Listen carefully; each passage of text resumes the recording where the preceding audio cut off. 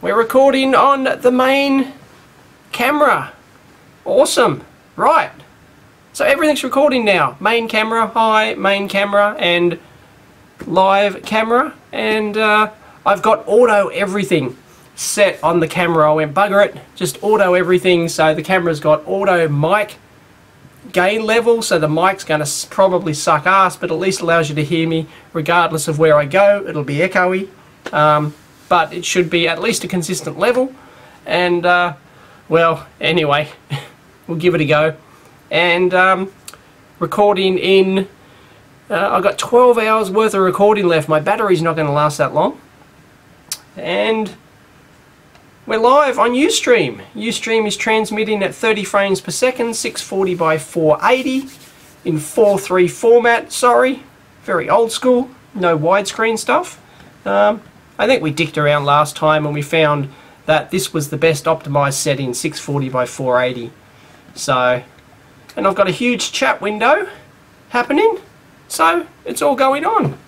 And if I can show you that, if I don't screw up my settings, there we go. Everyone is, there's the big chat window, and I can see myself live down the bottom. Ta-da! One of these days I'll get some sort of live production, a proper live setup. Sorry, you'll have to excuse me, I'm still getting over that flu that I had, so I'm probably going to have a really annoying cough. I may have to go off screen for a minute. Why not 1080p? Asked Sam. Easy, because I don't have the bandwidth. I've only got 1 megabit upload bandwidth, and you know, you don't want to use your full upload bandwidth. So it's better off to use like half. Like it just peaked at like 600, 700 if I have moving images. There we go, it's peaking at 800 kbits per second, so really, you know, I haven't got much left. Haven't got much bandwidth left, so really you don't want to dick around with that. How's the audio level, by the way? Live people, is audio okay? Or is there a lag? There's probably a lag between the chat window. Oh, I need to go, hang on. Test. There we go. That just allows me to synchronize my chat window recording. I didn't do that last time. It was really annoying. A thermal image feed. Yeah, that'd be neat. Not sure why you'd bother. Audio okay. Alright, hopefully I can move the camera around if I need to. I've got my webcam attached to my monitor. LCD, flip out LCD thing. So hopefully they should get the same shot. And the, hang on, I'll just whack some more tape on that lead actually. So there we go. Tape up the lead so that hopefully the webcam shouldn't fall off. If you suddenly find a picture of the floor, then you'll know something's gone horribly wrong with my rig. There you go.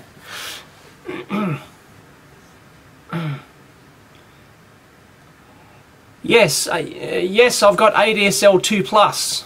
No Annex M. No, I cannot get Annex M here, which would double, I think, double my bandwidth to 2 meg upload. No, I can't get it. Telstra, who's the only provider I can use in the building here, because they have the fibre that goes into the bottom of the building. They don't allow Annex M, so they don't have that option.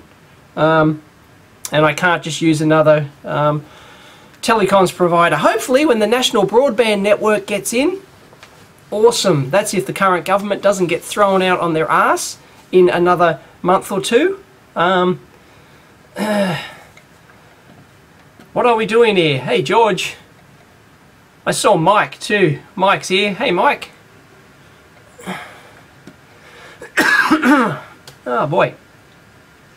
30 seconds lag, really? Wow. Yeah, sorry, I can't do anything about the lagging. That's all Ustream stuff. That's nothing at my end. Absolutely nothing. Like I can watch, I can actually watch the feed coming back, and oh no, I better not do it. Better not touch anything. End up dicking around all day with the stupid Ustream software. It works good enough. As long as my audio is okay. The video I know should be okay, but as long as the audio is good, then yeah, 2017, Brett. Yeah, that's probably the date we'll get it here. Same time as we might start getting our train as well. Nah, we'll probably get the NBN before the train. But yep. But of course I'll have to install fibre. Like, I don't know how they're going to do it, actually, because office buildings like this one, you know, they've got like 100 offices in here or something. They'll have to string fibre, you know, through all the roof cavities up the cable wells and into the individual offices. I mean, because that's the plan. I mean, the plan for the NBN, the National Broadband Network, is that essentially everyone in the country who can get it, which, you know, a big corporate business park like this one should definitely get it, then it goes to each individual. Well, they're saying home, like each person in the country gets their own fibre connection. That's the idea. And I presume it's business as well. So, yeah, I don't know. I don't care if I have to pay to get the fibre installed from the junction box up to my office. I'll do it, you know. So I don't know which will come first, fibre at the home or fibre at the lab here. I have no idea. Oh, I didn't shave this morning. There you go. Just rushed out. I woke up at like 20 past 7 or something, had some breakfast, played with Sagan, and then buggered off to the office here. How long do I think this live show will last? Super Domus? I don't know. Well, the last one was 400th show and it went for 4 hours, so maybe it'll go for 5 hours. I don't know. My voice will probably give out. I should go get my drink.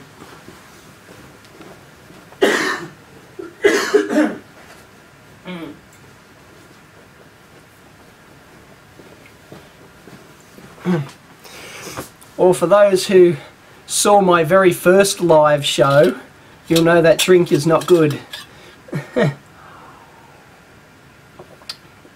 Who actually saw my first live show, live? Is there anyone here at all who actually was around for my first live show?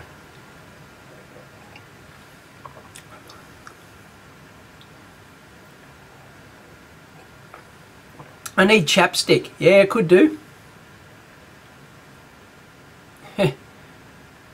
Hey, Thundersqueak. You think you did, George? You think you saw my first live show? Kahalifa? You saw it, did you? There was a spill, yeah, Madworm. Yeah, that was crazy. That was unbelievable. That was so bad. Out in the garage, oh man, seems like a whole world away, that. What's the program today? Program? There is no program. It's a live show. I just sit here answering bloody questions. That's all I do for 5 hours.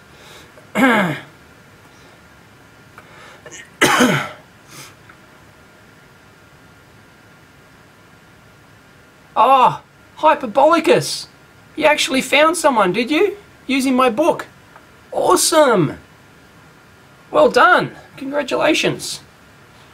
Excellent.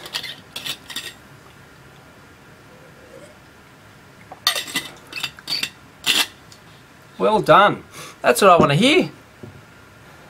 At least one person got some benefit from the book. Around what date was the first one? Oh gee, it would have been... I started in April 2009, so it would have been June, tops, maybe. I only did it like a month or two after I started, I think. I'm not sure what episode it was, but Yeah. 30 seconds on the EEVblog site, on the chat window. Wow. Bloody hell, everyone wants live mailbag. Jeez. Live mailbag's gonna suck. It really is. It's gonna suck ass. Live mailbag. I could probably do it though, because what I've got is I've got the camera on like a 5-meter lead, so it will actually reach the mailbag / teardown bench. Like, I can't just do it here. It's just stupid, you know. I'd have to like set it up properly, but there's no reason why I couldn't do it. See, the problem is that, yeah, okay, it works for the live show, but there's only, oh, how many people, by the way? There's 73 viewers and 98 lurkers. There you go. That's pretty awesome. Thanks, guys, for all showing up. That's a lot. Excellent. Yeah, the problem is the live show, like, you know, yeah, a couple hundred people get to watch it live, but then the footage usually sucks for uploading to YouTube because it's not edited properly. It's not, I'm too busy looking at the chat window or doing something else, you know. It's just, it doesn't work. It really doesn't work, and that's not fair for people who watch it on YouTube because they don't get my usual quality of video, if you can call it quality. But it's worse than usual.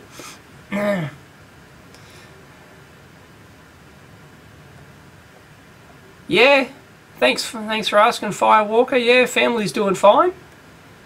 Sagan and Nicole. She's back at work, of course. And, yeah, Sagan's almost talking. He's trying to. Poor little fella. He's a bit late. He's over 2 now. And, but just in the last week or so, he started to say quite a few words. But he's still pretty shy, poor little dude.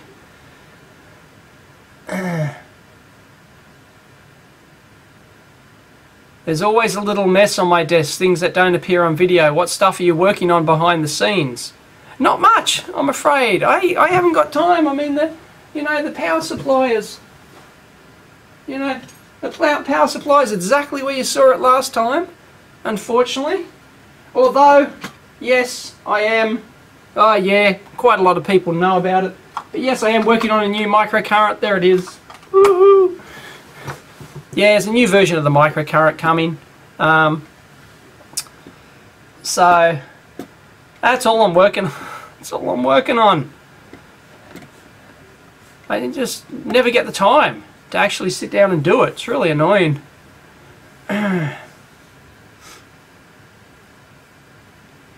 Yeah. Very well spotted, Super Domus. Yeah, it's been in a couple of videos, the new microcurrent. Yep. Very well spotted. When I first left Altium, I think you did some consulting type work. Did you still do that, or is it just blogging all day, every day now? It's just blogging all day, every day. Hey, I got an idea for my Altium video I've been talking about forever. I know I've been talking about this, but I definitely want to do it, but I want to make it short, so I'll probably like script it or something like that, just to, well, have notes so that I can get it pretty concise, like 5-minute kind of concise tips for what Altium should do. I got an idea. What I'll do is I'll go shoot the video in front of their old headquarters. So I'd actually go there, sit in front of their old abandoned headquarters and shoot the video there. I thought that would be terrific. So, yeah, I want to do that like this week or something.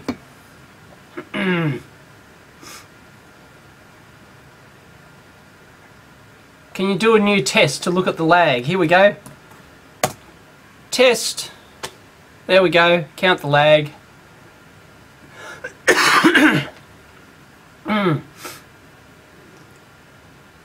Update on the programmable power supply. Yeah, sorry, it's because there was an issue. If you haven't been following the forum, there was an issue with the LT. What's the chip number? Someone help me out. 3085. LT, no, 3080, sorry, LT 3080. There's a problem with the LT 3080 chip. And I need to do a video investigating that problem, but I'm probably going to abandon the LT 3080. I just have to. I think there's issues there. It can be fixed, you can do workarounds for it, but I don't trust it anymore. I don't trust the LT 3080 anymore. So 60-second lag, yeah, 35 seconds, yeah, it's crap. Yeah, yeah, spiky, LT 3080. Okay, I've got to remember that there's a 30-second lag when I ask questions. Otherwise I think no one's responding. So yeah, so I could do a video investigating that. That'd make an interesting video though in its own right, so I'll probably do that. But as far as the power supply goes, yeah, I just keep coming up with, you know, there's something I don't like about it, and I just go, oh, I'll do a new variation. I'll go back to using LCD instead of the LED now, and the LED display, and to get the battery life up, and you know, ah, goodness, it's never ending. What's my wife's job? She's she works for the EPA, the Environmental Protection Authority. She's an environmental scientist. Well, that's her profession anyway. But she does a lot of policy stuff now.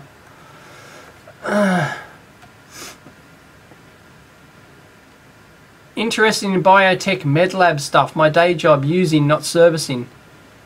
Big ass chem analyzers. Yeah. I almost got one of those at eBay. Like I almost got like a not eBay, at auction. I almost got like oh geez, I don't even know what it was. It was, you know, like a DNA analyzer or something, but it came on like a pallet, like this big, and it was like weighed like 120 kilos or something. I wouldn't be able to get it into either of our cars. It was just it was just ridiculous. I just couldn't get it. I physically couldn't go pick it up. I would have had to hire a van or something, like a ute or something, get someone to help me out as well, go pick it up, and it just wasn't going to happen. So that's really annoying. No, not considering checking out the LT3081. I'll probably just go back to like the LM317 and then just build a negative rail to bring it down to 0, and like, because you can drive it the same way. You've just got to cater for that 1.25 volt offset voltage, which is fairly consistent. So I was thinking about just doing that. No, I haven't been to Sweden. Sorry. Is Sagan interested in electronics? He's only 2. He loves computers.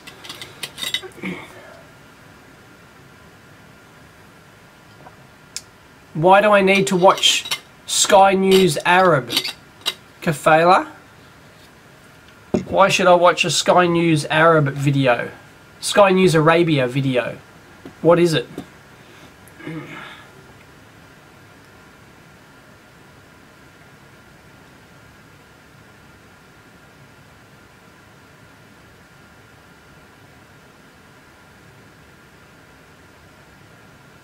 Oh, by the way, if you want to ask questions, put a Q in front of it, Q:, and then it'll pop up with a big letter Q there.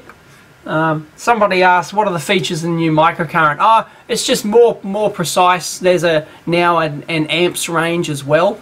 So there's an amps range, and it's more precise, and it's got better AC performance. But that's, you know, that's basically it. It's pretty much exactly the same. And it's got gold connectors on it. Yeah, it's got better connectors on it, and stuff. Oh, it's got longer battery life, much longer battery life. So yeah, just a few things. Because see, the thing is, because I had to make the decision to either make another batch of 500, like, you know, yet another batch. I made so many of them of the same old Rev 1 microcurrent, or I could, you know, just make a few little nice improvements in it, and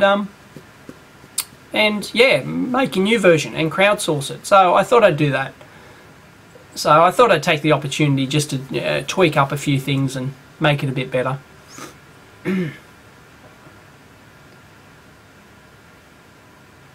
I have no idea what a Tassimo machine is.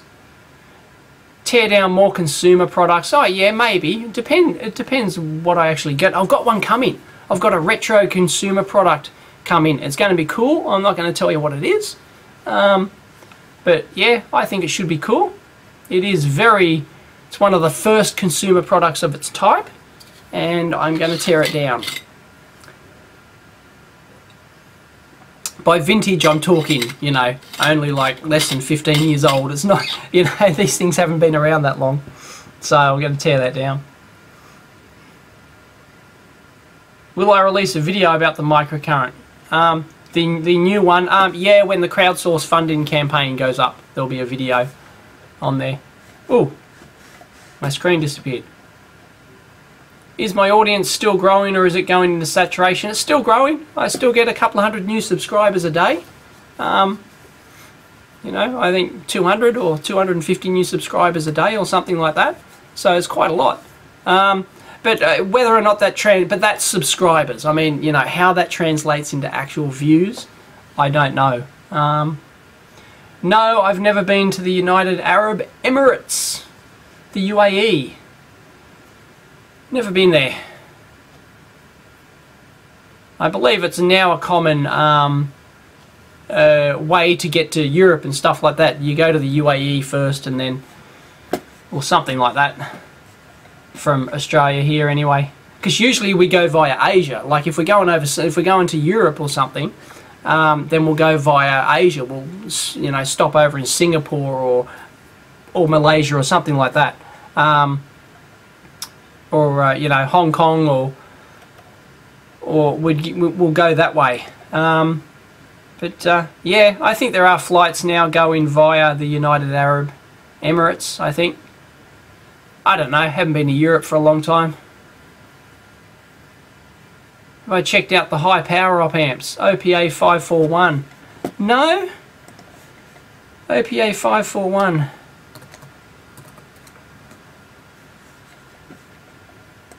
Let's have a look at the OPA 541. High power monolithic operational amp. 60 volt supply, 9 amps continuous output current. Yeah, that's pretty groovy. That'd make a nice project in its own right, just having a high powered amp. Like, you know, with some programmable gain in it or something. And that'd be... Yeah, programmable power supply, yeah. I'll look into that.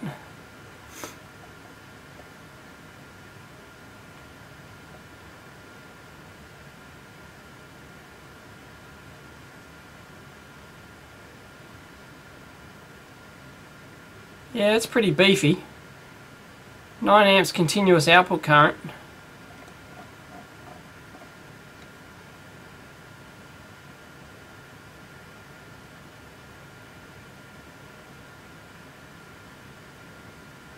.6 megahertz gain bandwidth product, and it's unity gain stable as well. Yeah, neat. Have to check it out.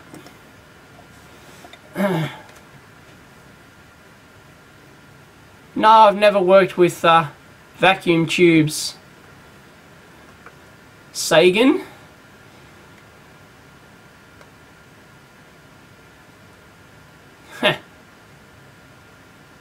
Tassimo is an automatic coffee maker, right? I wonder what the Tassimo was. God, I don't care about coffees. In my experience, which is a bigger bastard, business marketing wanks or capacitors? Not sure what you're getting at there.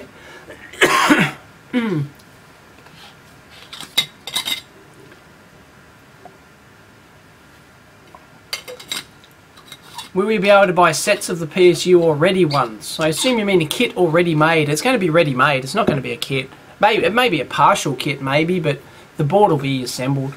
It's just not worth doing an SMD kit.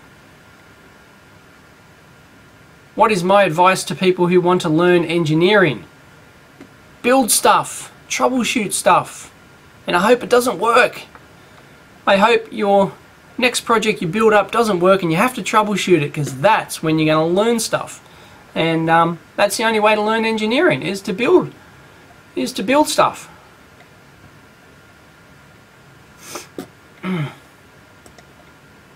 What? Singera, am I from a Jewish community? Am I from the Jewish community? No, I'm not from the Jewish community. I'm an atheist.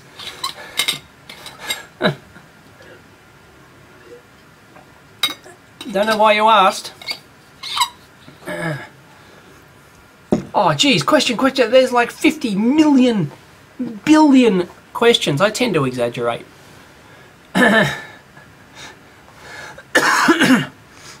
If Sagan grows up and goes into the electronics industry, what type of electronics would you like him to make a career in? In electronics? Oh geez, that's hard. I don't know. Depends whether you're talking like theoretical stuff, or you know, teaching, or actually designing electronics. I mean, maybe something to do with you know, fundamental physics stuff, you know, medical stuff, something like that. You know, something that helps, you know, not just boring industrial shit that I've worked on. No. Like, you know, do something worthwhile. You know, design some new electronic heart or something, you know. No, I don't get nausea when I go to the northern hemisphere, considering I'm upside down. I don't get jet lag and all that. I just don't get it. Doesn't really affect me. I hear people talking about it all the time. Oh, I can't do anything for 3 days because I'm jet lagged. It's like, you know, I just don't get it. Sorry. Although I'm buggered when I get there because I don't sleep on, because I can't sleep on planes. I'm hopeless, so I've got to stay up for 15 hours. But apart from that, I adjust just fine. What happened to the external chat window question printing mechanism you had in mind? Yeah, I know. I still got the printer sitting there. I've still got some guy he's designed a board. I didn't reply. I don't think. He's got a board and he's developed he's written some code to make it work and stuff. So apparently I could do that, but you know, one of those projects that sits on the to-do list, the endless to-do list. Cool. Spiky, you're doing a programmable lab supply using a high power op amp. Is it on the forum? Put it on the forum if you haven't already. When will be the next contest? No idea. I might maybe do a contest for the 500th show. Maybe not like the actual 500th episode. I mean, I could upload this as the 500th, or you know, I don't know, because I still got a bunch of Fluke multimeters there. I could give another one of those away. What is that network thingy on your bench? It's just that. It's a network. How can you see it? It's not in the shot. It's a Ethernet switch.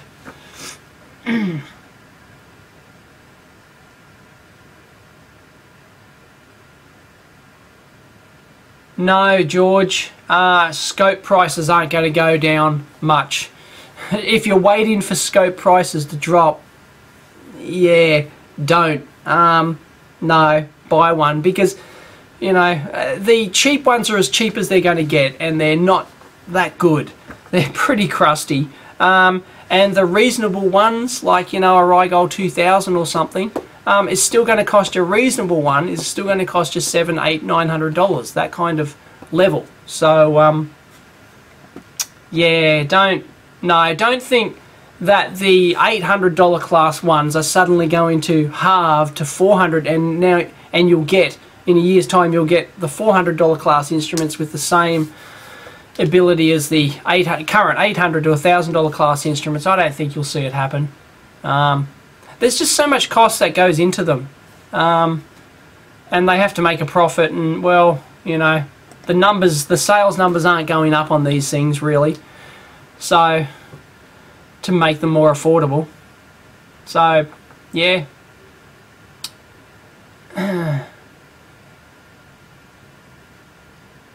50 kilograms postage from Poland would kill you. Yes, you'd have to take out a second mortgage on the house to pay for 50 kilograms postage from Poland. Woo! Which country do I want to travel to? Oh, gee. I don't know. Tough question. Anyone I haven't been to, I guess.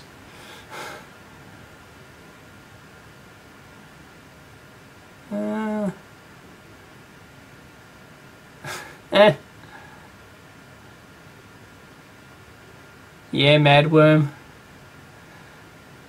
Could get bad. Oh, does business marketing frustrate me more than dodgy components? Oh, well, the dodgy components, if you're talking about like the snake oil capacitors and the snake oil cables and stuff, well, they're business marketing. So, you know, two sides of the same coin. Oh, bad, like dodgy cap. Ah, oh, right, dodgy caps I think you're talking about, Chad. Right. Oh, they're just two different things. You know, if you're talking about, you know, the marketing and business people trying to drive down the price of the product by using dodgy caps, well then, yeah, they're two sides of the same coin again. And is this chat moderated? No, it's not. Oh, what is the most complex project I've worked on and most interesting problem to solve? Oh, the most complex project is probably... it depends on how you define the project. Electronically complex or physically huge system complex. I mean, I've worked on a seismic towed array system that's 10 kilometers long, and it's got 24-bit ADCs every, you know, 30 meters or something like that for 10 kilometers, and then you've got to string them all together, and then you've got to get power, like you've got to string, there's 8 of them behind a boat, and you've got to collect all this data in real time to be sampled over a fiber optic ATM network. And it used E1 protocol over fiber optic ATM, and just modeling the power budgets for that, and the transmission line stuff, and the how do you distribute power to thousands of modules 10 kilometers down the one line, and all sorts of things. That's a fascinating engineering challenge, and I could probably talk for hours on that. But that's, you know, that's pretty fascinating when you get on that big system stuff, you know. And you're constrained by physical limitations, and there's trade-offs versus length, you know, the performance per length, the power per length, the consumption per length, and and the data synchronization per length, and yeah, it's really tricky. What do I think about the USA NSA surveillance program? Well, it's complete shit, of course. What else is it? Ah, it's on the forum, is it, Spiky? A few people playing with those. Okay, I've got to follow those threads better. Thundersqueak, no time for canyoning lately. It's not canyoning season yet. In a couple of more months. Yeah, you should come. Yeah, you should come to Sydney. Come to Australia. Awesome country. Robotics stuff. I haven't got the time. No, I haven't got my 3D printers sorted out. I've shot a video, I haven't finished it yet because I haven't fixed my stupid MakerBot that's been firmware's bricked, and the stupid AVR, bloody Atmel AVR software and AVR dude and the AVR ISP, and it all pisses me off because I can't reflash my stupid bloody MakerBot chip. It's ridiculous because the hex file, oh man, look, the hex file for the image for the MakerBot, right, for with the latest firmware and everything, well, I bricked the thing, right, trying to do a firmware update. That was annoying enough. And then I thought, oh, okay, easy, I'll just reflash it. right? So I download the hex file from the MakerBot GitHub repository or whatever it is, and my AVR Studio tools can't read in that hex file. It's not compatible for some reason, right? So I'm forced into, that's the main tool I use, is AVR Studio, and that's crap in its own right. But anyway, so then I tried to download, everyone says, oh, use AVR Dude, right? So I try and use AVR Dude. It doesn't work. It's not compatible with the AVR ISP Mark II driver that I've got, the stupid Django driver, and blah blah blah blah blah. Nothing works, nothing's compatible. It's just complete bullshit, and I can't program a simple freaking AVR chip. Pisses me off. End red. Haven't ended the video yet, but there you go. Oh, bloody hell. It's just bullshit. Maybe I should do that live now. Try and fix the stupid MakerBot. Flash the... Yeah, that's not physically fixing the MakerBot yet. That's just trying to get the firmware back up and running on the bloody thing. Oh, bloody hell. Yeah, I'll probably do another run of t-shirts. Stasics. Yeah, I'll probably do that very shortly. I was going to pull the trigger the other day. I want to do this. I might do the negative feedback. I might do the flux capacitor one. I'll call it something else though. And yeah. I don't think I'll sell like 400 of them I did last time. That's crazy. But yeah, I'll put like a minimum like 50 on or something, and hopefully there'll be 50 people who want them second time around. So yeah, why not? It's easy for me to do. I can just push a button and go, because that design's already up there. So that Samsung Plasma TV, it's still sitting there. Haven't done anything with it.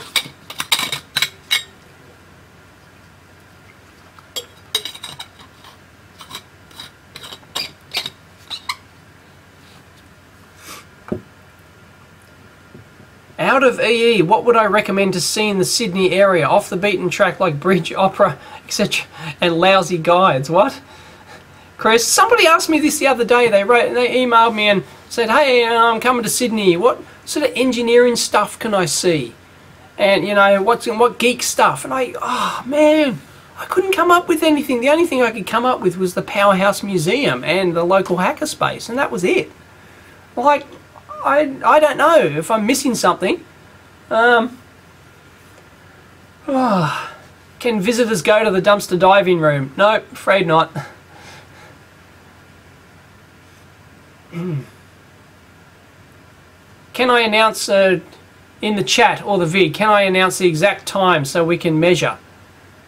We can't get the exact time, but look, I'll do a test. Okay, so get ready, get your stopwatches ready, and here we go, and I will hit test. There we go.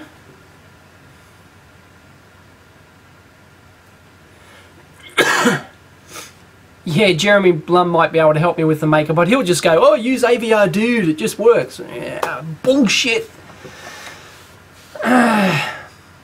Or use blah blah blah programmer to get it. It's like, you know, all I've got to do is flash a stupid... No, I don't know Arabic. Sorry, Kafela. A clock. No, I'm not going to place a clock in the background, because everyone's time will be different. I don't know what nobody's watch is synced to the second, so... No, I'm not going to get an intern.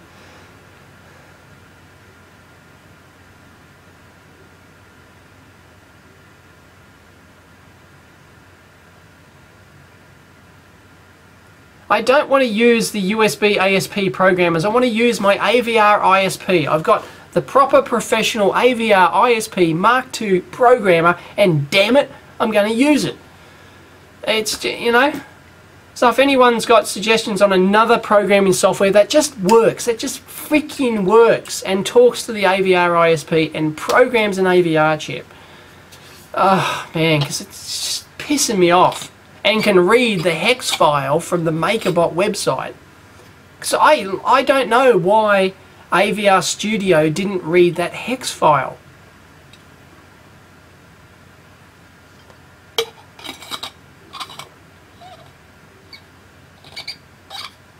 Do I think I will realise the old video about the microcurrent? Huh? Release, do you mean? I've got videos out there on the microcurrent. Of course MakerBot's not going to fix it for me. I can't like ship it back. Yeah, they're going, oh yeah, talk to our help centre. Like, no, I don't want somebody to sit there at the bloody help centre. And, you know, I'm drinking water.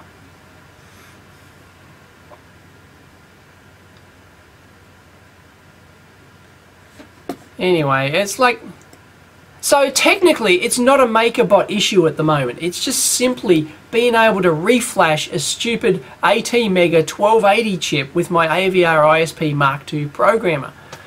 Maybe I'll spend another hour on it after the live show here and try and get it, because I think I'm close. I'm pretty, like, I've got the AVR dude syntax worked out, but the driver's not the correct one. I have to uninstall the AVR drivers, the Jungo drivers, and install the AVR lib driver, and apparently that's supposed to work. But even then, you read the forums and everything else, you read the, you know, you search the internet for the same problem, and people say, oh yeah, I don't know how I fixed it, just, you know, I did this and it just fixed it, and other people go, well, I can't still get mine working, and it's like, ah. Like, imagine if you're a beginner and you're trying to get these stupid AVR chips working. It's just bullshit, you know? And everyone says that, oh, if you're a beginner, oh, just go use AVR dude or something. It's bullshit. If I can't even talk to the... anyway, I'm sick of the whole bloody thing. It's pissing me off. Yeah, bathroom break.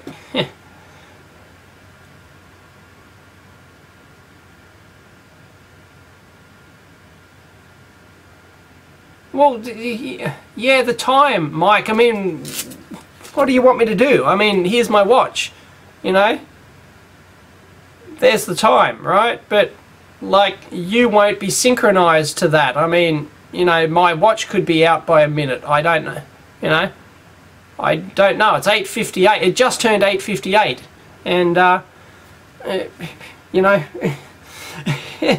So unless everyone synchronizes their watches first... the lag's not going to work. Yeah, sorry guys, I have no idea. I can't do anything about the lag. There's nothing I can do. But is the footage good? Like, is there any breakup in the video? Is there any breakup in the audio? As long as that's okay, then, well, we can live with the lag. I mean, you know, a 30-second lag, it's just that we can't interact in the chat window. Where can I... Electrotechnica, where can I find your email? Can you give it to me, please? My email is on my website. Go to EEVblog.com, and if you can't find it in there, then, well, you haven't failed, that you haven't passed the intelligence test, because it's in there. What's the opinion on the Raspberry Pi? Have I used it for anything? Nah, I haven't. It's like just another... It's just another board. I mean, you know, whoop-de-doo. Why do you keep talking about Australia when you're not Austria? What?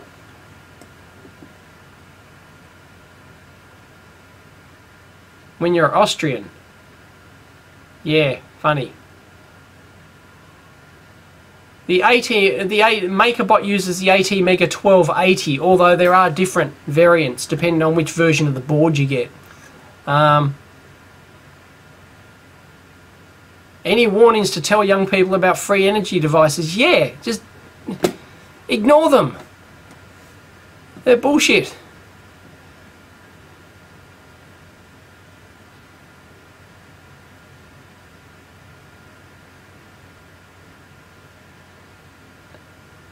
ASICs, Mike. What's that? Is it a programmer?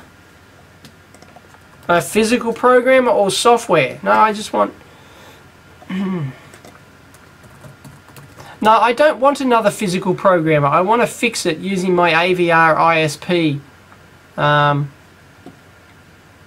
programmer. I've got the, you know, I've got the official, proper, fair dinkum AVR ISP Mark II programmer to program the AVR chips. And god damn it, I'm gonna make it work. You know, it's like...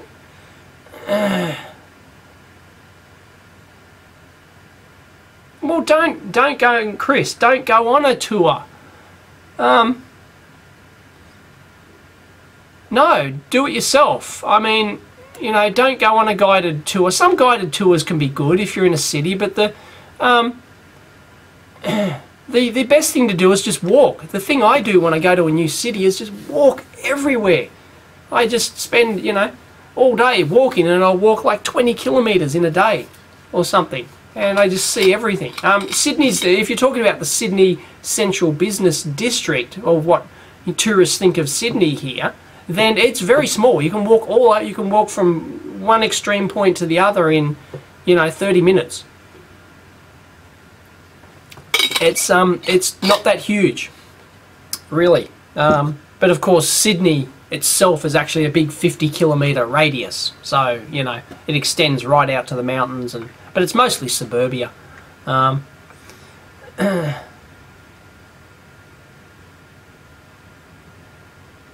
Can I quickly discuss the pros and cons of getting a patent? Right, especially for a hobbyist. Yeah, I've done a video rant on it, but I can do it again quickly now. The point is, right, to get... sorry, who was that? Chad. Yeah, Chad, the point is... the point of getting a patent is so that you protect your design, okay, from people stealing it. The only thing is, it does not do that. A patent does not protect you in any way, shape or form. It doesn't stop someone stealing your design. In fact, it makes it easier because you have to publish the information. When you get a patent, you have to actually publish the information out there. So it actually makes it easier instead of keeping it secret. So it makes it easier for people to steal your product and your ideas. So what's the point of a patent? Well, the point of a patent is that it gives you a legal right to sue somebody if they do steal your idea and try and use it, right? And you might think, great, okay, I can sue them. No, the problem is any patent lawsuit is going to cost you at least 7 figures, $1 million at the very least, to actually win, to actually, you know, execute and win a patent lawsuit case. It's going to cost you $1 million upwards. That's a cheap one. So, you know, so unless you're turning over, you know, $10 million a year and making $1 million profit that you've got to throw away defending some patent, it's useless. It's pointless. So there's just absolutely no point getting a patent. You may as well just either keep it all secret and hope they don't actually reverse engineer it, or you can just open source everything. And then I've done a whole video on the open source and what the benefits are to that. So that is patents in a nutshell. The reason, yeah, they're just for your, unless you're a super duper massive business, or you've got some startup where you think the value in selling your company is in the patents, then there's absolutely no point getting them, because they will just chew up all your money. You won't have any money left to defend them anyway, not that you would in the first place, and so they're pointless. They maybe do have some power in terms of, you know, maybe if there's somebody else, like you can send a threatening letter from your lawyer, you know, you can pay your lawyer $1,000 or something, and then they will write up a nasty letter. Oh, look, you're infringing our patent, and you send that off to the person who's infringing you, and hopefully that will scare them off into abandoning the product and not doing it. So maybe there's some benefit there, but nah, to actually successfully sue them is, you know, it's just pointless even thinking about, because you won't be able to afford it. So patents are, you know, effectively useless for the one-man band person, the hobbyist, the individual, the inventor, the whatever you want to call yourself. It's dumb, and nobody buys patents really. Like, you know, you know, it happens at the huge, large scale of as part of corporate politics and takeovers and stuff like that. But really, you know, no, a big company would rather spend $1 million trying to avoid and going around your patent than pay you a royalty to use your patent. It's just not going to happen.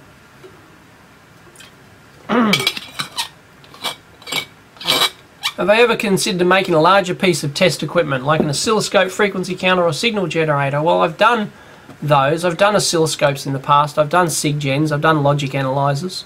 I've done lots of test gear. It's hard these days, though. Like, it was easy 15, 20 years ago when I was doing it, because, you know, we didn't have the low-cost test gear like we do these days. I mean, how can you beat, you know, being able to buy a $300 scope? You know, a commercial bench scope, you can't beat it. There's no way you can possibly beat it. So it's pointless doing your own oscilloscope. Really, there's just no point to it. Yeah, it's just no. All right. Oh.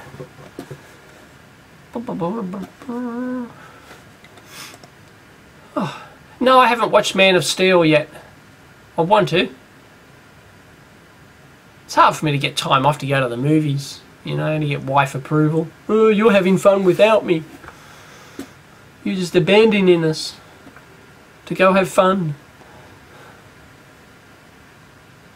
How is it to live in Australia, both EE and life quality? Isn't Australia ranked very high in life quality? Yes, we're always in the top 1, 2, 3 in terms of, I think we're number 1 at the moment. We always, you know, might oscillate between number 1 and number 2 or something in terms of quality of life. No, Australia is fantastic. Australia always ranks as the most and Sydney in particular, Sydney and Melbourne, the most livable cities in the world. We're always in the top 10. You know, if not at number 1. I think Australia's got 3 cities in the top 10 or something in the world of most livable cities.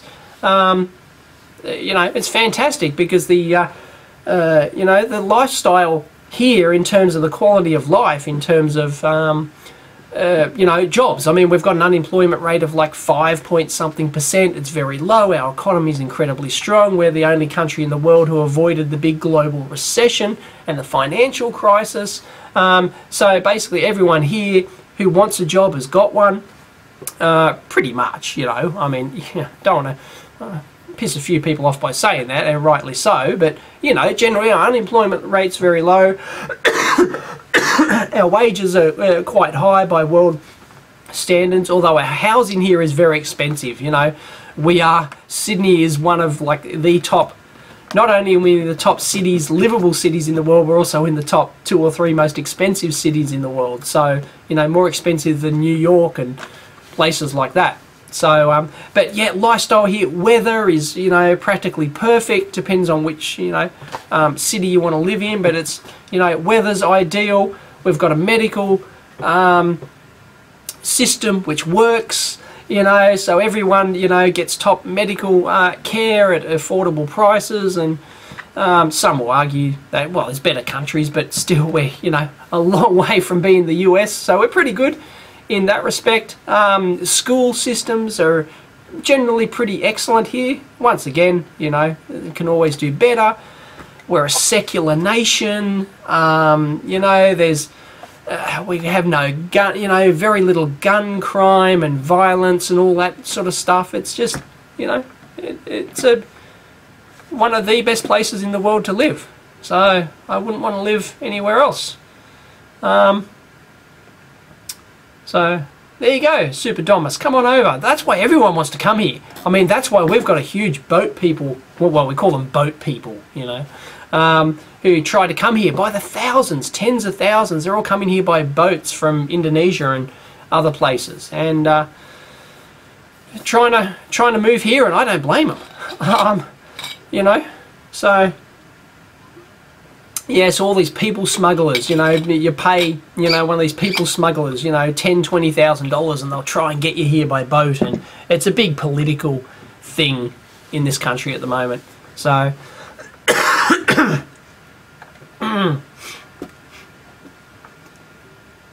I answered that. Singera, the Samsung TV, it's just sitting there. Over in the corner, near the door.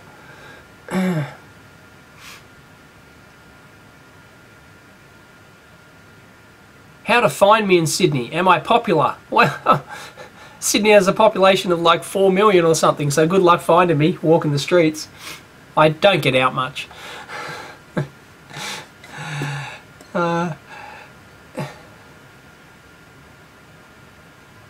Oh, any suggestions? Not legal advice or what hobbyists should do regarding EMI RFI testing. There's companies out there who will advise you and you can pay them to do that, but it's not cheap. So, DM Stern. Any advice for eBay, buying stuff, buying electronics from eBay? Well, you take your chances. I haven't really been ripped off on eBay. I don't think. I've been pretty lucky. So there's no magic formula to it. It's just some people get lucky, others get unlucky, you know. Have I ever gotten negative feedback about the use of my expression? Is there more than one way to skin a cat? I like the expression. Please use it often. Yeah, I get negative feedback for all my expressions. I get people abusing me and hate mail and people... I had one guy last week, he said, I've been watching you from day one and now I'm stopping because I'm sick of your, you know, blah, blah, blah attitude towards the US and blah, blah, blah and your expressions and blah, blah, blah.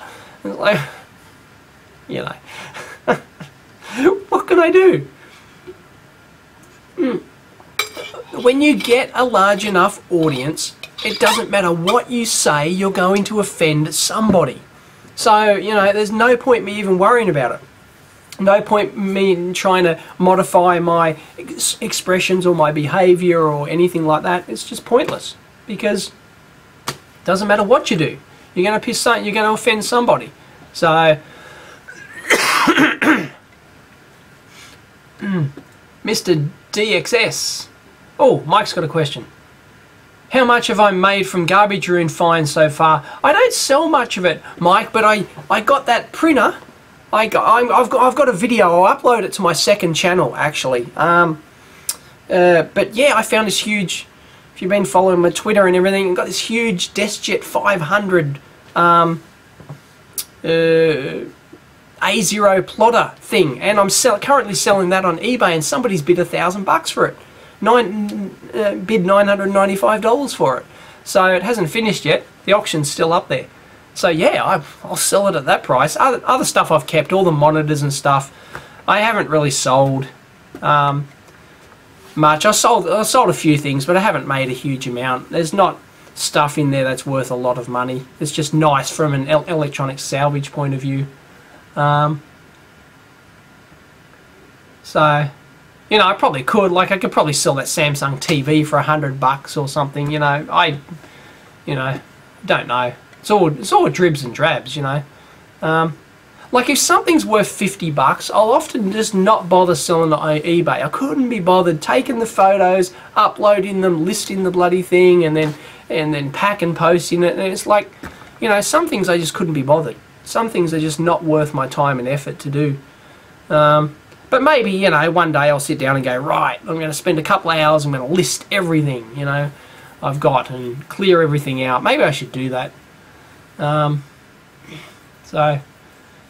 Mr. DXS, your wife, and you are thinking of immigrating to Australia from the UK, do you recommend it? Yes, of course.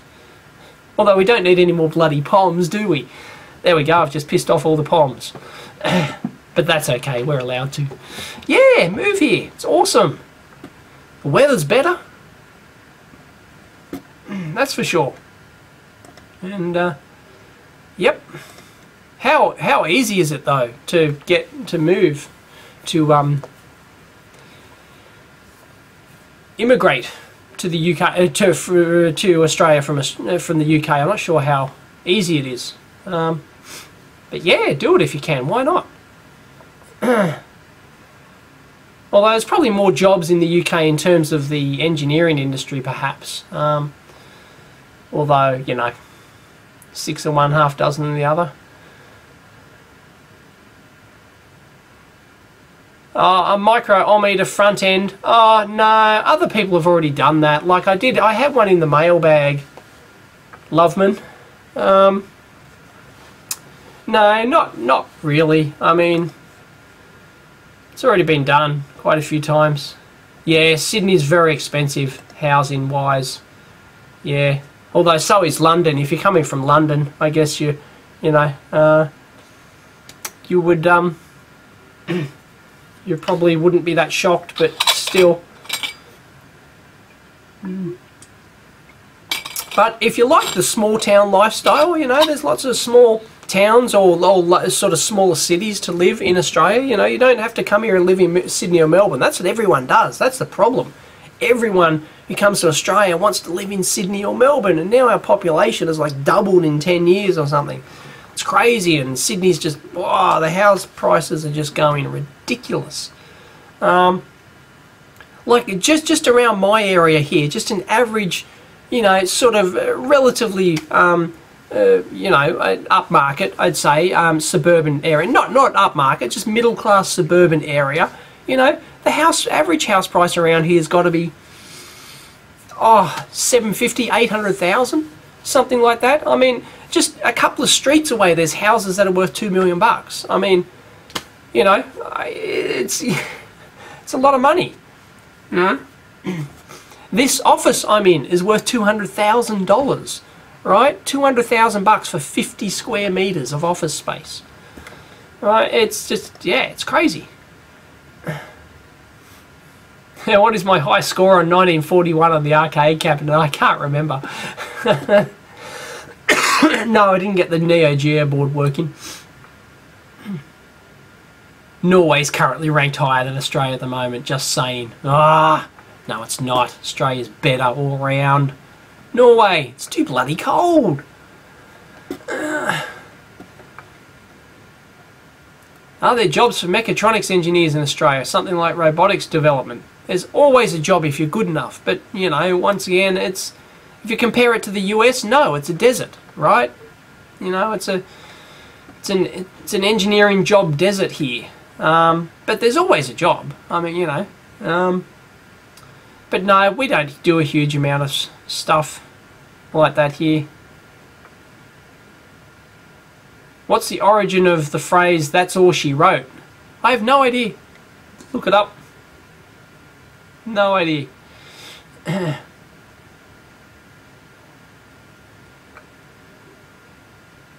Yeah.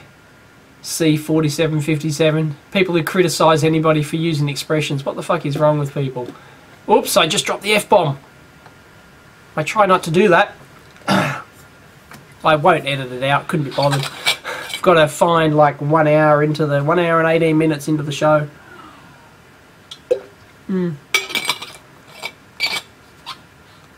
So, yeah, I know. Like, you know, I don't. The thing is, like, everyone tries to tell me what to do, what I should say, what I should and shouldn't say, and how I should and shouldn't say it. And it's like, no, piss off. You know, if you know, I don't care if you've been watching me from day one. Don't tell me what to do. You know, it's not hard. You know, I don't ask much of my audience, but the one thing I do ask is don't tell me what to do, what I can and can't do. It's my show and I'll do whatever I damn well like. And if you don't like it, well, you know, tough tits. Don't watch anymore. Sorry. There's other channels to go watch. You know, if you don't like my attitude or the way I say it or the expressions I use or the jokes I make or whatever, well, tough tits. Okay, I've got 70,000 subscribers who are all saying something different. I was going to do a walk time rant video on this. You know, it's like, you know, yes, I thank people for watching every single day. But, you know, the relationship between me and my audience is pretty simple. You know, I keep making videos and you don't tell me how to do or what to do it. You know, or what to do or what to say, you know. And that's pretty much it. And you take me for what I am. If you like it, you like it. If you don't like it, well, sorry, go somewhere else. Yeah, because it's impossible. As I said before, It's, you know, with 70,000 subscribers, I'm going to piss off somebody. You know, there's just no way to avoid it. And unless you've done this, unless you're actually, you know, experience what it's like to have all the pressure of, you know, thousands and tens of thousands of people trying to, you know, all wanting something different, then it's hard to understand. You know, oh, why can't I just be nicer and don't, you know, speak nicer Queen's English and don't use swear words and, you know, or whatever. Like, no, bugger off. You know. Then I'll get hate mail from people who say, oh no, I'm being too politically correct and I'm selling out and I'm, you know, it's impossible. No, I'm not going to sue Mike for his private copy of DaveCAD. So there you go. I've probably like lost half my audience with that rant. You know, it's like, you know, sometimes you just have to tell people, no, look, piss off, take it or leave it. You know, and you can't appease everybody. If I get an offer to live forever, will you take it? Oh yeah, if I don't have to age, like, you know, I don't want to live forever and be in a bloody, you know, be a vegetable in a, you know, sitting in a pool of my own feces or something, you know, when I'm 300 years old. No thanks.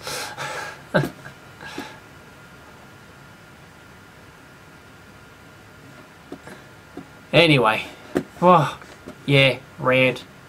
It's tough. I probably didn't explain that well enough, I don't think. But yeah, that's the general gist of it. I've had quite a bit of that. Well, I always get it. It's a continuous thing.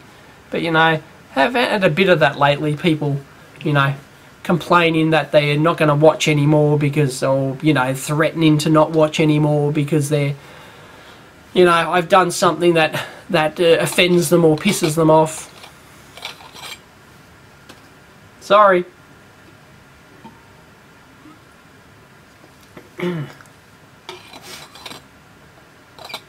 John S. I've heard income tax in AU is brutal. I don't know, I wouldn't say brutal. I mean, I'm going through that at the moment. I'm trying to make the decision whether or not to move to a proprietary limited company or stay as a sole trader like I've always been for the last 20 years. And so at the moment, all of my income goes on my personal tax return.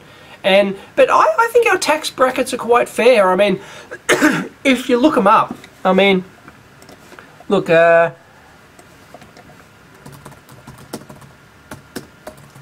Australian tax brackets.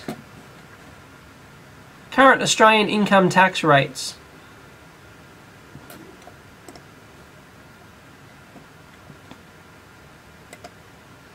Oh, no, they've redefined their website. Anyway, like the first 18,000 is, you don't pay any tax on. The first 18,000 income, tax-free. Then from 18,000 to 37,000, it's 30 cents in the dollar or something. It's 30%. Oh, sorry, yeah. I don't know. It's not, you know, and the highest tax bracket's like 47%. But you've got to be earning like $180,000 to hit that, and that's after tax income. So that's after all your expenses and everything. So yeah, every dollar profit you make over $180,000, yeah, you're paying 47 cents in the dollar. Personal tax rate. So that's when it's advantageous to go to a company and pay the company tax rate of 30%. But yeah, no, it's like I pay on average probably around the 30% tax rate, which I think's, you know, I think it's pretty good as long as they sell it, as long as they use it well, you know, in terms of, you know, maintaining our you know, our health system and our schools and our infrastructure and all that sort of stuff. You know, I don't mind paying tax. What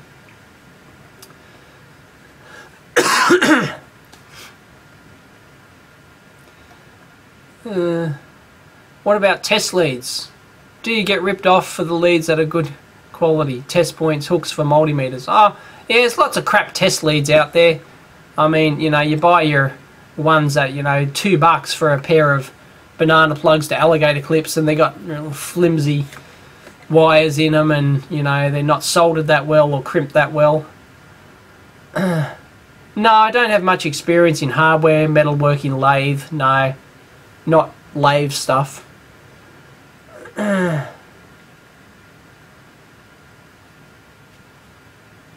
Oh, okay. Mr. DXS, you're waiting for an answer for a visa from Canberra as the initial town. Oh, it's the initial town where to live. Australian immigration law. Okay, so they tell you where you can live? Is that what they do? Because we used to do that back in like the 1940s or the 1920s or something. If you came here as an immigrant, we would say, right, you're going to go live in that town, you know. And I think it's not bad.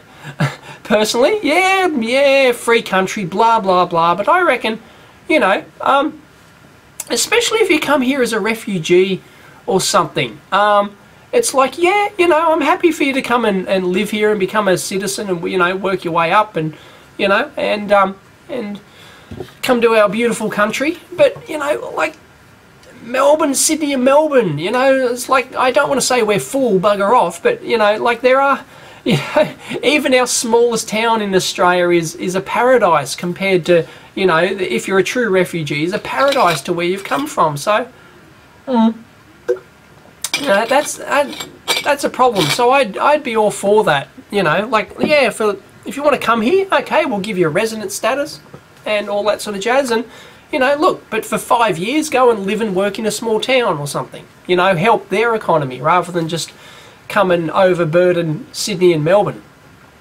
You know, so probably piss off a lot of people with that attitude. But we used to do that here in some way, shape or form, I think, way back in the early last century. I figured out what I'm going to do with all the mail on my shelf. I'm going to open it. And then I'll probably do like a migratory box of electronic junk or something. A lot of the mailbag stuff I'll probably just chuck in a box and send it around. Yes, she did, Firewalker. She let me buy the lab for $200,000.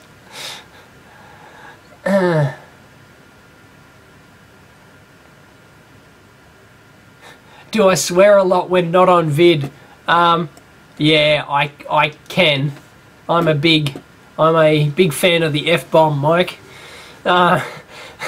Much to my wife's disgust. But I've got to stop because Sagan, you know, he's very impressionable now and learning to talk. So I've got to watch my P's and Q's. It depends who I'm around, you know. I mean, it's yeah, I can behave myself when I want to, but when I'm home, it's like you know, it's like I'm in my own home. I can say whatever I damn well like, you know. If I want to drop the F-bomb because, you know, I damn well will, you know. It's like, so yeah, if you ask my wife, she'll tell me that I swear and curse too much.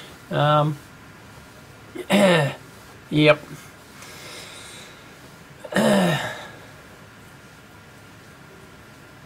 Well, I don't know about investment, Zadster. It probably won't go down much. I mean, you know, but it's not going to go up much. It's not like the price of this unit's going to double in 10 years' time. I don't think that's going to happen. I think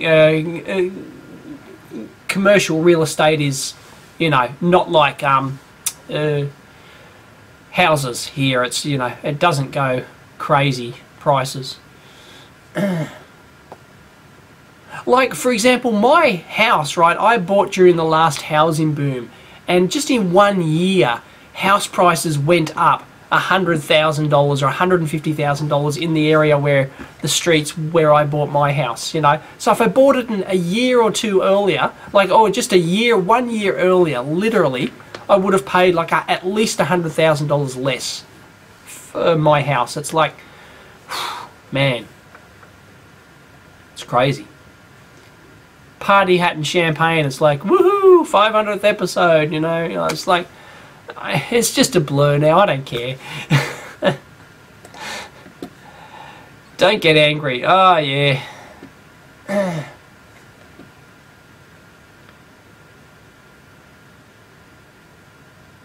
Ha! Thundersqueak, which YouTube partners have approached me so far to take 40% of my income? All of them! Almost every one of them.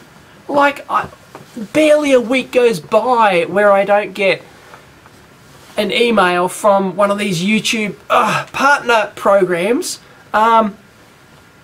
you know, wanting me to join their club, you know.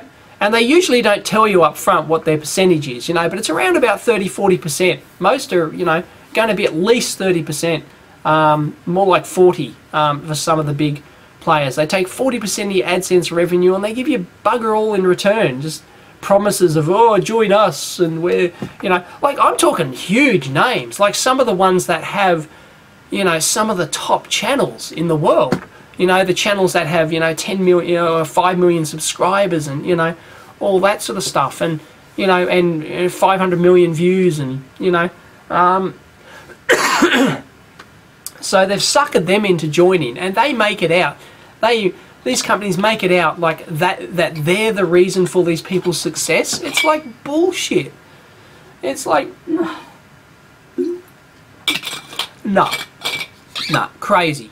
I mean, there are some channels who've, you know, taken, you know, really gone ultra professional. They, these companies, these partner companies pay for, you know, like studios and stuff like that, and film crews, and they got, you know, they're really professional productions now with 5 cameras and 20 people working on the show, and, you know, all that sort of jazz.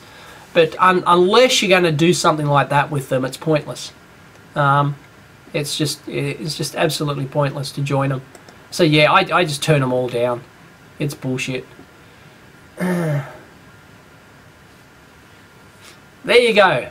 That's all she wrote. An articulation of a sudden and unforeseen end to one's hopes or plans. Yeah.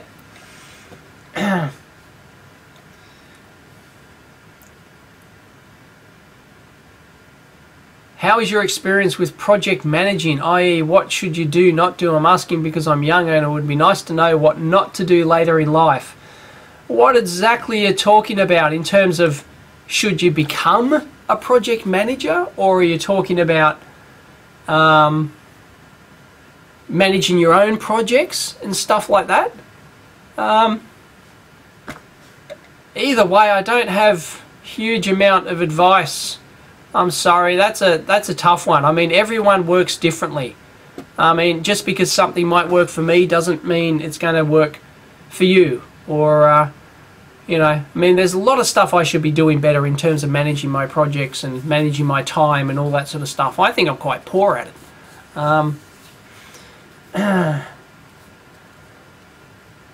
What is my favourite episode on EEVblog? Oh, God, I don't know. 500. I don't really have a favourite. I don't think I have a favourite.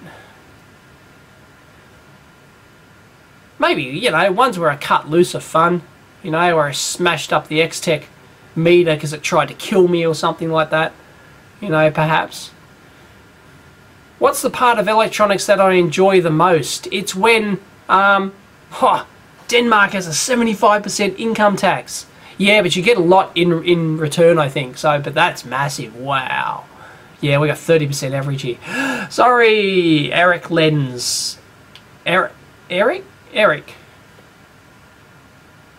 What is the part of electronics that I enjoy the most? It's learning new stuff. There's always something new to learn. I've been doing electronics for 30 years or more, and every day I learn something new, you know? There's always something new to learn. It's never ending. It's great.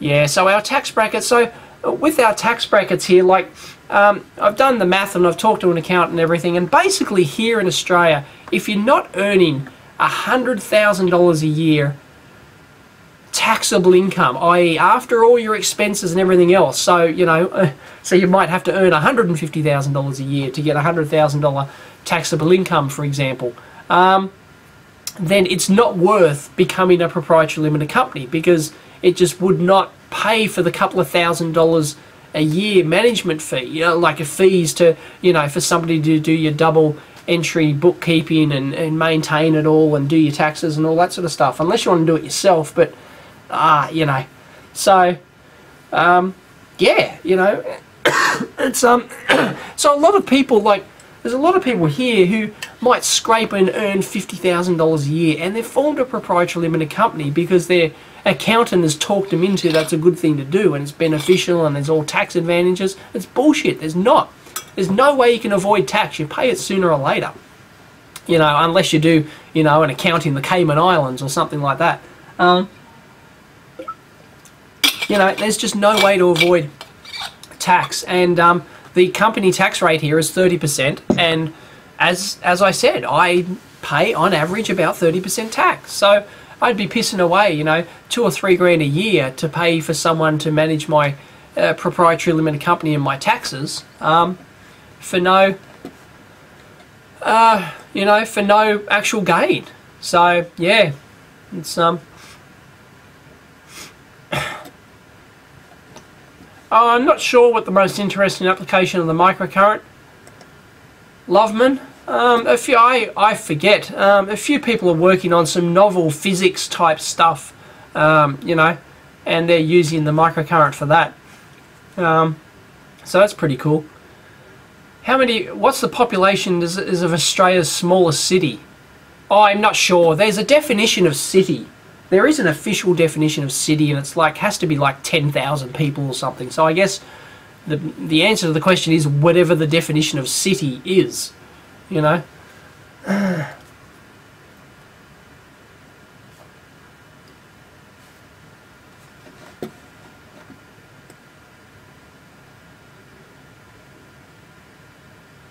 What have I done with all those teardown remains? I've put them in boxes now. I've tidied up here quite a bit, and I've got some storage tubs, and I've put all the teardown boards and everything in those storage tubs. So just for future use, whatever. What amount of money did Altium give me when I was fired? Enough for the lab? No, not enough for the lab. No way. Try like 1/10. I got a standard retrenchment package here in Australia. It's 2 weeks per year.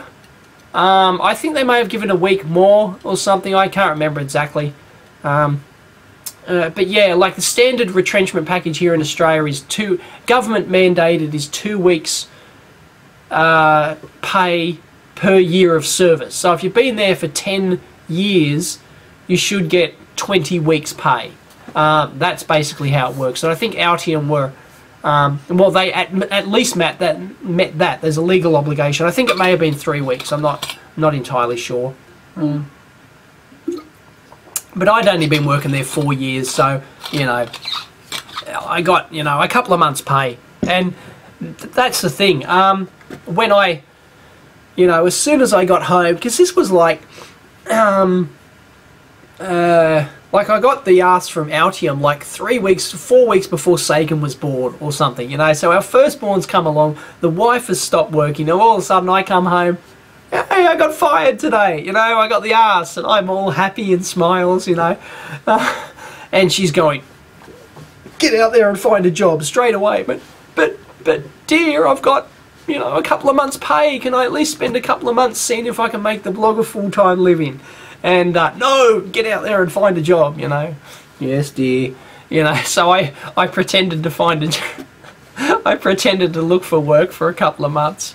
And but as it turned out, the blog was ramping up at the same time. You know, the income from that advertising was ramping up at the same time as sponsorship. So yeah, it just worked out. The timing worked out. And I never did have to go back and get that job, although I did take some consulting work after Altium. So, yeah, I was doing consulting work for quite a few months there on the side, but yeah, after that I just dropped all that, and now I haven't done consulting work since because I haven't got the time. How often am I in the lab, and much of the time do you use for private things, playing around? Yeah, I try to get to the lab every day. Well, I work 4 days a week, so, you know, I try and get to the lab 4 days a week. It's not often that I'll work from home all day unless I've got a lot of video to edit, because I do most of my video editing at home. And yeah, sometimes, some days I come in here and I'm just going to spend all day on the forum or something because I get hooked, or spend all days answering emails or stuff like that, you know, other things. So, how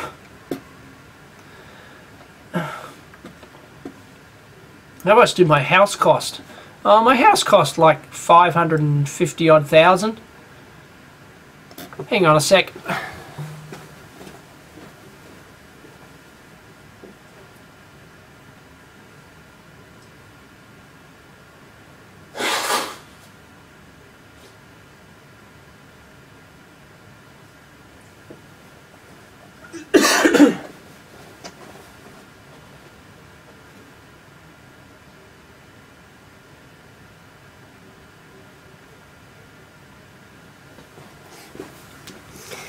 Yeah, my chat window's still recording in there. What is a good soldering iron to buy? Dark Evolent. A lot of people are telling me to buy a Metcal or a Weller. No, don't get a Metcal. Get a bloody adjustable temperature iron. I'm sorry all you Metcal fans. I think Mike's probably, if Mike's still here, Mike's a Metcal fan, I think. And they can get quite religious. That, yeah, oh, nothing better than a Metcal. Well, yes there is. Try a JBC. It's got the thermal capacity of a Metcal, but it's also adjustable. Oh, what do you need adjustable for? Well, just get bloody adjustable. It allows you to do better work. Yeah, you can do your job with a Metcal. Yes, Metcals are very nice irons, but I consider them to be production irons. Where, you know, fixed temperature, fixed job, huge thermal capacity, brilliant, great, love it. But no, get a temperature adjustable iron. So, I mean, if money's no object, the JBC is awesome.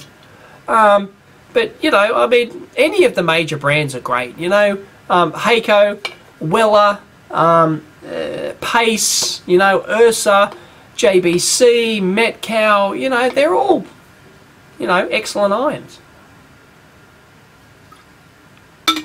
So, but yeah, just beware of the Metcal fanboys. There. And, yeah, they swear by them. And yes, they are good irons, but no, I think a proper lab should have a nice temperature-controlled iron. It's just, you know, to have to change the tip, to change your temperature, it's just so old school. 1970s Weller, you know, it's like, no, it's just dumb.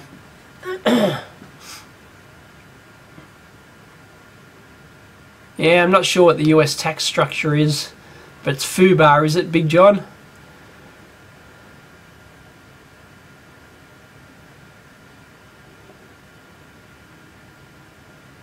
What book am I reading on my Kindle now? I'm reading, what's the name of it? Chris Gamble keeps crapping on about it. The Inventor's Dilemma. The Inventor's Dilemma by, I don't know. It's about the hard drive industry and stuff like that. I'm not really liking it so far. It's just, it's boring as batshit at the moment. Hope it gets better. Anyway, Chris swears by it. Like, so, you know, you go, oh, you keep, you know, pestering me. So I thought, oh yeah, okay, I'll get it. I think it's the Inventor's Dilemma.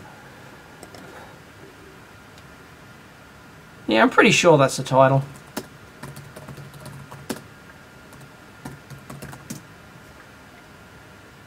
Yeah, that's it, the Inventor's Dilemma. No, sorry, the Innovator's Dilemma. The Innovator's Dilemma.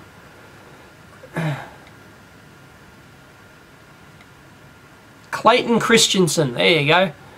Yes, The Innovator's Dilemma by Clayton Christensen.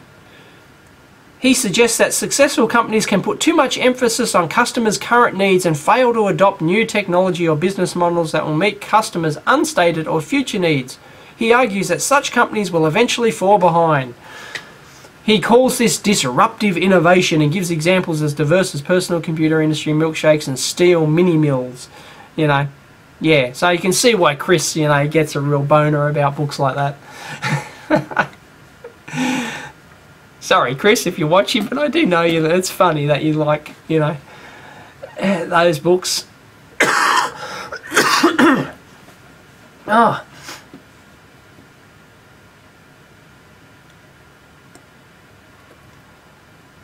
What is my average impression opinion about the US? Big lovely country or many armed fat guys? Oh, come on, Super Domus. I've mentioned it before, I love the US. I love the people, I just hate the government. And,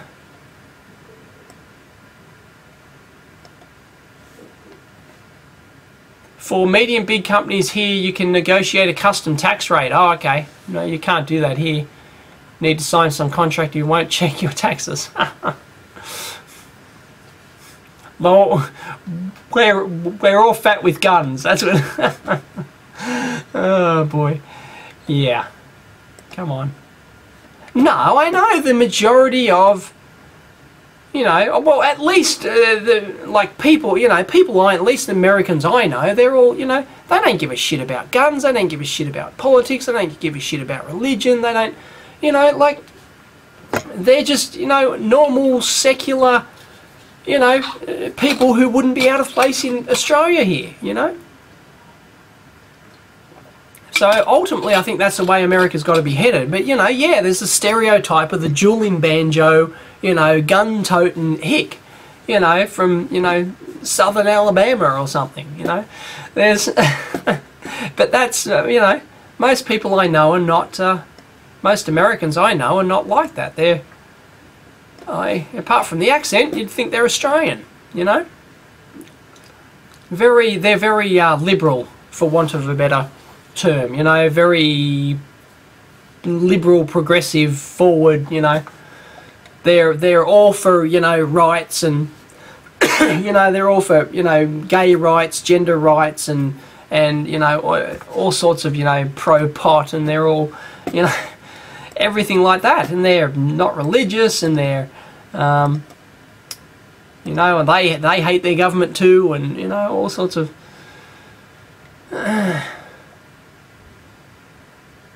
Super Domus, could I do a video blog or text blog about my former jobs and work experiences? It's pretty boring. I've worked on boring shit. You know, I've talked about a few things, but, you know, I've worked in big companies where Dilbert land, you know, it's all paperwork, and, you know, I've worked on the odd interesting stuff, but no, my work experiences are very, very boring, I'm sorry to say. Why did I get fired? I didn't get fired, Loophole. I got retrenched, made redundant, given the arse, whatever you want to call it in your country, laid off. Yeah, they sacked, Altium packed up, moved to China, and they sacked like half the company. They retrenched half the company. So it's not like, we hate you, Dave, we're firing you, although they did hate me, but I was not a popular boy there, but no, they didn't. You know, sort of, you know, they sort of, a lot of the teams, including the hardware group, you know, they sacked half the people in each group, you know, and so, you know, they sort of spread it around. Some groups copped it a bit worse, but, you know, half of the hardware group went, and then eventually in the end all of the hardware group went.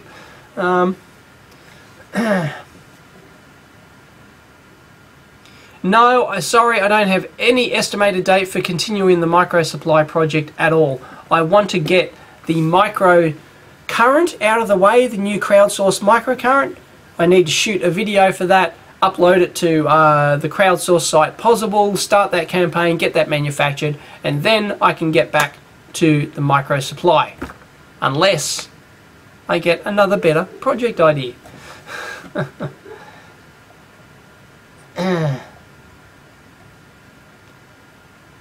Yeah, that was spiky. That's how it worked and went down. Altium moved to China. They packed up, moved to China, closed their Sydney office, and if you didn't join them, you got the arse. Well, there was, I mentioned this on the Amp Hour show the day after it all went down. But yeah, they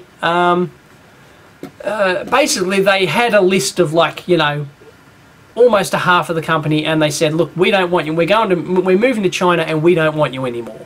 And those people got the arse straight away, or within a month. They gave you notice, and, you know, that you'll be getting the arse in. Some of them stayed behind for 3 months or something. They actually told you, look, we're going to make you redundant in 3 months' time.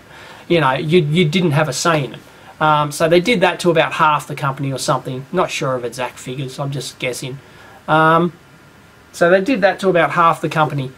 And so yeah, I was one of those half. And the other half, they asked them, do you want to go to China? You know, and most of them said, yes, because I want to keep my job. And a lot of them didn't end up going, because when push came to shove, it took them like 3 or 4 months to pack up and actually move. So the flood of people jumping on LinkedIn the day after that retrenchment happened, oh my goodness. Everyone from Altium just jumped on LinkedIn, you know, even the ones who said they were staying, you know, so they were clearly out looking for another job. They were just buying their time, because no, very few of them wanted to actually move to China. In the end, there were very few left who actually physically did the move. Yeah, there weren't that many at all. A few of the diehards, and you know, but most have families, you know. Who the hell wants to move from one of the best countries and best cities in the world, pack up, move your family to bloody Shanghai? You gotta be kidding me? Like, ah, oh, man. Crazy. What exactly does it mean to work as a contractor? If you're contracting to an individual company, just one company, as opposed to working for yourself, like, and being a freelance guy. If you're a contractor, it just means you're not a full-time employee, but you're essentially working as a full-time employee, but they're paying you hourly. So, and they can, with no legal protection in terms of, you know, you're not a full-time employee, so they can just sack you, you know, bang, gone. Thank you, we don't need you anymore. Well, they don't sack you, they just say your services are no longer, as a contractor, no longer required. And it varies in different countries, but that's how it works here. You're either a full-time employee or you're a contractor, and if you're a contractor, yeah, they pay you an hourly rate, either directly yourself or usually through an agency. So you do it through an employment contract agency, like I did for many years. And you, yeah, you're hired on a monthly, usually a monthly basis. There might be a contract term in there. You might say like a 3-month contract or something like that. But, you know, I started as a 1-month contract and I was still there, you know, 4 years later. It was like just an ongoing thing. Usually they just keep it ongoing. And as long as, you know, they have work for you to do and they like you, they'll keep you on as a contractor. And it just works differently on the books and stuff like that. So a lot of the thing, like a company that, say, is working on a new project and they don't have any project budget left to hire like a full-time employee, that can often come out of a different budget to your contracting budget. So often, yeah, they'll have money available to hire contractors, but they won't have money available to hire full-time employees. Because full-time employees in this country, you've got to pay 10% superannuation, and there's various other, you know, entitlements in terms of redundancy and stuff like that. So it can be more expensive to hire a full-time employee. Depends on how you want to look at it. So, yeah, that's what a contractor is. You're just basically month by month kind of thing, or week by week contract, essentially, if that makes sense.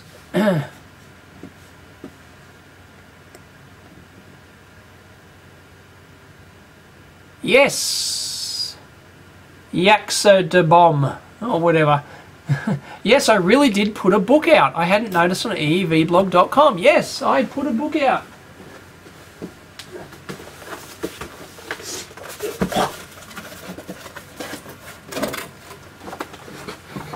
Ta-da! That is a real fair income book that got published, that I had published back in 2001. Yeah, I started it in 2000, so yeah, 13 years ago. The Art of Internet Dating. There you go. Yes, it's an excellent book. I think it's the best internet dating book on the planet. But now there's, like, back when I wrote this, there were very few of them, but now there's like 20 million internet dating books. So there you go. Yeah, I really did write that.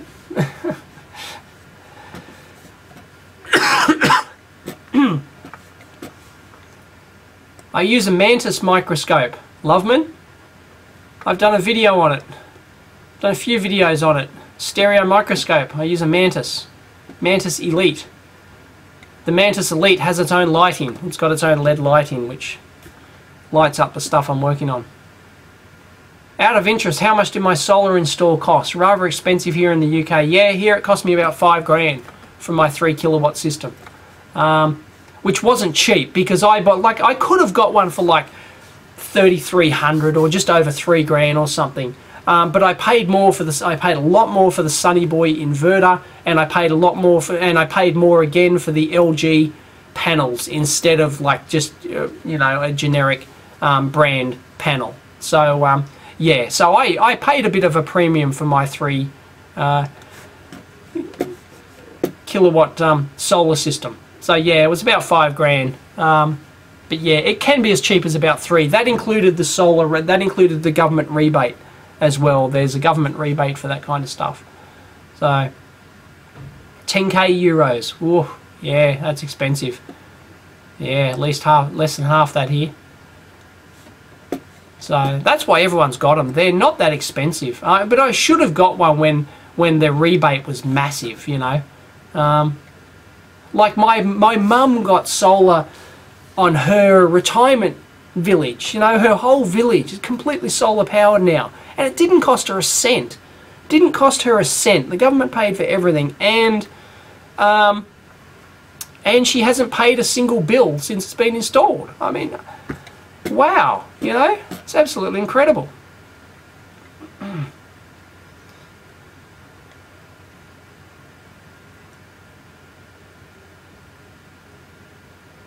Spiky, you've never seen a gun in your whole life except the police. Yeah, similar here. I think I fired off a rifle when I was like 7 or something at my uncle's farm, but that's, yeah, that's about the extent of it. Yeah, it's just, we do not have a gun culture here. You just do not see them. It's not, you know, it's totally different. You know, I know very few people who actually own one. You know, we just don't have the love for them here that they do in the US. Have I considered an electronics contest on the blog? Have peers and me judge it? Oh yeah, contests are not easy. Ask Chris. I've been involved in contests before, and they're not easy to run. So, will I finally meet Chris? Maybe tear down his Google Glass. Oh yeah, I've got to get back to the US. I've turned down quite a few trips to the US since Sagan was born. Let me tell you, probably 4, at least 4, I think I've turned down. Am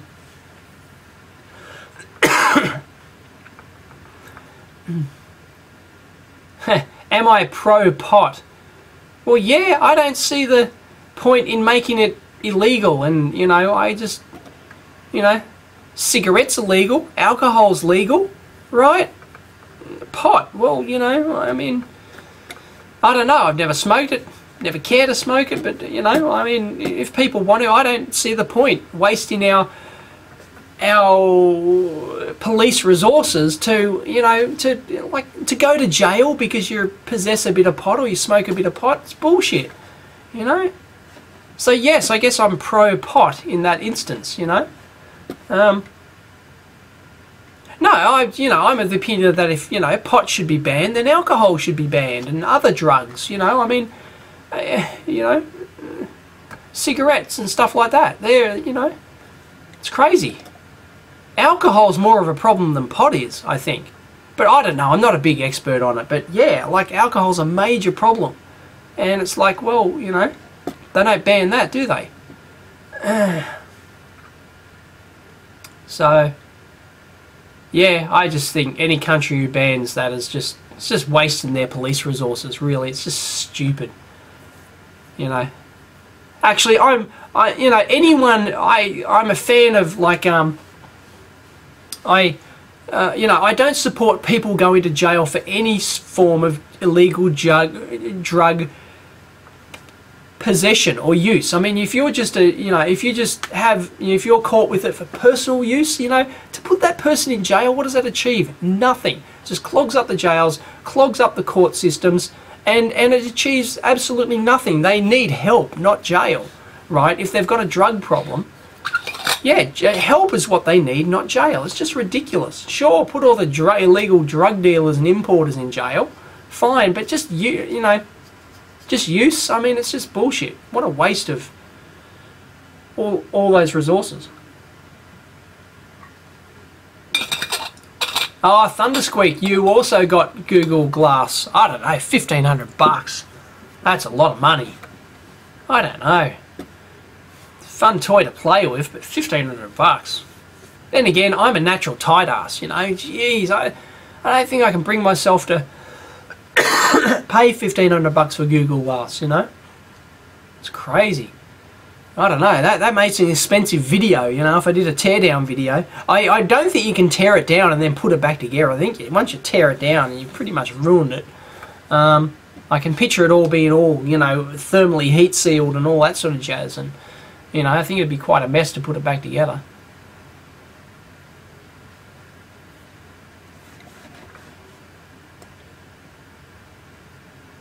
Am I a science guy? Do I follow the LHC and know about particle supersymmetry, for example? Yes, I am a science and physics guy. I have a very big interest in physics and stuff. I've read tons of you know, physics books, physics biographies. I've read a lot of biographies of famous physicists and scientists and stuff like that. Especially way back, I was really into it. So yeah, I do read a lot of fundamental physics, more of your popular science, you know. It's not like I go read research papers and stuff like that, you know, but no, I'm really big into physics, you know, space, you know, astronomy, science, all that fundamental stuff, you know. So yeah, you name it, I've probably read, you know, any of the popular science authors. You know, Lawrence Krauss, you know, and Neil deGrasse Tyson, and you know, there's many, you know, Paul Davies, and you know, there's you know, Hawking, of course, and yeah, there's many others that I've read. So yeah, I'm a big fan of that. Am I worried I might not keep up with the advances in technology when not working in the field whipped by the man? Yeah, it's always a worry, but hey, you know, even when I was working for the man, you know, often I'd be, you know, I'd only get to work on what, you know, it's not like working for the man means you keep up with all the latest industry stuff. You know, often you're working on old, like, archaic stuff. You're stuck on one technology, you can only use that one processor because that's what your company's standard is, and you know, etc, etc. So just because you're working for the man doesn't mean that you're working on leading edge technology or keeping up. So yeah, it's, you know, but yeah, you know, that's, I mean, if I had to go back and get a job, yeah, what real electronics have I done in the last, you know, 2 years since I've been working, you know, since I haven't been working full time? It's like, yeah, not a huge amount, you know. I've been talking about it a lot, but, you know, haven't done much. No, I have no idea about the Sony Xperia Z. Sorry. My computer crashed. Did you answer which episode on EEVblog was your favourite? I don't have a favourite, really. I answered probably the ones where I get a bit aggro about stuff, like the Pit Kid or the X-Tech multimeter that tried to kill me, you know. No, I've never been to Brazil. Sorry, Mobitar. Once again, the memorable moment on the EEVblog. I don't know. Memorable. Well, you know, you know, the pick kit one is always memorable. You know, when you get a phone call from the CEO of a 4 billion, you know, I don't know, however much they're worth, multi-billion-dollar corporation, you know, a personal phone call, you know, thanking you for your video. That's pretty cool. That's pretty cool. And that was early on. Like, that was video number 40 or something. So I hadn't been doing it that long, you know, and I thought, wow, you know, that's pretty impressive for somebody to give a shit about what I say. You know, that really meant a lot. I was very impressed by that. Do I sometimes go on trips to the inner parts of Australia? And is it a big difference between the environments across Australia? Yes, it is. Yes, I've been to most places in Australia. The only place I haven't been is Tasmania. I haven't gotten to Tassie yet, unfortunately. No map of Tassie jokes. And yes, Australia there's big differences in Australia. You can go from rainforest to red dirt desert, you know, out near Uluru and, you know, places like that. You get, you know, or you go up to Darwin and you get you go up to Darwin, the Kakadu National Park and the monsoonal rains and the, you know, so as the poem goes, you know, we're a country of, you know, droughts and flooding rains. Famous Australian poem. Yeah, we're a country of extremes, a country of real big extremes, and that's what's fascinating about us, what's fascinating about this country, you know. And if you want to, you can go to snow regions in the middle of winter, you know. We've got a couple of those, only a couple, but yeah, so we can go from, you know, droughts and floods and rainforests to some of the most harshest desert on the barren deserts on the planet, you know. So yeah, it can be big differences. Oh, you're not seeing any Ustream ads. Huh. Yeah, pot marijuana is extremely carcinogenic. That doesn't surprise me. Yeah, I wouldn't smoke it, but, you know, if you want to, I support you. You know, especially when they make alcohol and cigarettes, or sell cigarettes, you know. And, yeah, you're allowed to buy those and smoke them.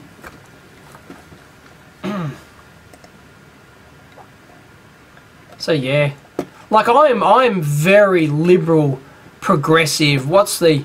I don't know what the correct political persuasion term is there, but, yeah, I'm very left-wing, liberal, rights for, you know, free speech and, yeah, do drugs if you want, I don't care, you know, and, yep.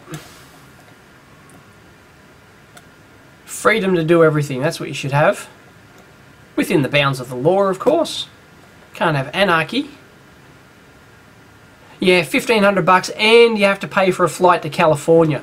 Yeah, hotels, food, in the end it'll cost you $2,500 to get a pair of Google Glass. Yeah. I know, it's crazy. And decided to try a crowdfund for it, but no takers. Yeah, you got to have an audience to... See, I could probably do that. Like, you know, if I got offered Google Glass, I probably could have crowdfunded it, and look, I'll tear it down if I, you know, and I probably could have got enough money to fly to America and back, maybe. I don't know, but... Did I find the Higgs boson particle? I think it's still missing. Oh no, I thought they were pretty definite last I heard.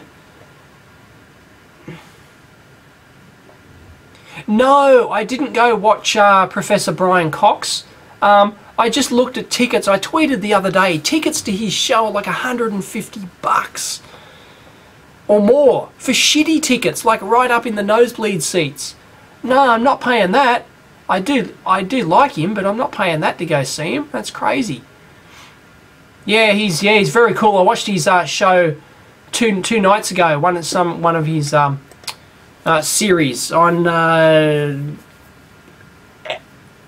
evolution. The one the other night, evolution. It was really good. I do like Brian Cox. He's excellent. Some say he's the new Carl Sagan. You know.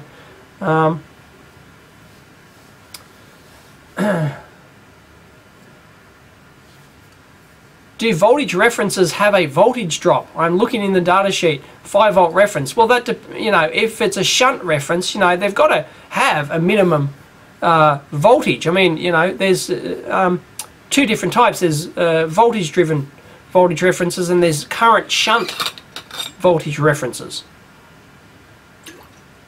So I'm not sure what the maximum. It'll tell you in the data sheet. It'll be one of the big banner figures of the maximum, the minimum voltage you can operate at.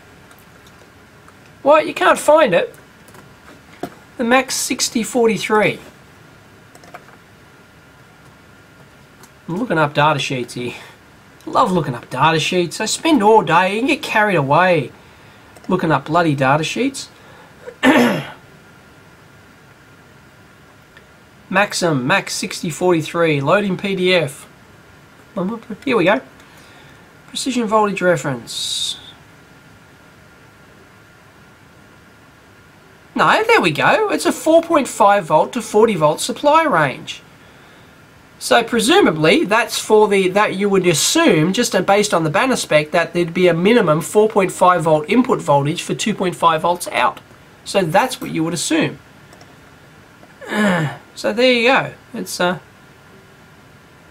stable with no capacitive load.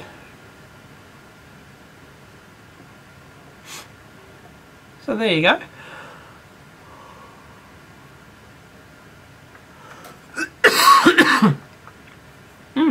Yeah, there's the input supply voltage range, 4.5 volts. Of course, it's not like you can get the 5 volt version or the 10 volt version and put in 4.5 volts and get your 10 volts out. It's not going to happen.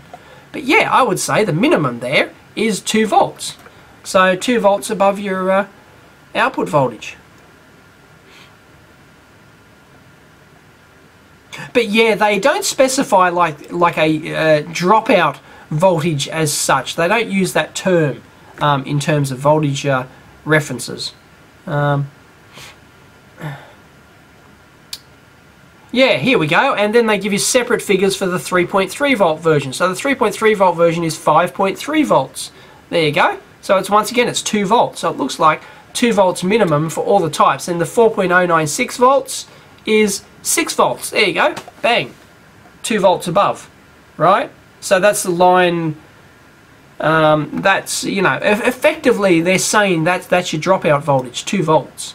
Because then it won't maintain its output regulation. So the 5 volt one, 7 volts, there you go. That's all there in the data sheet. What are you talking about? Spiky? It's all there. Just got to read the data sheet.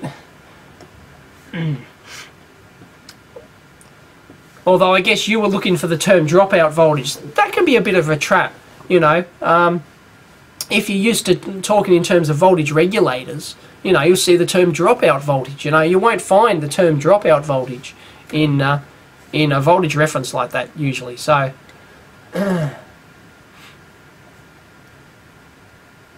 Edward Snowden is a whistleblower.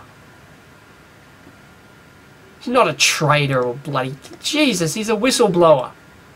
Did the world a favour. Even though it was already known, most of this shit was, it's not a surprise. But yeah, Edward Snowden is a whistleblower and he deserves whistleblower protection. And say he's a traitor and all that sort of shit and should be executed and bloody hell, Yanks. Crazy. Yeah, he's a whistleblower. Good on him. But yeah, nothing hugely new. I mean, people have known that stuff's been going on forever. In fact, there's been some admission of it even in well, and some newspapers have been talking about it for years and exposing it for years. But I love that now his thing, and the media just latch onto it, and it's caused a big stir again, even though it's not new news. Nothing hugely groundbreaking that he's releasing, I don't think. Although I don't think he's released everything yet, but still, yeah, good on him. He's a whistleblower. If you don't agree with me, tough shit. I don't care. That's my opinion.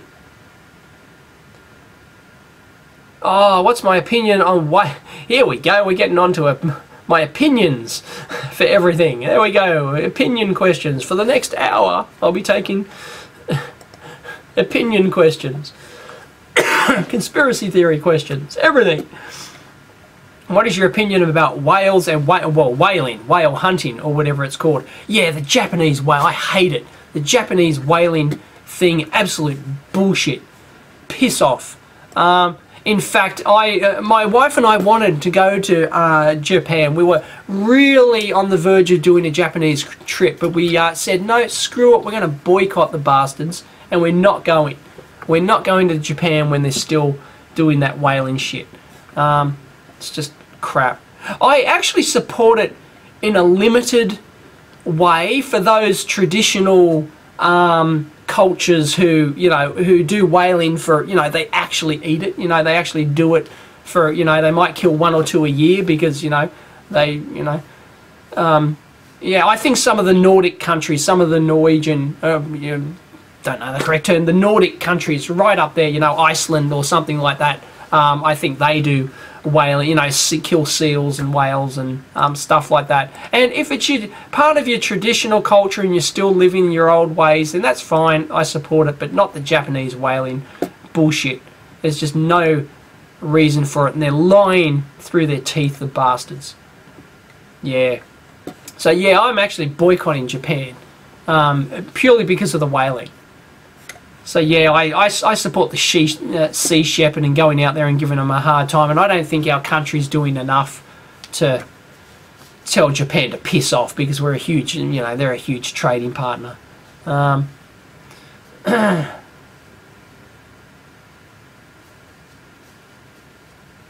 Yaks the bomb. It was microchip. It was microchip. Just search for EEVblog microchip and you'll find it.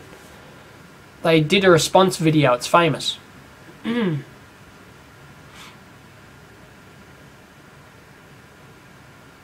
Last month I visited the space industry-ish Kongsberg North Space and was blown away by all the testing. They tested the individual bonding wires on every chip. Have you been in that? No, I haven't been to that level of stuff. No, in my industries I've worked in, no, it hasn't been that extreme.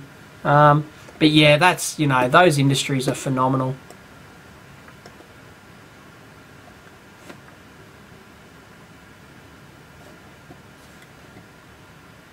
Am I afraid of snakes? Yeah, I don't like snakes. I'm not a fan of snakes, which is not good living in Australia. Oh, you know, like, if I just see one, you know, if I'm out, you know, walking in the bush and I just see one over there minding his own business, you know, it's not like I run screaming in the other direction, but, you know, if I, like, almost step on one or something, if I get surprised by one, yeah, I hate snakes. Not a fan of snakes at all.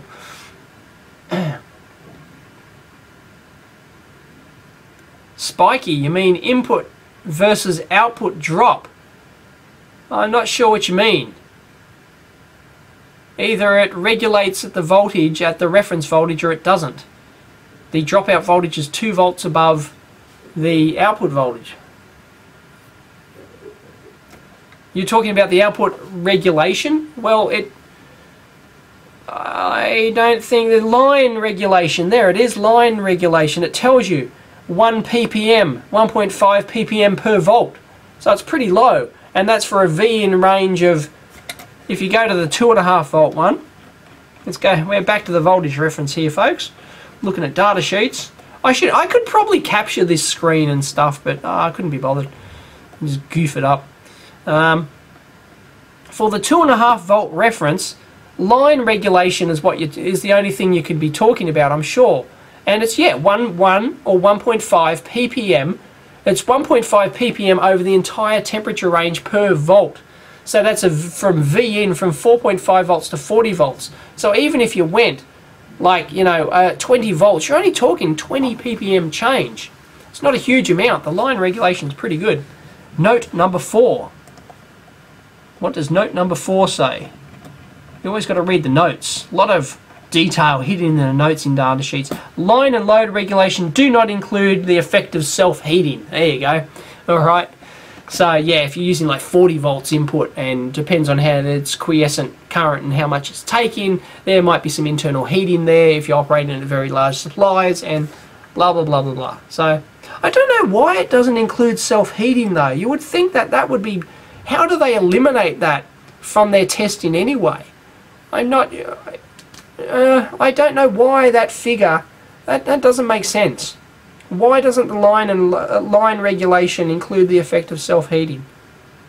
I don't know, they've just characterized that without it. Anyway, it's a bit unusual.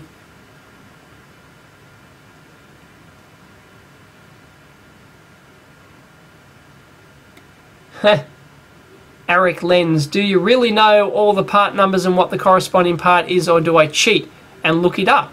Well, obviously, sometimes I cheat. Sometimes I know them.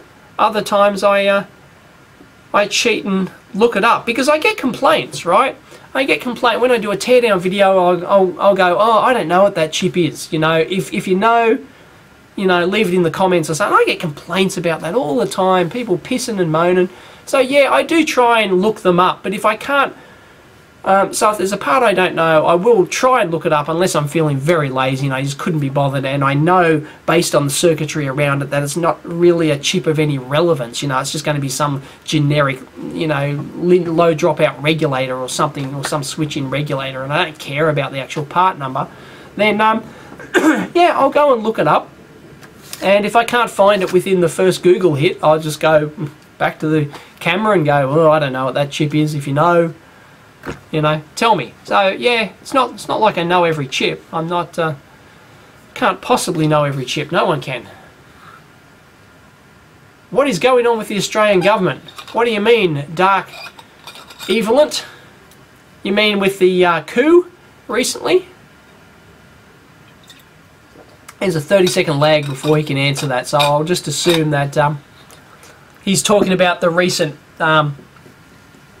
the Australian government thing where, yes, our first female Prime Minister, Julia Gillard, she got the arse, she got rolled by her own party, and Kevin Rudd, our former Prime Minister, who she rolled only like 2 years ago, he's now back in. He re-rolled her and booted her out, and Crud, or Cruddy as we call him, K-Rudd, Kevin Rudd, he's back in the top job now. And yeah, I don't care for any of it, it's just stupid politics, but that's what can happen, because we don't vote in a person, we vote in a party, and then the head of the party becomes the Prime Minister or the leader of this country, and that's in the law, it's in the laws, it's there, that the party can fight among itself and choose its own leader and roll its own leader, and and boot them out and stuff, and we have no say in it as voters. So that's how the Australian system works. We don't have a we don't vote for a person, we vote for a party, and the head of that party becomes the head of the country, and then they can just change it willy-nilly, and they have twice in the last 2 years.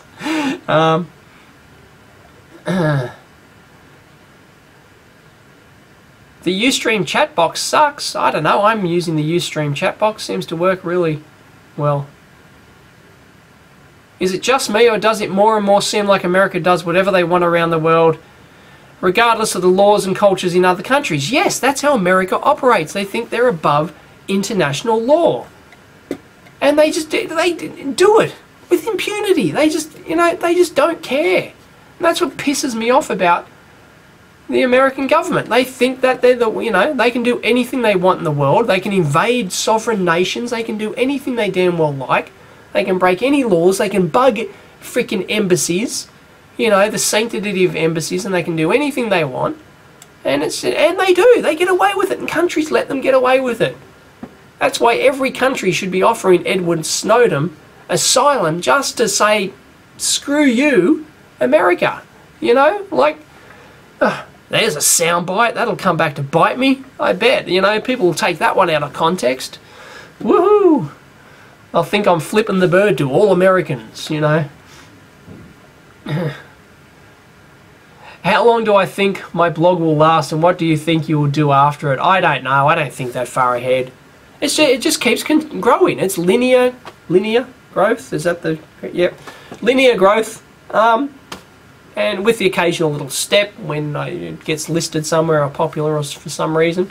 It's just linear growth. It keeps on growing. I have no idea if it's going to continue, but I don't know. The advertisers keep advertising. The forum keeps getting bigger. I get a couple of hundred new subscribers every day on YouTube. Just keeps going and going. So I plan on continuing to do it. Why not? Why would I go back to a day job when this when I can make a living from this? And it's a much better lifestyle. Do I believe in UFOs? I want to believe, tech guy. I want to believe, to quote the X-Files, you know. Of course, who doesn't? UFOs are cool, right?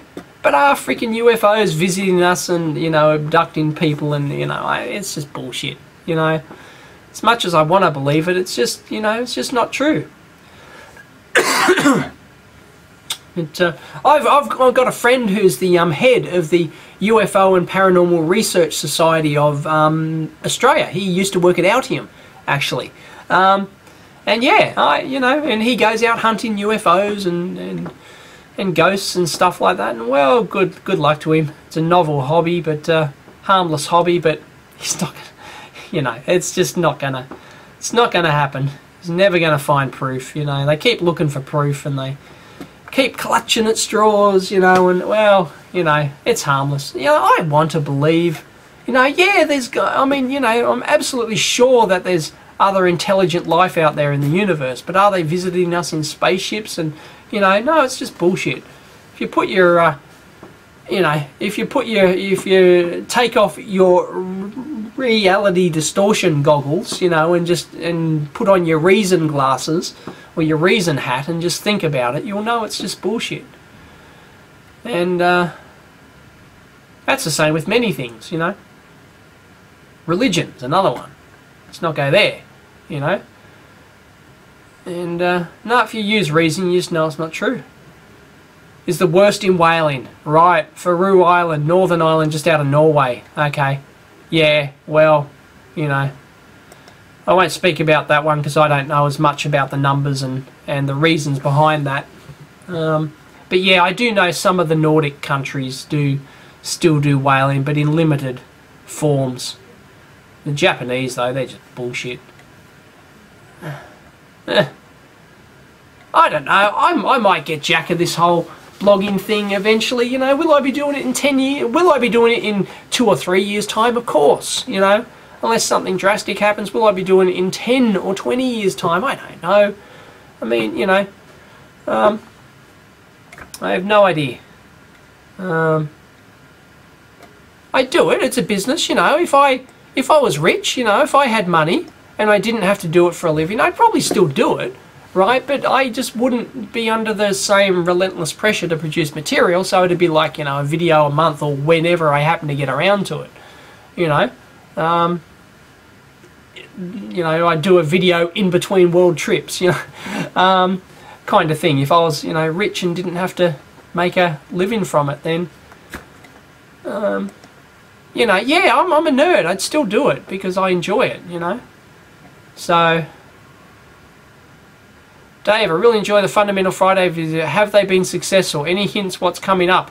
No, as you can see, it's I didn't do a Fundamental Friday video. It's still the peak detector from 2 weeks ago. I didn't do one last week because I was sick and I actually took 4 days off and I went, bugger it, I'm not going to do one. And I didn't bother doing one yesterday.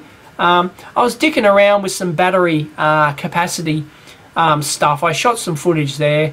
I might finish that off and kind of upload that, but no, I've already got a video keyed. I've already shot a mailbag. That's already uploaded and teed up.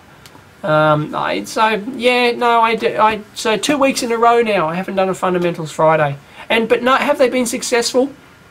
Yes and no. Yes, in terms of I've had a lot of positive feedback from it, you know, lots of thumbs up and lots of people saying that they love it and this is, you know, the best segment ever and blah blah blah.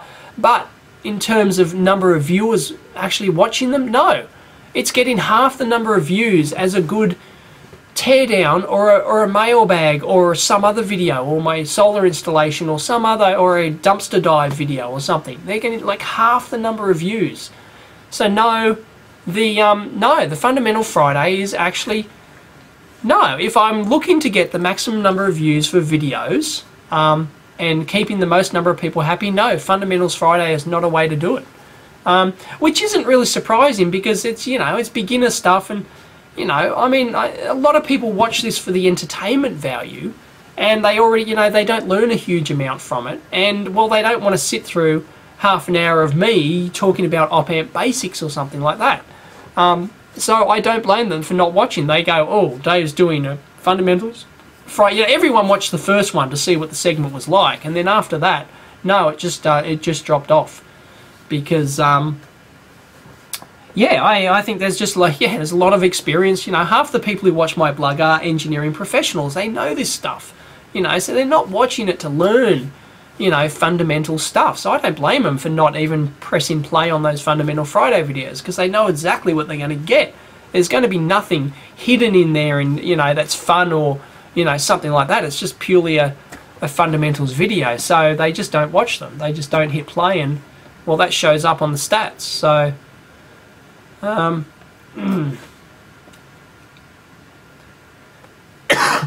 I haven't read Hans Kamen-Zinn's book. No, it's on the list. Much Ado About Almost Nothing. No, I haven't read it. I have to see if it's on Kindle. When is the show going to end? Oh, I don't know. Well, it's at 10:30. We're doing it 2.5 hours already. 2.5 hours. How many questions have I answered? I don't know. It's crazy. I don't know when it'll end. When I get tired, I guess. Pretty tired. I just woke up just before 8. You know. How do I think the future of PCB will look 50 years? Metamaterials or something like carbon-based? No, they'll still be the same old. Same old, I think. No, I don't think it's going to change a huge amount. Yeah, there'll lots be, you know, I mean, 50 years is a long way out. How do you predict 50 years? It's just crazy.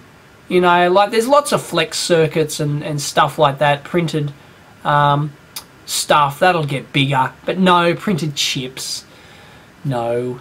But, you know, I mean, it's PCBs. I mean, you've got to mount your chips somehow, you know, there's, you know, ultimately, you know, you can't have everything on one chip.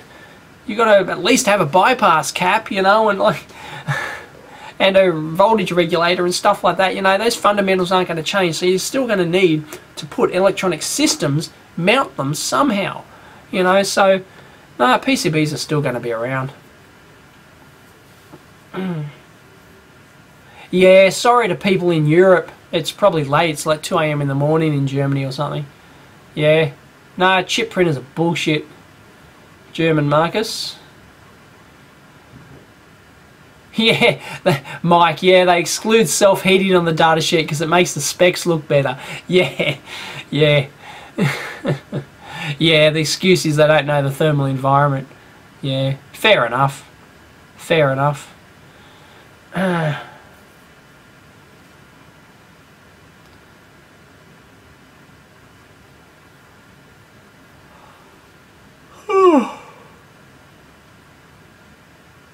Yeah, video editing in Google can make you look like you know everything. Yeah, like, you know, yeah, I could do that. You know, I could make it sound like I'm the biggest genius on the planet and know absolutely everything if I thoroughly researched everything on Google and you know, and said it like I know it. You know, like it's just rattled off the top of my head, and you video edit that in, and yeah, it's easy to make it look like you're you know absolutely everything, and you're an expert on every single topic. And yeah, Mike's bang on. But I don't do nearly as much as that. Well, I can't speak for others, but I don't, you know, deliberately do that. You'll notice in my videos I go a lot, I have no idea what that is. If you know, leave it in the comments. I've got no problem with saying that. You know, it's but yeah, but I do try and balance out the people who who complain, and rightly so I think, that, you know, some of my videos are filled with "I don't know," you know, and that's not, you know, that educational. So yeah, I do some research, you know, like, you know, I open up a board and there's a chip and I don't know what it is. Yeah, I'll try and look it up these days. So I'm getting better in that respect, but no, I'm not going to go out and thoroughly research, you know, like say the mobile phone, for example, the other day, you know, the retro Motorola phone teardown, for example. Like, you know, I don't know, you know, I'm not an RF guy, I don't know the ins and outs of, you know, GSM transmission and the topologies and all that sort of stuff. I don't know that off the top of my head, you know, so, but I could have, yeah, I could have opened the thing up and then gone and researched Google, spent a couple of hours on there learning, you know, how, you know, basic GSM architectures, and I can go, oh yeah, that's probably the, you know, the mixer and the bloody whatever it is, right? And yeah, that's the local oscillator, and that goes, you know, and talk about the topology and everything else, like I'm an expert on mobile phone, you know, RF technology and stuff, but I'm not. So, you know, I just couldn't be bothered. You know, I'm not going to spend a couple of hours going and researching that. I just want to get the video done sometimes. Like, you know, yeah, you know, sometimes I might do a bit of that, but no, often I'll just have a stab at it and just go, well, that's maybe a, you know, some sort of local oscillator type thing, you know. I'm sort of talking out my arse a lot. And it shows in the videos, but that's what I promote. I mean, it's off the cuff, right? So, you know, you don't get, you know, a fundamental, you know, you don't get, you know, 100% accurate knowledge from watching my videos. A lot of it is off the cuff, as I actually promote. So, you know, I mean, if you don't like that, well, you know, don't watch. You know, I'm going to get things wrong. Like I've always said, I reckon there's probably something wrong, or something I've misspoke, or got, you know, somehow got something wrong in every single video I've done. You know, so there's no point trying to be perfect. Anyway.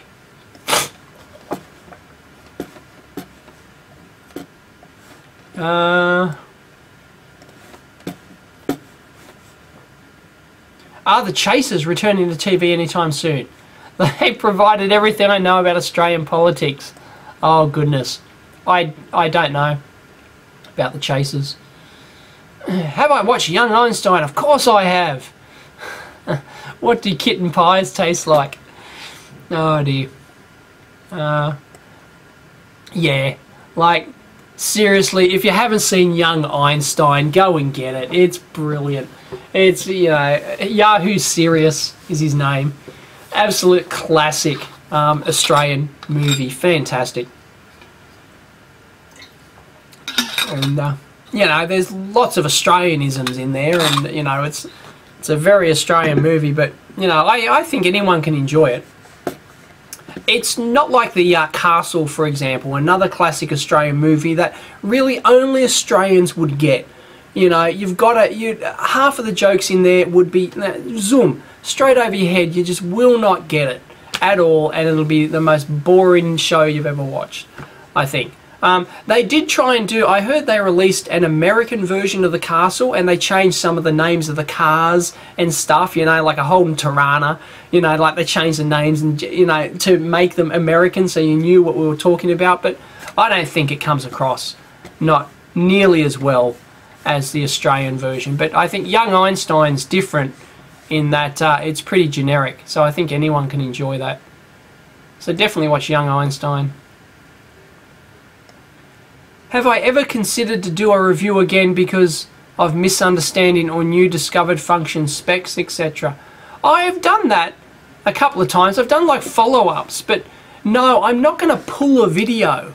Like, I'm not going to pull a video just because, you know, I got stuff wrong in it, or it was a first impressions video. There was a lot of hoopla about the Techway one recently, right? The Techway video, and yeah, I got a few things wrong in that, right? Because it was a first impressions video, hadn't used it before, hadn't read the manual, and I was just playing around with it, and if I couldn't find out and figure out how it works straight away, I'd just go, I'm garbage, you know? And yeah, I got a few things wrong, and there's a few things I missed, there's stuff I miss when I'm recording the video because I'm watching the screen, I'm thinking about talking and doing all sorts of stuff, and people are screaming at the video, look, it just popped up on the screen. Well, I didn't see it because I was too busy talking or thinking about what my next shot or something like that, you know, or thinking about something else. And so I missed a few things, and, you know, I copped a shitload of flack, including from Trio Smart Cal, who, you know, who gave me the unit. And you know, people said, oh, I should pull the video and apologize profusely, and bullshit.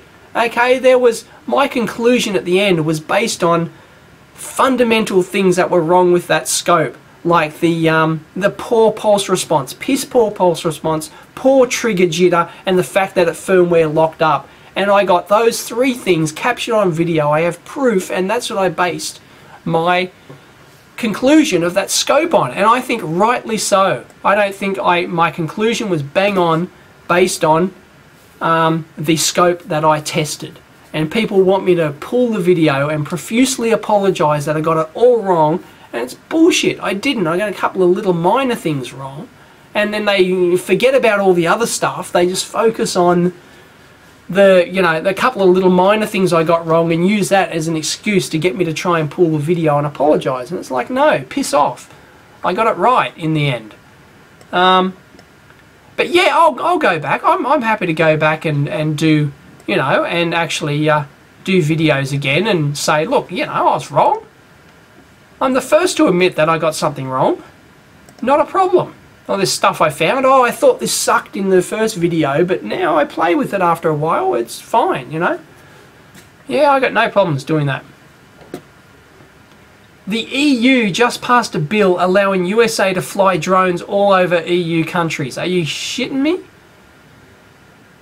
Oh, yeah. C4757, I agree. America will start to behave when other countries stop bending over and taking it up the arse. Yeah. Absolutely. Am I getting any revenue from these Ustream adverts? No, I'm not. Sorry. I'm not getting any revenue that I'm aware of. Would I go into space if I could? Or too risky? Oh, not now that I'm a family guy. No, I wouldn't. I couldn't. It is very risky. I would love to. I mean, you know, I would love to. But yeah, no, you know, you have a different perspective on life when you have kids. So, unfortunate answer to that is no, I wouldn't take the risk to go into space as much as I would love to.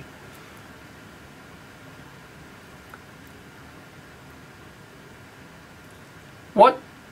Oh, I'll answer Mike's one first. Have you had any feedback from advertisers of effectiveness of ads on your site? Yes, I have. Yeah, they like it. They're very good. They reckon they get much more value out of the ones on my site than they get pissing away money on Google AdSense words and stuff like that, or print advertising.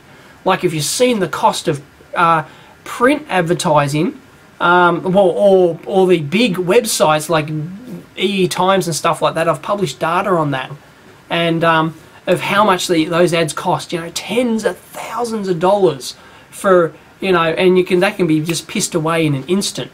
And so yeah, I've had most of my advertisers have been with me a long time now. So even the ones who don't say it, they must be getting good value because they continue to do it. I mean, I'm not a charity and they don't think I'm a charity. So you know, I've had a few drop it that say, oh, you know, it wasn't worthwhile. I didn't get any response, you know, out of it. But it depends on how you look at the ads, because if you just look at it in terms of your traditional, you know, response per click, you know, how many clicks did I get? How many clicks did I get through to my website last month? If you just look at that metric, you can say it's maybe poor value. You know, it's like my cost per 1,000 impressions, or, you know, if you're talking about impressions, my cost per 1,000 impressions can be as high as like $5 for 1,000 impressions or something. So it's not particularly low cost, but it can be better than Google AdWords and stuff. And a lot of them have said Oh, so yeah, so you even look at it as that in your traditional sense. How many clicks do I get through, and is that good value? Or your smarter ones think of it in terms of brand awareness and stuff like that. So they don't care how many clicks, but by having their ad on my site and people seeing it every day, it gets, imprinted that brand awareness in their mind. And then they end up buying products through them or recommending it, talking about on the forum, stuff like that. And a lot of them have made a lot of money from that, and they know it. So yeah, I've had very positive responses from quite a few of my advertisers. A lot of them, they just keep advertising, so I assume that they're doing well, or it's working for them, or it's cost effective. I know it's cost effective compared to the AdWords and or the EE Times website or something like that. So yeah, I've had good feedback, but I've also had no feedback and some bad feedback. So yeah, everyone's needs are different. Everyone's expectations of advertising are different. What do I regret most on my time on the EEVblog? Have I ever considered expanding my channel with co-hosts like many other successful channels? No, I haven't. Well, hang on, two-part question. What do I regret most about my time on the EEV? Regret? I never regret anything, really. I'm not a regret kind of guy. I could say that I regret not being more proactive and making better use of my time and being, I think I do waste a lot of time. I could probably do more videos than I do, but it's hard work. It does suck up a lot of my time. Regrets, yeah, there's no answer to that question really. But part two, have I ever considered expanding my channel with co-hosts like many others? I can't see how it can work. I'm in Sydney, Australia, right? I mean, how many other people can I get? You've got to physically be here, to sort of co-remote work with someone remotely is just not going to work, I don't think. So, in terms of physically having a co-host here in the lab, well, it doesn't suit me geographically. Maybe if I was based in Silicon Valley, I could, probably have people dropping by all the time and do all sorts of videos with all sorts of people and, much more. But being in Sydney, Australia, I'm practically the backwater of the world. And no, so it's just not going to happen in terms of, a co-host. Or something like that. And no, the problem is people subscribe to my channel to watch me. I know that. I'm not dumb enough to know that's not the case. They like me as a personality for whatever reason, and they watch me. So, and they follow me. And they like me. So, yeah, it's, no, so I wouldn't rock the boat that much by having a co-host. I don't see that working in many respects in terms of the physical, who I can get geographically, and also in terms of, teeing up our lifestyles. I mean, this person might work full-time, right? So I'd have to maybe do videos with them on the weekends or at nights when I can't do them. Because I don't work nights anymore. I'm home. I don't, I don't often work weekends and stuff like that. And so, to find somebody who fits the same lifestyle, in terms of, hours and working profile and stuff like that, to get stuff done, to shoot video, you'd spend more time dicking around with a co-host, chatting to them here than you would shooting video. So it could be very distracting. And so, no, I've never... No, I can't see it working in any way, shape or form, really. Sort of the closest I've sort of come to thinking about that is maybe getting my mate Doug to do some more videos and stuff like that, and he wants to do some more videos, but as far as, doing it, like he's only 15 minutes away, right? 15-minute drive away or something, and, but he's got to run his own business and do stuff, it's not like, we can just tee up every day and shoot video. It's just not going to happen.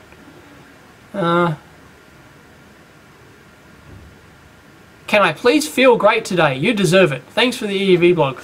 I feel great. I feel wonderful. I usually feel pretty good, you know, even though I get bombarded in this business with negativity at every turn, you know. Yeah, it's tough. It's a tough gig, and you can't understand it unless you actually do it.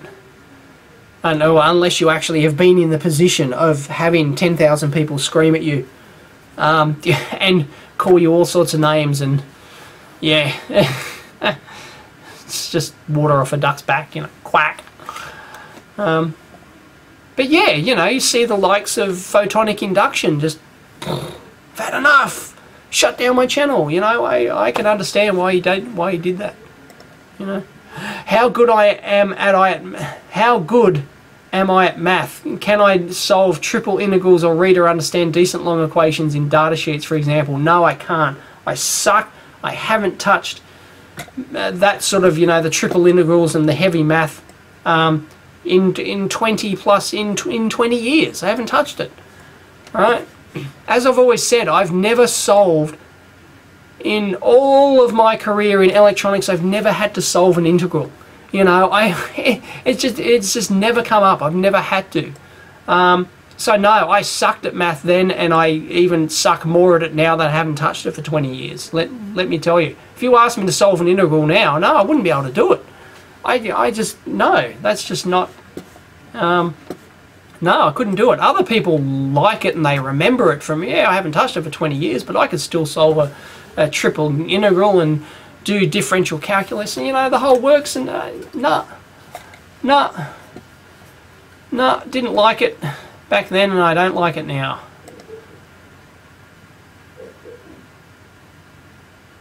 If memory serves you correctly, I said some time ago that I would visit EE companies as part of my blog. Have I considered to do that in the near future? Yeah, as always, there is quite a few places I want to visit, things I want to do, but yeah, it's a matter of getting off my ass and dedicating a whole day, because you've got to dedicate a whole day to it, and you've got to tee it up in advance, and you know, you go, right, I'm going to go to X and X company today, and I'm going to, you know, shoot video, and it, you know, yeah, like I want to go to Farnell's and shoot, you know, their warehouse and stuff like that, and how all that works, and I want to do some interviews and site visits and stuff. Yeah, maybe pester me more, and I'll eventually do it. If I get pestered enough, I might do it. Yawning. Yeah, I'm a compulsive. There you go. See, I'm a compulsive yawner. Can't help it. Why does Australia have such a good economy? What is its primary export goods, for example? Mining is our primary export. Oh, we do like a lot of cattle, beef and stuff like that. But mining, you know, we export a lot of coal, uranium. You know, we've got the world's largest tantalum deposit, you know, gold. We do, mining is our big thing here in Australia. We've got a very wealthy nation in terms of our mining resources and stuff. But we have a good economy because we've been, you know, we haven't been stupid. You know, we've got our 4 pillars banking system, we called it, which Keating set up, I think, back. That's helped a lot. And you know, we haven't got a huge national debt, and we just, you know, don't, you know, spend recklessly, I guess. I mean, well, we piss our money away like every other country, but, you know, no, we survived the global recession, the GFC, the global financial crisis. We survived that. We didn't have a downturn at all, you know. We basically survived that unscathed. We're the only country in the world that did, I think. Yeah, because we've got a strong mining, we've got a strong economy, mining and exports, and yep. So, whew. Can I do more videos on my magazine collection? Yes, I want to. I definitely want to. Once again, it's a matter of motivation. All of my videos are a matter of motivation. You know, it's not like I've got some huge list I just rattle off. It's like, oh, what do I feel like doing today? You know, I get up and, oh, you You know, I don't feel like doing any video today, so I don't do one. Or I get up and go, right, I want to, I just look through a magazine. I want to, you know, I can talk about all vintage test equipment or vintage projects or something. So I'll go shoot a video. Very spontaneous.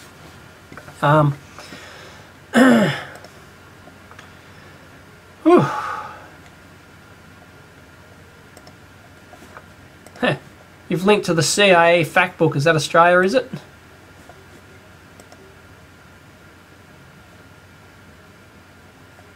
Nope.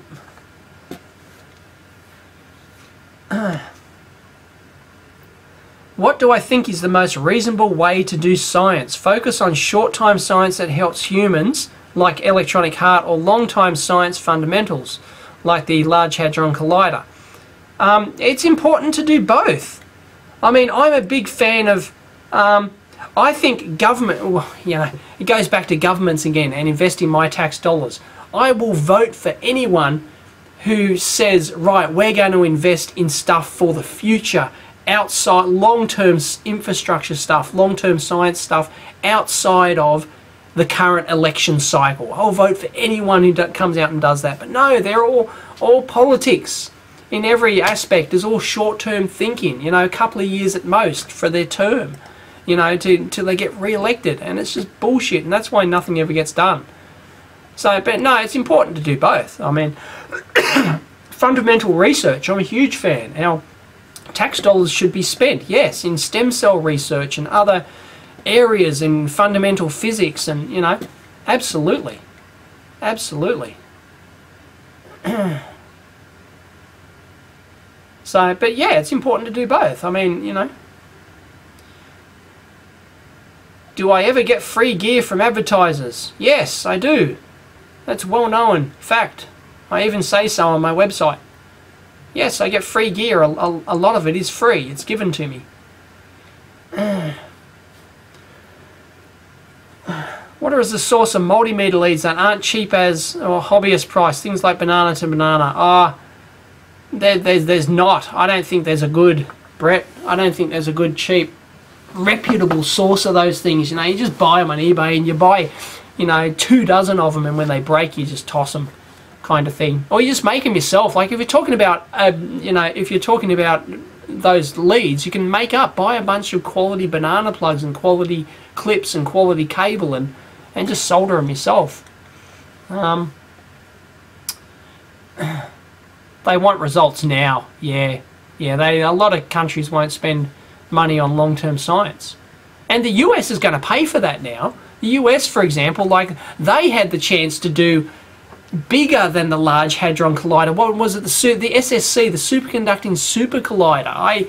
It was like a decade or two ago. I'm not sure the exact dates, like 90s or something. And the government just went, no, we're not going to fund that. So boom, they lost it. And now the Large Hadron Colliders, all the overseas countries are now doing all the basic fundamental physics. And it's just, yeah, it's stupid and short-sighted.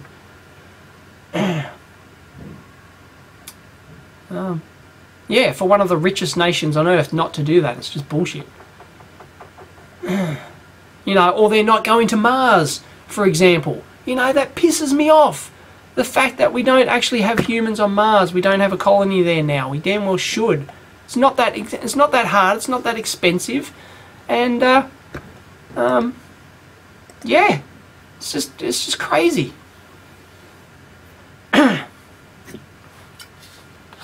That reminds me. Speaking of Mars, and go in there like Bush, I think George W. Bush. You know, he said, "Oh, you know, got up there. We're going to Mars. You know, we're going to colonize Mars." And then they did this program. No, it was called the 90-day report or something. And they, you know, the government and Congress wanted to know how much it would cost to go to Mars. So they did this 90-day report. NASA or whoever it was did this report of, you know, how much will it cost? You know, they wanted to know, of course, you know, how much does it cost? Can we afford it to go to Mars? And they came back after their 90 days. Here's the report. It'll cost $20 bazillion trillion or whatever. Why? Because every tin pot agency in NASA, every little group had to have their say, and no, the only way to get to Mars is to build huge Battlestar Galactica type interplanetary transport ships, and we have to assemble those in orbit. And those who were into the space station, they said, oh well, we've got, you know, the space station has to be a key part of it, and all that sort of stuff. And then the people who were into lunar colonization first, they said no, the best way to do it is lunar colonization first as a stepping stone to mine and then build the big huge Battlestar Galactica transport ships, which then take you to Mars. And it ended up, you know, every pet project in NASA ended up in this report, and they all wanted their, you know, $10 billion. And it ended up, you know, the price of going to Mars ended up being like $500 billion or $1 trillion or something. It was crazy. And naturally, Congress and the, you know, government or whoever, you know, went, yeah, thanks, but no thanks, you know. So we never ended up going to Mars. But it doesn't cost that much. You could do it for, you know, under $50 billion. It's cheap. There are direct methods. Mars Direct is a program to get directly to Mars, and I've read an excellent book on that, and it's fantastic. And even a country like Australia could actually afford to do it. We're spending $50 billion on our national broadband network. We could actually afford to lead the world and go to Mars, but we don't. So, you know, anyway, politics. Yeah, we'll probably never get there due to short-term politics, you know. Oh, no, actually that's long-term politics, because if they were thinking short-term, we could actually get there in like 8 years in a presidential two-term cycle, like a US, if you're talking US here. You know, we could get to Mars within that 8-year time frame and set up a permanent colony there. It's crazy. So, and do it cheaply, but they don't want to do it because there's too much political pressure from other agencies and other projects that no, they have to be involved and they want their pet project to get funding, and you know, even though it's not the best way to do it. So, whew, there you go. That was a tangent and a half.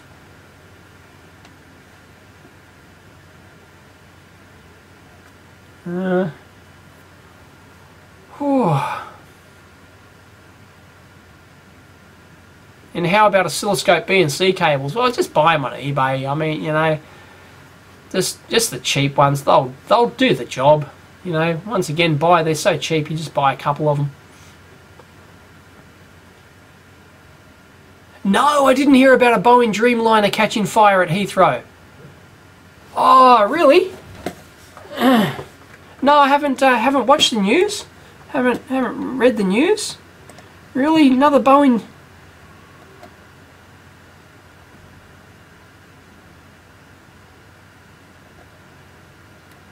Where is it? It's not showing up on my Google. Miss Universe Australia's been crowned. Whoop-de-doo!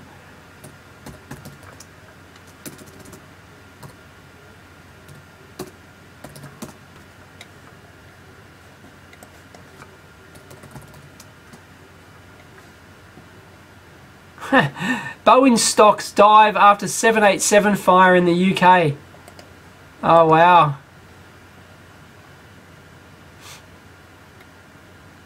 Their stock plunged nearly 5%. Anyway, I hope nobody died. I assume it was just an internal fire. I'm sure they could have handled that. Could it be the batteries? I don't know. There's so much stuff in. I thought they replaced them all. All the batteries have been replaced in the Dreamliners.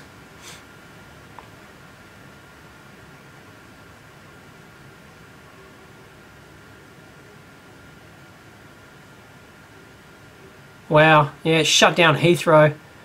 Caused no injuries, there you go. Huh. And another Dreamliner had to return to Manchester after takeoff because of a technical issue. Oh, but geez. I tell you what, I mean, I don't know how they don't have more problems with these planes. It's absolutely remarkable. Absolutely phenomenal from an engineering point of view that they don't have more issues. There's so many tens of thousands of planes flying around the world right now, It's very instant, and there's very few problems. The reliability of these systems is phenomenal. The redundancies involved, and you know, and they all have policies of, like, you know, if a warning light comes on, you know, land at the nearest airport, that kind of, you know, stuff. So it's not, you know, I'm just surprised that more of this stuff doesn't happen. It's just incredible. Complexity in a Dreamliner, for example, is mind-boggling. I don't know how they do it.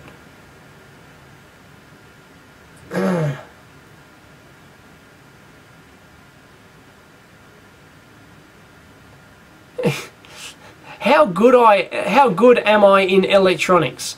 Could I build a good tablet or control system for a Mars rover? Well, yeah, I'm at least an average. I'd like to think I'm at least an average electronics design engineer, and yeah, given enough time and resources and everything else, yes, I could design a control system for a Mars rover or a tablet. You know, a tablet's not that hard. It's mostly off the shelf app note stuff. It's not that hard. I thought about it actually. Control system for a Mars rover is bigger. There's lots of system engineering and politics and paperwork involved in that. I've worked in large military projects, and yeah, well, you couldn't do it on your own just due to the politics involved and the amount of systems engineering that goes into it. But yeah, I could do that. I like to think I can do most things in electronics, given it enough time, and you know, I think any good engineer can, given it enough time and you know, money and freedom, they can learn it. It's not hard.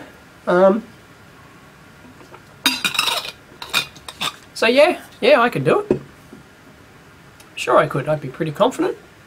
Could I do it as good as somebody else who has experience in doing it? Well, no, obviously. You know, people have been working on Mars rover controls, you know, rover control systems for 20 years are going to be much more ahead of the curve than I am, of course. But I proudly say, like, I've always proudly said on my resume, actually, that I like to think that I can come in and immediately contribute to any project. That's what I actually promote. One of the things I promote. I think I've got a broad enough general knowledge that I can just come in and instantly look at something and go, right, have you considered this, this, and this? I mean, it could be wrong, but you know, I'm going to come in. I'm not going to be short of ideas for, you know, ways to do things and stuff. So I do actually promote that on my resume.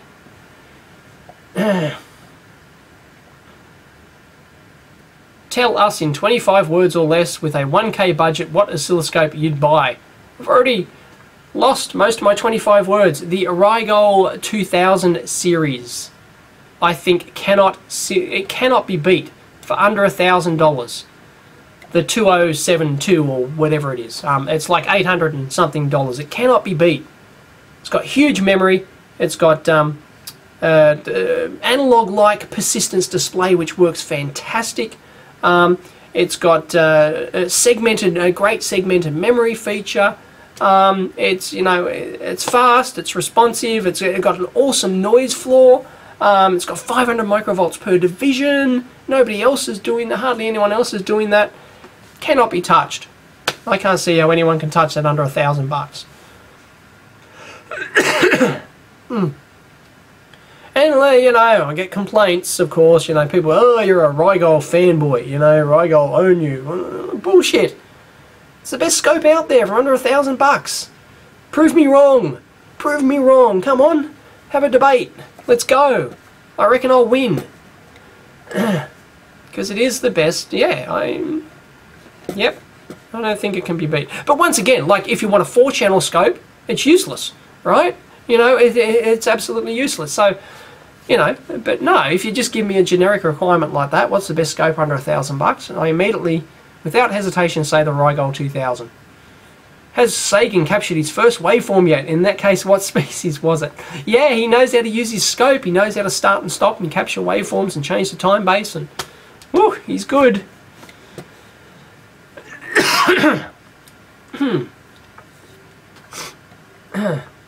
Yeah, I really had a few issues with the Rigol to begin with, like firmware issues, but they've fixed a lot of that. So it's not as huge a deal. God, I'm hungry. I only had some toast this morning. I'm starving. What's the time? 11 o'clock. Hang on, I might go get myself an apple.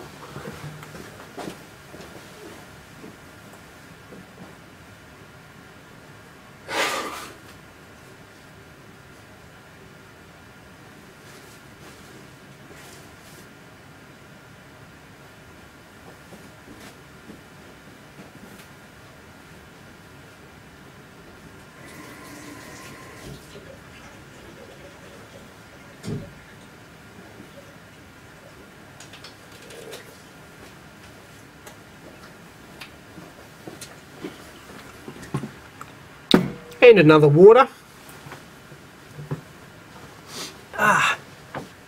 There we go. Sorry for eating on live television. Is it television? Live internet, but I'm hungry.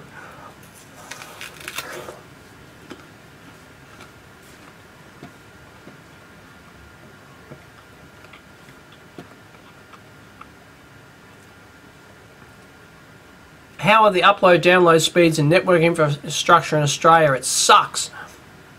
Well, no, okay, I won't say sucks, because at home I have a 100 meg-bit download cable for $100 a month, and I don't mind paying $100 a month, and it's very good. It's 100 meg bits download and 2.4 meg upload, I think. So it's pretty good, you know. It's okay. Here in the office, I'm stuck with 20 meg upload, 1 meg. No, sorry, 20 meg download, 1 meg upload. But no, we don't have a huge amount of choice here, especially in terms of upload. Upload is very difficult to get here. So yeah, I'm not happy. So I'm desperate to get the national broadband network.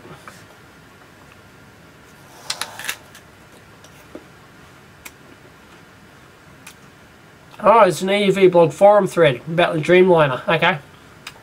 Excavator EE. Hey, Excavator EE. People have dropped off. We've only got 68 viewers now and 65 guests. So, Mike's still hanging in there. Isn't it like 2 AM in the morning there, Mike?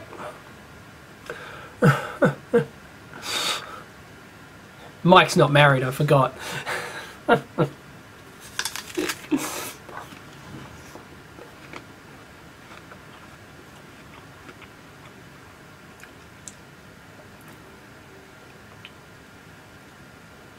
Yeah, the crash landing of the 777 at San Francisco, that's ridiculous. Jesus, that's bad piloting. You know. They were almost at stall speed.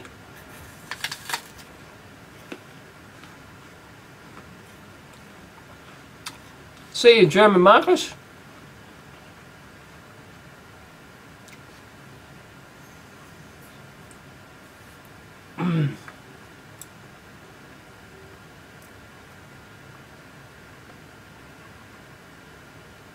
What would it look like for the operator user on a digital system, i.e. PC, mobile phone, if a high level of noise is present?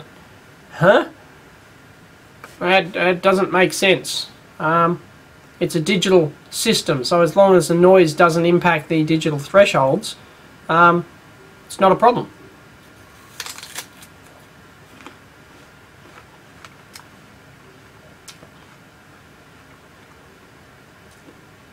I haven't seen photos of the burnt Dreamliner yet. That'll be fun. I've got something to look at in news after this. Oh, Fritzin. What do I think of it? I haven't used it. Fritzin is like that CAD program, right? It's like a schematic, easy to use schematic drawing program or something. I've heard it's good, but I haven't used it.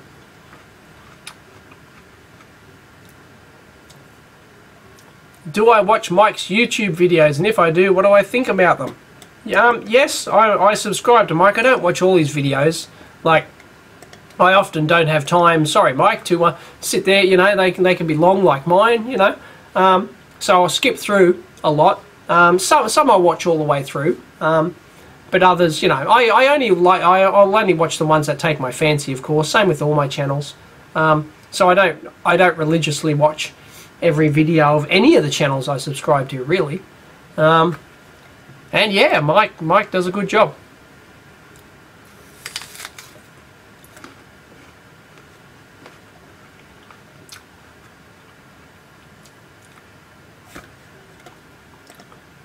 Do I watch air crash investigations? Yes, Mike, I love air crash investigations.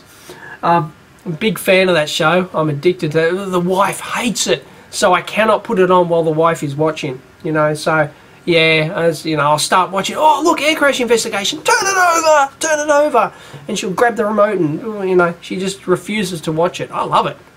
Air crash investigations is great.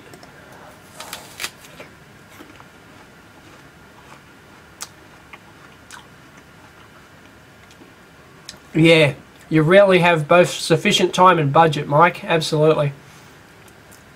Yep.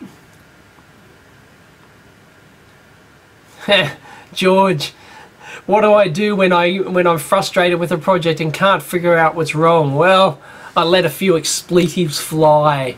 Yes. Many an F-bomb has come out from, you know, when you're dealing with like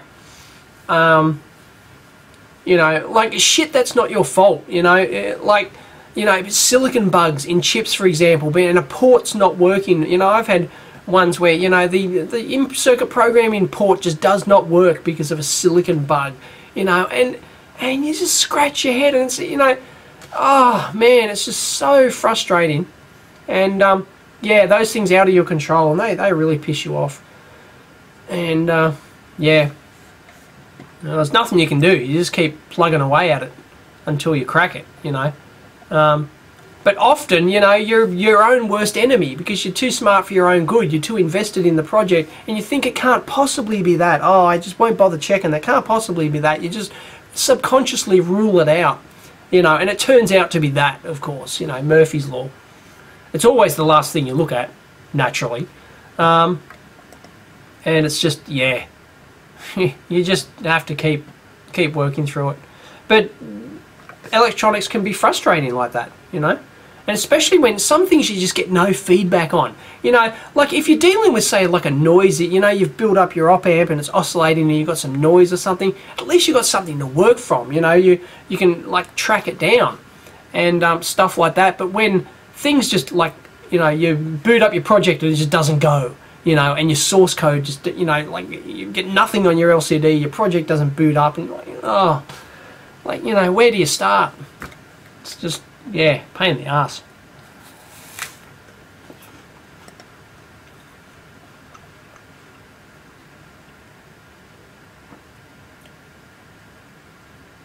Oh, they were below stall speed. Yeah, that's some bad piloting. Yeah, I wanted to be a pilot.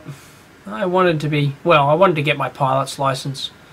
I thought that'd be cool, flying planes. I did it once, and, well, it was too much effort.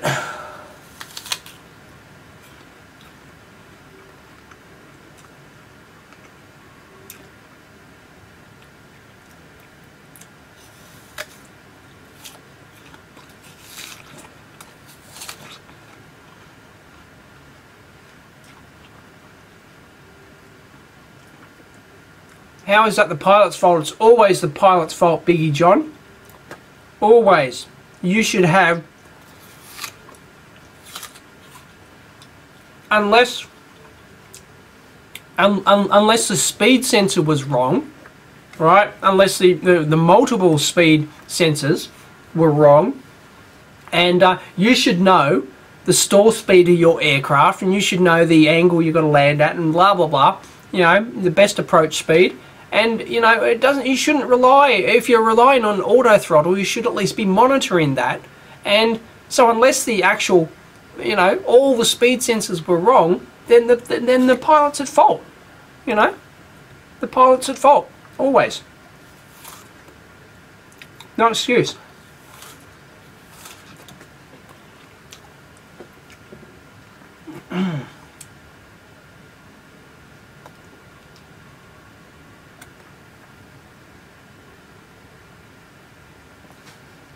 In a few words, should you buy the spectrum analyzer from Rigol, the new but low-end one, the 815, or should I find a used one on YouTube for the same price? Well, depends entirely what you want to do. I mean, you know, the Rigol one offers phenomenal bang per buck. It's almost game-changing.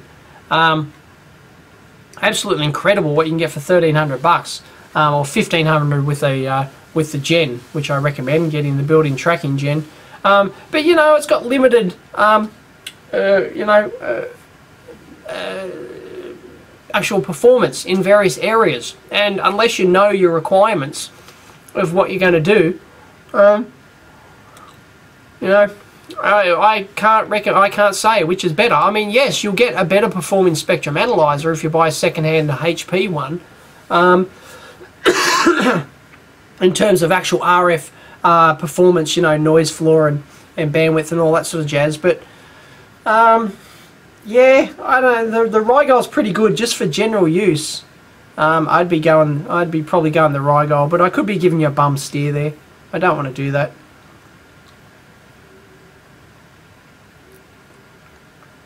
What do I think about your Pitbull lab mix I adopted from the Humane Society? Do I have to go look at a photo, do I? Oh, he's so cute.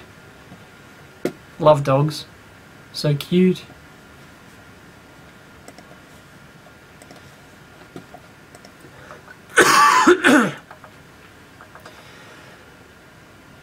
Have I ever tried to use ski? Huh? Have I ever tried to ski, as in snow skiing? Yes, I have.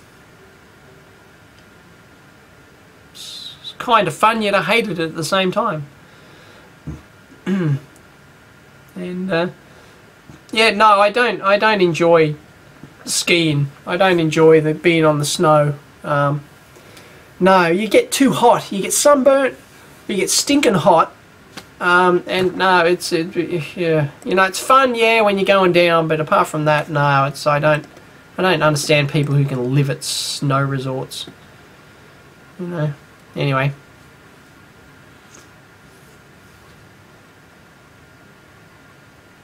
Breaking news. I don't care about the DC City Council approving some living wage. It's a good thing, I guess. Yay. Good on you.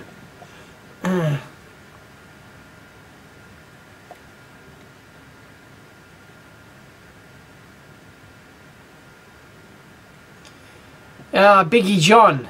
It told them that they were at the correct speed when they were not. Well, how does that explain that I read that the third pilot, who was in the hot seat behind him, told both of the pilots, you're going too slow.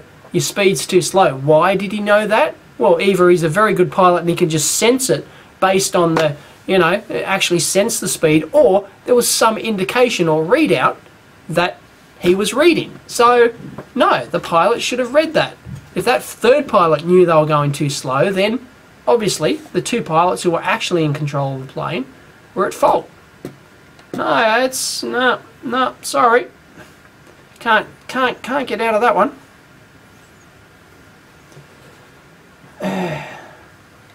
2 AM, sleepers for wimps, yeah. Should we have a global government? No, piss off. The world's too different.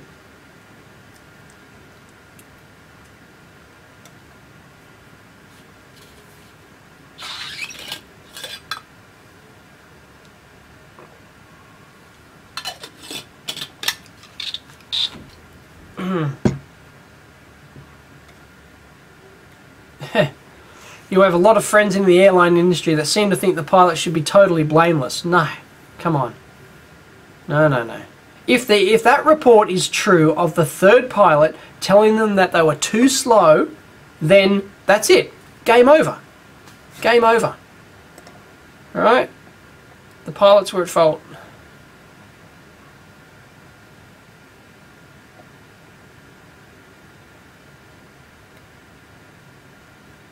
Yeah, super domus. I mean, you know, like, you can get into speculation about how noise affects digital systems and stuff. Yeah, it's possible. I mean, you know, high energy particles, yeah, they can flip bits in memory and, you know, stuff like that. That's a whole different... Yeah, that's certainly possible. That's what happens. When you get to a low enough fabrication, small enough fabrication technology, you get more chance of a cosmic hit.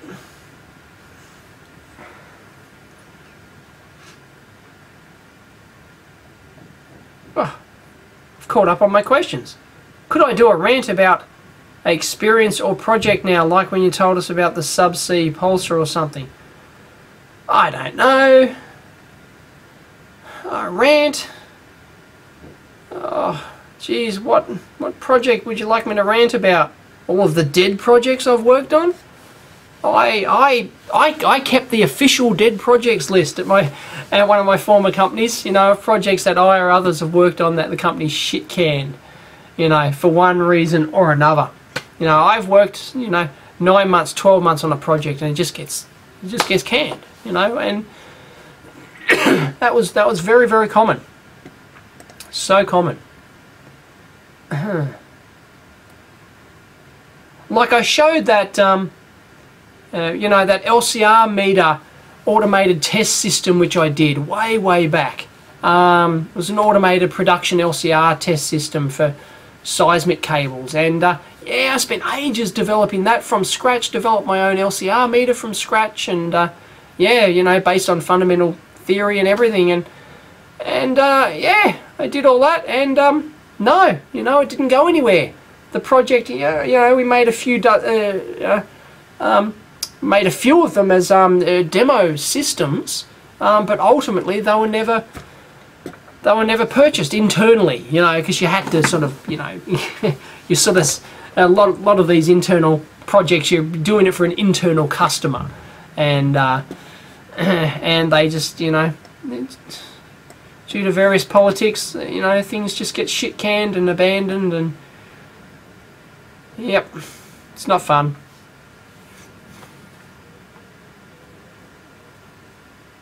What scope would I recommend if I needed a 4-channel scope? Oh, look, I don't know. Rigol have just come out with a new 4-channel. I haven't looked at that yet. Budget of 2,500. Well, you could probably get an Agilent Certi Prime one for that, maybe. But yeah, I don't know off the top of my head which is the best bang per buck 4-channel scope. Sorry. J-board. Which circuit simulator do I think is best? Yeah, I like LT Spice. LT Spice is the one I use. I used to be a big fan of the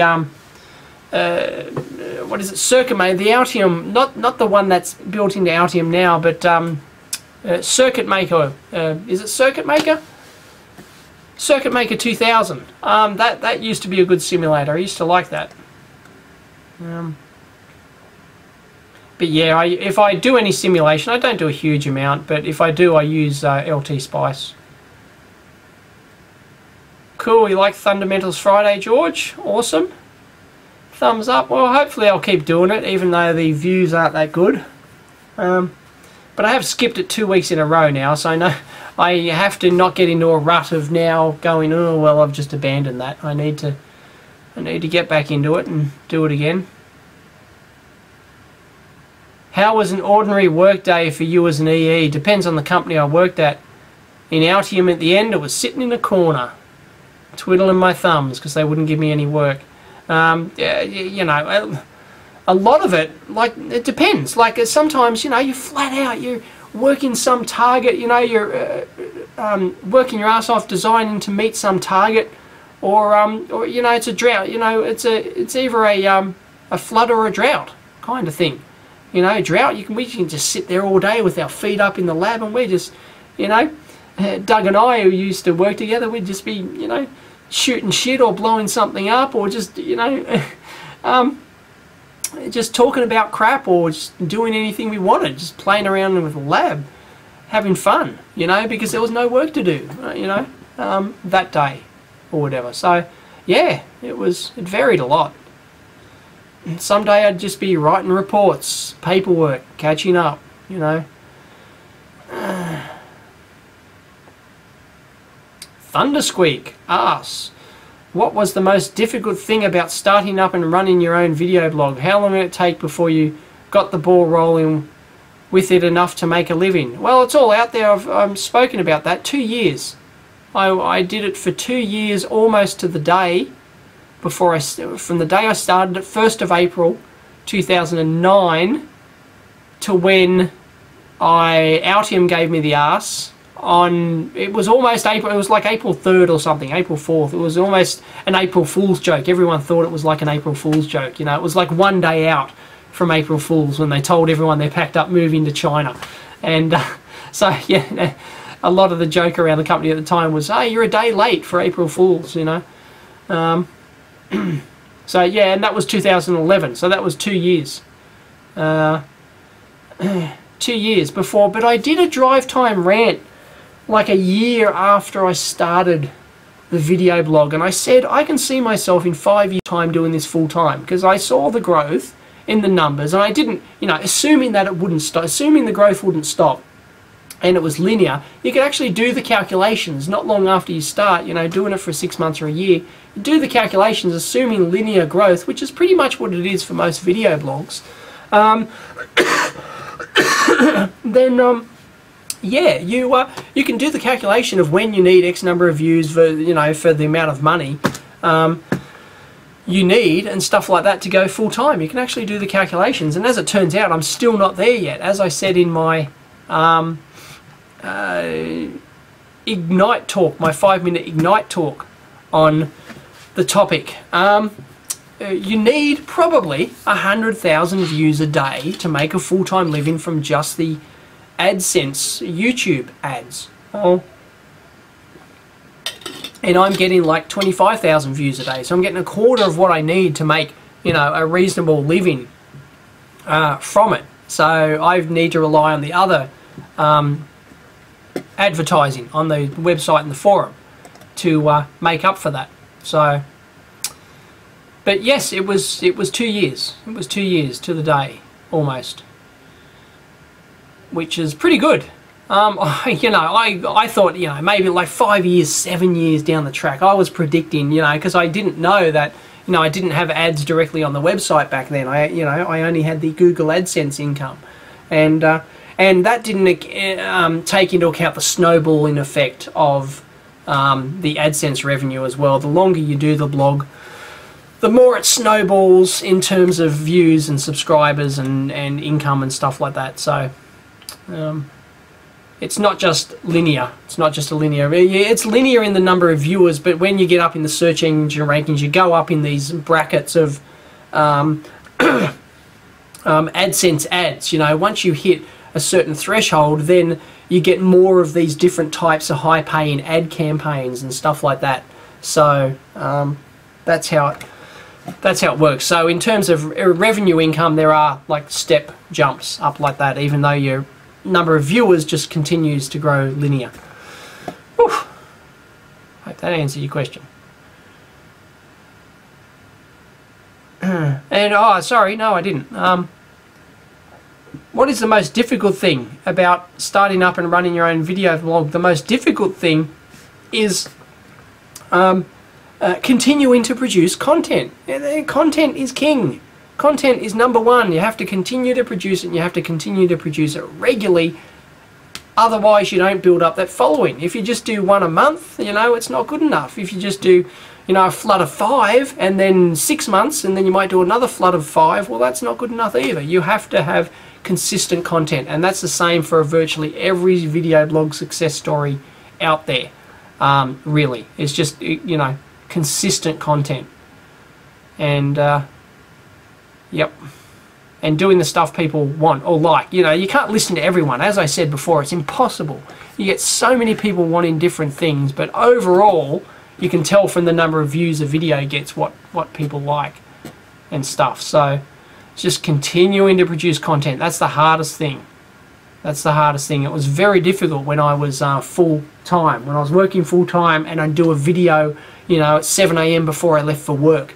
or I'd do a video at 6 o'clock when I got home before the gym or something like that. It was, you know, or on weekends. There are a lot of sacrifices I had to do when I was full-time. Now it's a bit more luxurious because, well, you know, I'm full-time at it, but I've still only got like 4 days a week to work on it. But at least, you know, yeah, I can do 2 or 3 videos a week now without having to impact my, you know, having a decent life as well.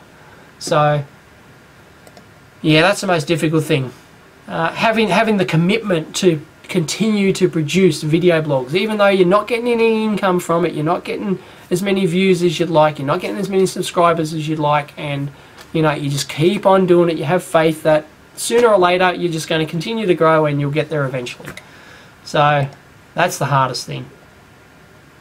It's kind of having faith that you'll, you know, one day it could pay off, and it may not. I mean, not every video. I know people who work a lot harder than me at video blogging, and they don't make, you know, they don't make a full-time living from it. They've been doing it for twice as long, and they work twice as hard, and they produce twice as many videos, and their content is twice as good and twice the quality, and they still don't, you know, make a success out of it, and that's really shitty.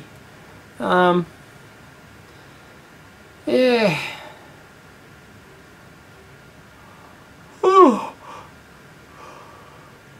Can I program it in both VHDL and Verilog? I've never done Verilog. I've done some VHDL, but I'm pretty rusty in it. Have I seen the awesome expensive AD5791 DAC? No, I haven't.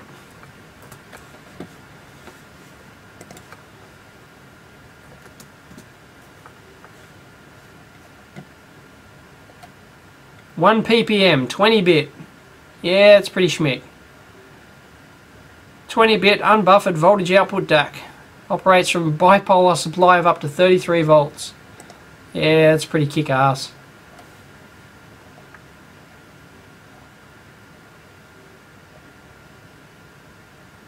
Yeah. 0.05 ppm. Drift. Yeah. 1 ppm resolution, 1 ppm INL. Yeah, it's pretty schmick. Don't even want to know how much it costs.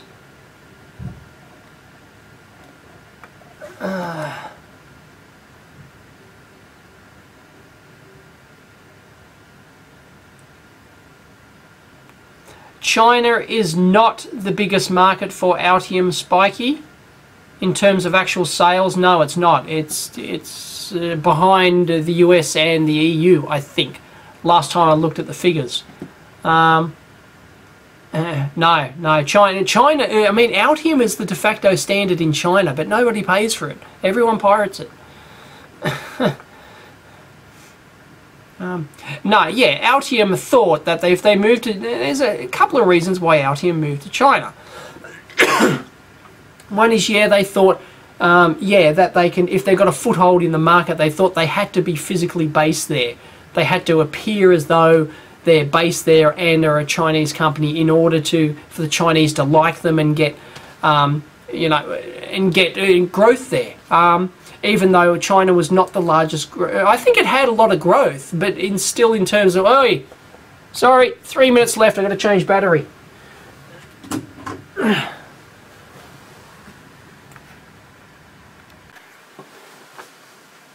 And we're back. Yeah, battery ran out. There's my extended battery pack that I use for the camera. I get about, well, 4 or 5, a good 4 or 5 hours out of it. It's pretty good. But it wasn't full when I used it this morning, so otherwise it normally would last me for the 5-hour live show, like 4 or 5 hour live show. It would actually do it.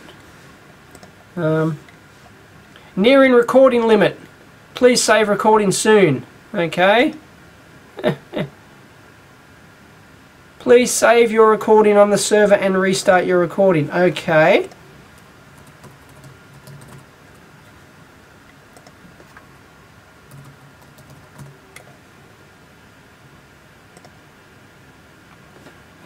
Okay. And more recording. Sorry. Better go check my chat window. The chat window is still recording. It's been going for 3.5 hours, and yeah, I hope I don't goof that, because when I go in there and press stop, if I don't save, if I accidentally press delete or don't save it straight away or it crashes, I've lost all my chat recording. And there will be no chat transcript over this thing.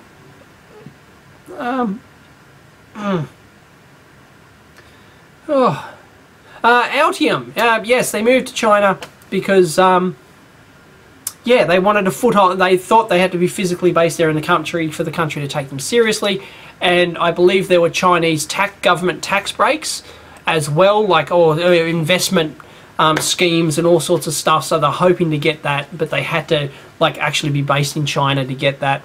And of course the company was in very bad financial condition, and they knew that they had to, you know, get cheaper labor because they wanted to expand. They had all these plans to produce all this content. You know, they thought they'd make a killing from content. You know, a bunch of dickheads, right? Absolute idiots. They were never going to make any money out of content. It's just ridiculous in terms of footprints and, you know, other stuff and you know, reference designs or whatever it is they wanted to sell. You know, it's crazy. Anyway, they thought they'd make money from that, and of course the only way to do that is to have a huge workforce of people producing all this content. The only way they could afford to do that is to move to China. And as it turned out, yeah, it gave them the chance to clean house in the company and sack half the company, get rid of a lot, because Altium paid really well. Everyone at Altium was pretty well paid. So, you know, yeah, the big Western wages, you know, they were happy to get rid of a lot of that, and now the company is doing financially extremely well, and the share price rebounded, and you know, it went great guns. I'm not even sure what the current share price is, but yeah, it was like $1.60 last I looked. I could have bought it 10 cents.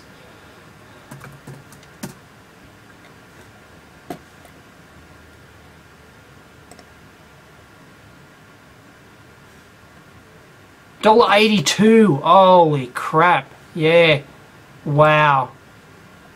Wow. Yep. Unbelievable. Who's ceasing to be a substantial shareholder? Sorry, I've got to, I'm curious. I've got to read the press releases. Haven't read them for a long time.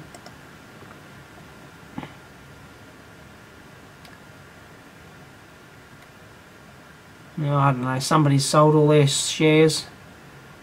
Yeah, somebody sold a buttload of them. Yeah, I'd be selling two at $1.82. Holy crap. Yeah, so they're almost back to their listing price of like 13 years ago or whatever. $2 they floated at, sorry, the float price. So, yeah. Oh, hang on. This is interesting. This is interesting. They've just had a press release saying that their new registered address is back at Belrose, at their headquarters in Belrose. What? Okay. They've moved back in. Maybe they've moved, or at least some people. I know they did have a small group and they moved them out of there. They moved them out from their huge headquarters at Belrose, but they may have moved them back. Interesting. Anyway, sorry.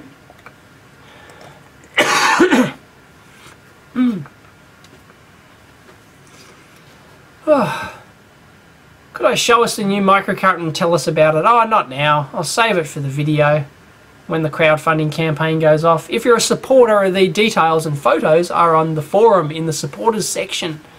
But you've got to be a supporter to see it. Am I getting tired? Oh, I'm getting a bit restless maybe. If you could design and build chips as easily as PCBs, what chip would you design and build? Oh, silly hypothetical question. It's not going to happen. I wouldn't want to. I wouldn't want to design and build a chip. Why would I spend time designing and building a chip when there's hundreds of thousands of them available off the shelf, fully tested, fully characterized, and guaranteed from DigiKey for a couple of bucks. It's pointless. That's why the whole chip printer's not going to happen, even if it could. You know, yeah. Why do I think teardowns are more popular than learning videos? Well, because most people know stuff already. As I said, half of my audience are engineering professionals. Another third are like students, you know, engineering students, and the rest are hobbyists. And most of them already know a decent amount of electronics. So there's not much I can teach them. That's why most of them like it for the entertainment value and the teardowns. They're entertaining because they would never get to tear it down themselves. Yeah, that's the second part of your question there, George. Yeah, why don't they get out there and do it on their own? Because, well, you know, not many people have access to a $20,000 Spectrum analyzer they can tear down. You know, I mean, it just, you know, it doesn't happen. Or they don't have some old bit of vintage retro gear that they can tear down. So that's why they watch. Damn, I'm late.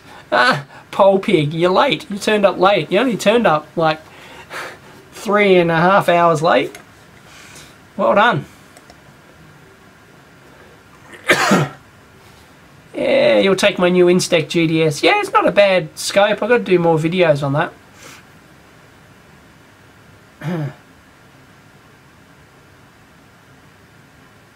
Everyone in Australia is pretty well paid. Yeah, we are. We're, you know, there's, what's the, you know, the minimum wage here is like, you know, $30,000 a year or something. It's, you know, it's not bad. Well, maybe it's not that much. Maybe it's, you know, 25 or something. But yeah, I mean, but we have a high, yeah, we're pretty well paid, but we have a high, high cost of living is the word I was looking for.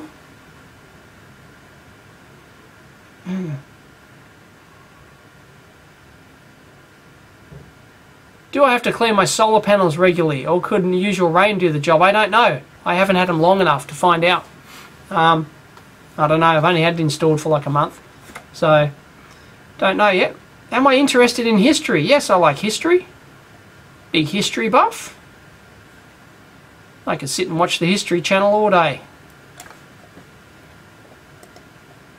I'm into all sorts of history. Yeah, I've got two Nexus 7 tablets. The wife's got a Nexus 7 and I've got a Nexus 7 here in the lab tablet. It's alright. Does the job.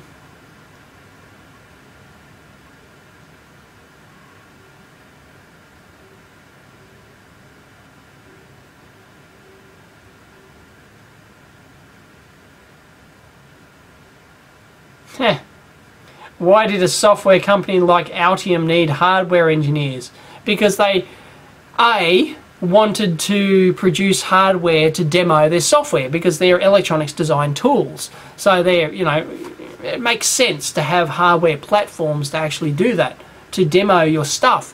But they went beyond that. They actually thought, they seriously thought they would make a fortune selling these, you know, that everyone would want these hardware development boards. And they were actually seriously deranged enough to believe, to actually believe that people wouldn't need that, you know, a good majority of people or a whole section of the community would never need to design their own custom electronics. They would buy the boards, modular boards, FPGA boards from Altium that they plug in, and that would produce their entire product. They were actually that delusional to believe that.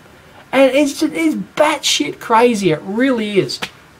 And to the point where Altium actually made the PCB design part of the tool optional extra. They actually believed during this marketing campaign with the hardware, they actually believed people wouldn't need to design their own custom boards. Only advanced people with really unique requirements would need to lay out their own board. It's crazy. And of course it didn't work. Completely, utterly failed, you know.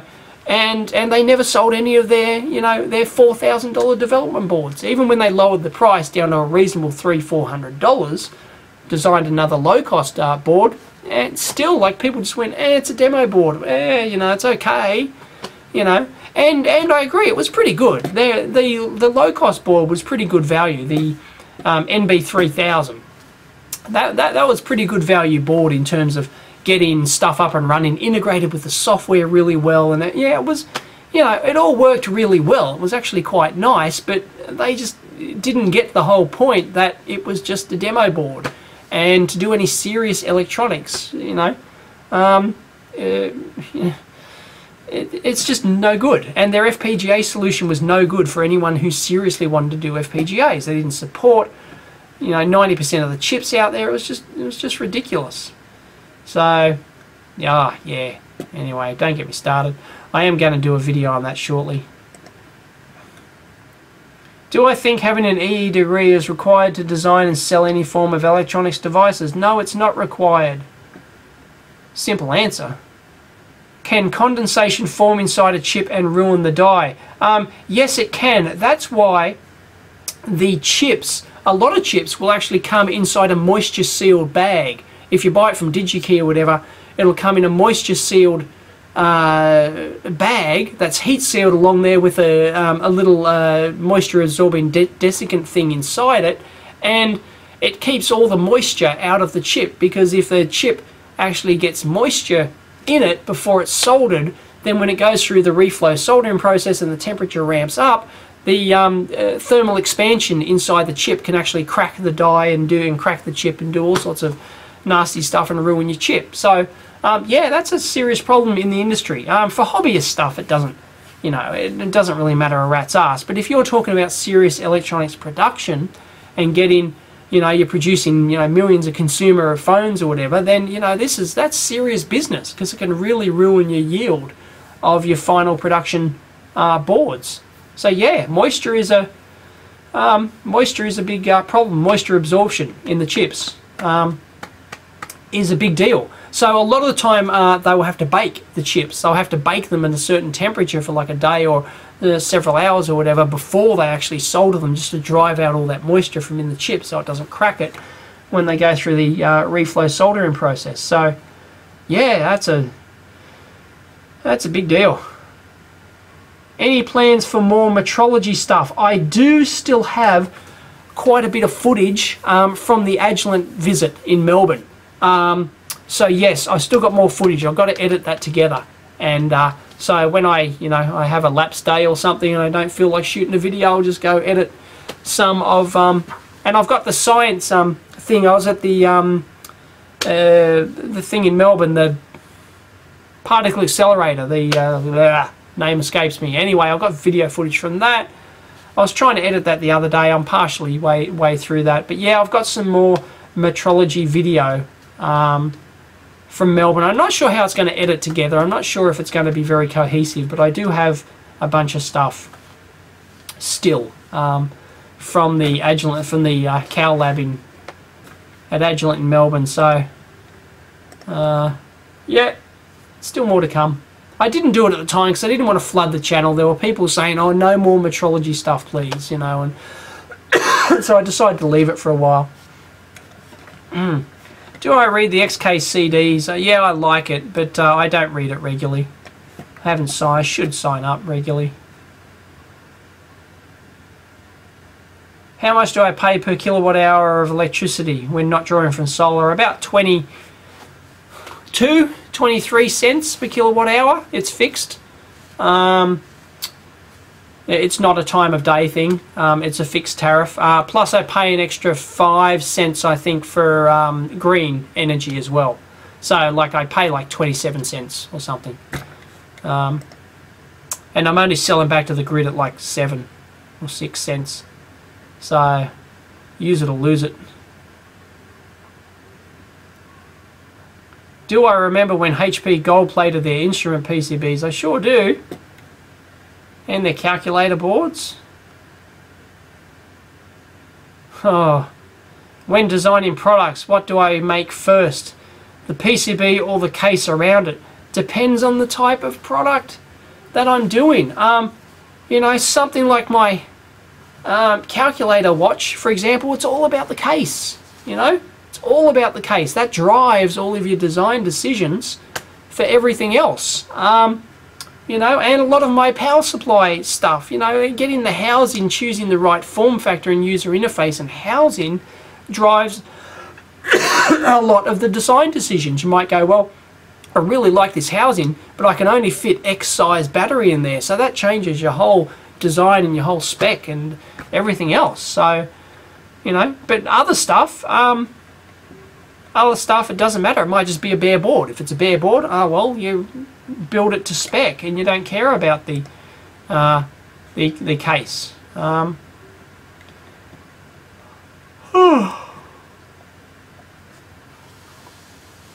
If I sent you my collection of Heathkit user group stuff, would you look at it on your channel? They are the catalogues of the kits with reviews. Oh, right, the catalogues, Thundersqueak. Yeah, I wouldn't mind looking at that stuff. If they're just catalogues and they're not expensive to send, then yeah, I don't have any old Heathkit catalogues. That'd be neat.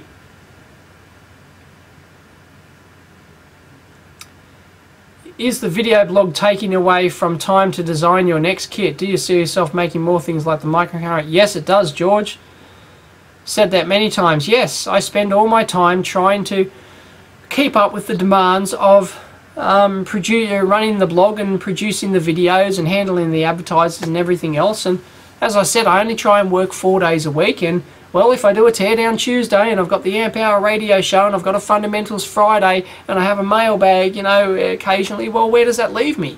You know, it doesn't even leave me a day a week to work on my projects. That's why a lot of them just stall. That's why I've got to go, right, screw it. I'm not doing a video for the rest of this week. You know, bugger it. I'm just going to like put up an old video I've got edited or something like that, and maybe make a backlog of a couple of videos to keep people happy, and then go, right, this week I'm only going to work on that project. And I'm you know, I want to do that. I'm trying to work myself in a position to do that. So yes, there's many projects and kits I would like to do that I simply do not have time to do it, because I'm trying to have a life as well outside of, you know, being with the family and doing family stuff on the weekend. And, you know, and yeah, people think I've got all the time in the world, but I don't, you know. It's people don't understand, how can I not have all the time in the world to do videos and work on projects? I don't have a job, right? You'd be surprised how much time gets sucked away. It's just incredible.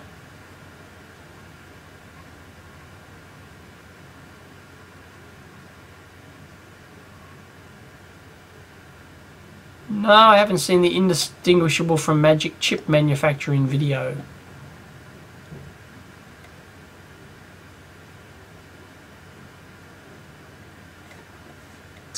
The second slide.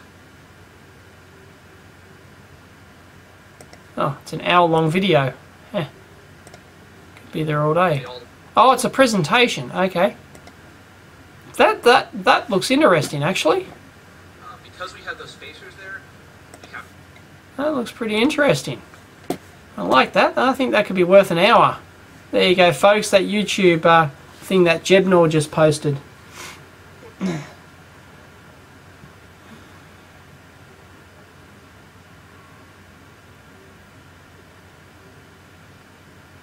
No, you're not paying a lot at 12 cents for green, Biggie.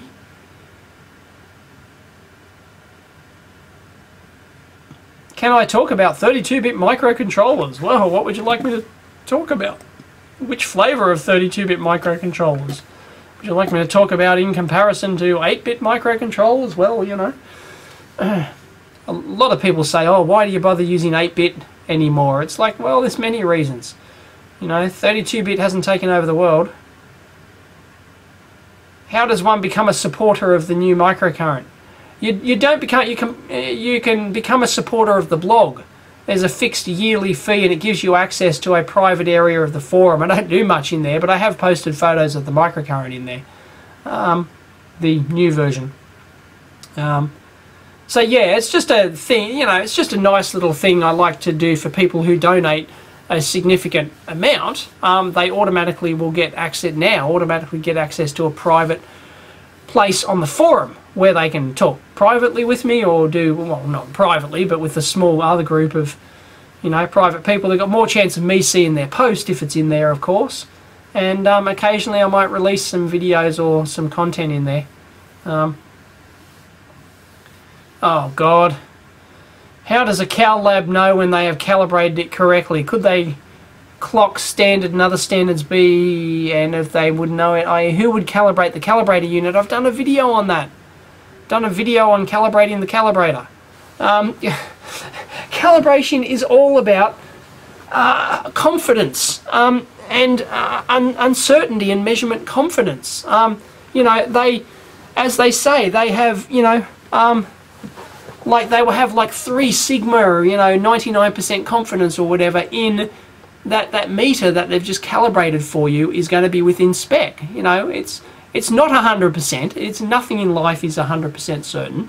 But you know, they have based on the history of all their instruments and their results and their testing, they build up confidence in their ability to accurately and you know, say that your meter is within X amount of standard, because their standards have proven stable over time and haven't drifted. So it's all a confidence level. But I've done several videos on that, so they're worth a watch.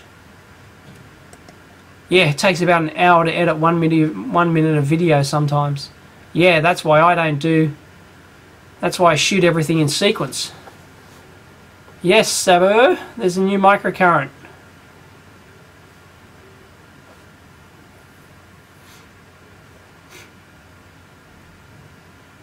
Maybe stop so much editing. There's nothing I can do, Joe. Editing takes what it takes. I mean, you know, I do very minimal editing. I shoot everything in sequence so I don't have to shuffle them around. I drop them into the timeline, I trim the start and end of each clip, and I slap it together and I upload it. And that's the extent of my video editing. I mean, it's as bare bones as you can get already. I can't do any less editing than I currently do, unless I shot everything in a single take, you know, single take upload.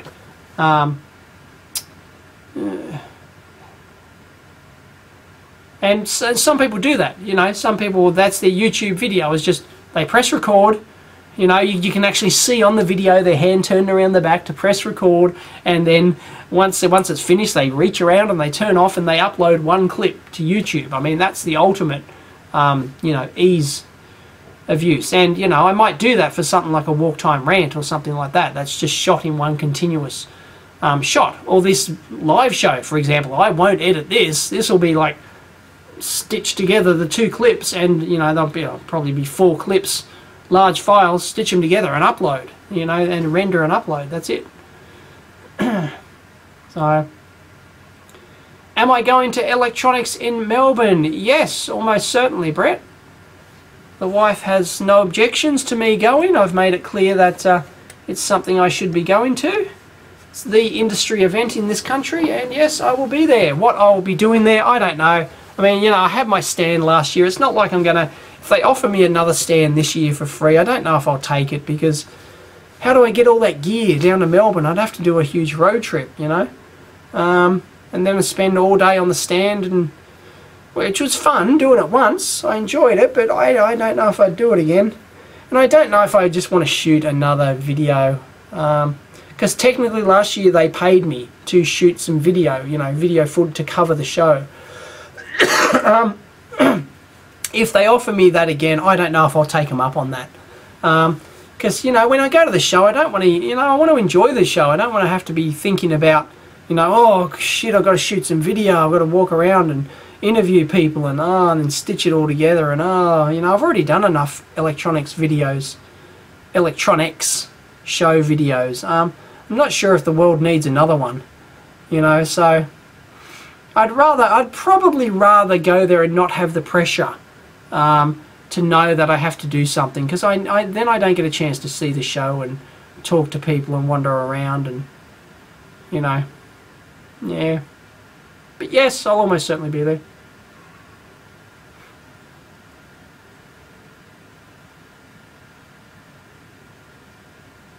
Hey Brett, we met, did we? Did we meet at the last electronics show? Sorry, I met so many people I don't remember. Am I selling the micro ruler? No, I'm not selling the micro ruler. Hey, see you, Mike. Thanks for joining us. Mike from Mike's Electric Stuff. Yeah, it's probably 3 a.m. there now. It's 12, so yeah, 4 hours we've been going for. There you go. Wow.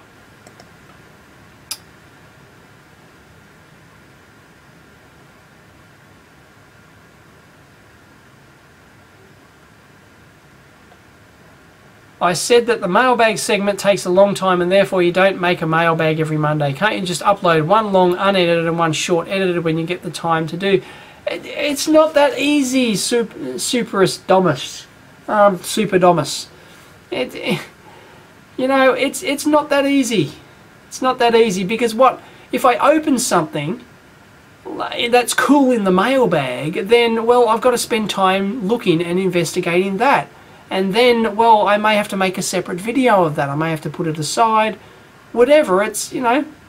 Mailbag doesn't necessarily take a long time, but it's yet another thing that I have to spend time at. Like I've shot one just the other day. It's already uploaded. It's the next one. It's already queued, ready to go up in YouTube. And it's, you know, 30 minutes long.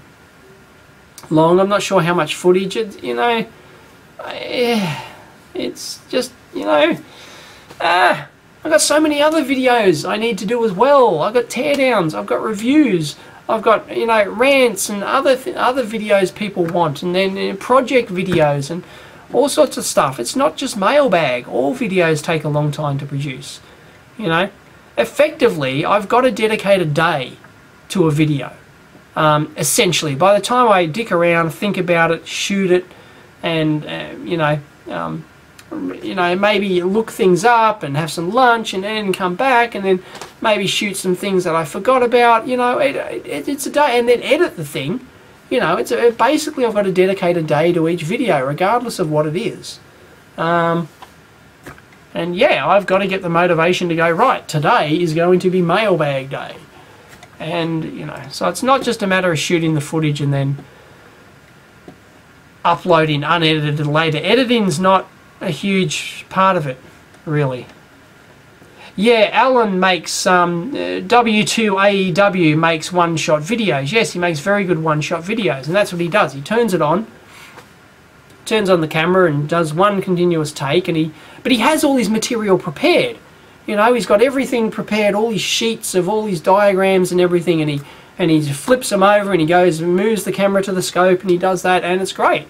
And yeah, it doesn't take him much editing at all, but I think he puts in just as much work in terms of how long it takes him to, you know, think about those videos and actually prepare for them. You know, some are impromptu, but others, I see a lot of him, he draws a lot of stuff and does all that sort of stuff, and that takes time to do and think about, and how, you know, plan your progression of the video and stuff like that, even though he does it in one shot. I mean, I could do that too. You know, I could have everything prepared and do it in one shot. And there's a lot of stuff that I that I'd normally do in multiple shots that I do combine into the one shot. But at the end of the day, it's just easier to press stop and then do it, and then, you know, rather than sit and think about you know, like if I'm doing like a 1 hour long tutorial or something, I can't sit and plan that right at the start. You know, it just happens. Like my Fundamentals Friday here, I'll have some sort of basic picture in my head of maybe a couple of things that I want to go through. Like, you know, for this precision peak detector, I knew I wanted to show a couple of different types. You know, start out with the basic type and then add the precision peak detector in. But I didn't plan any of it before I hit record. So I just hit record, I start mumbling about this one, and then I press stop, and then I go, right, I'm now going to do a precision peak detector, so I draw that, and then I press record again. But yeah, I could have planned that all first and thought about what I was going to say, and then had it all drawn on the whiteboard all at once, and, you know, all that sort of stuff, and then do it as one take. But it takes you just as long, really, either way. So yeah, there's, you know, 6 of one, half a dozen of the other. It just depends on how you prefer to work. So yeah, if you can do it all in one take, it's nice, but yeah, it doesn't save you a huge amount of time, you might think. So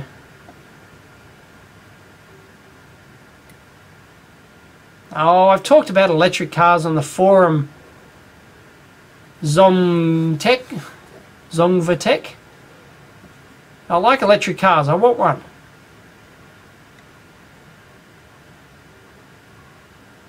Oh, no, I'm not reading Twitter feed. No, I don't have Twitter open on this machine at the moment. Don't have Twitter open at all. So...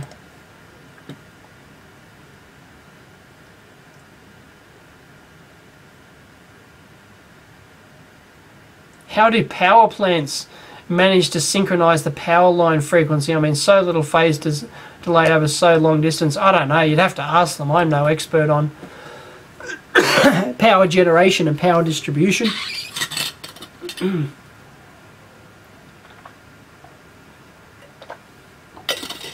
Not sure exactly how they do it. Once again, see, as we talked about before, I could go spend 10-20 minutes researching that, maybe half an hour, and I become an instant expert on how, you know, power line synchronization happens. But off the top of my head, you know, I don't know. Never worked in the field, don't know anything about it. Eric Morris, somebody always brings this up. Eric, why don't I get someone to edit the videos for me and help me with the production? There are very good, that sounds great in theory, right? In practice it doesn't work. Why? Several reasons. One, I shoot in full high definition, right? So my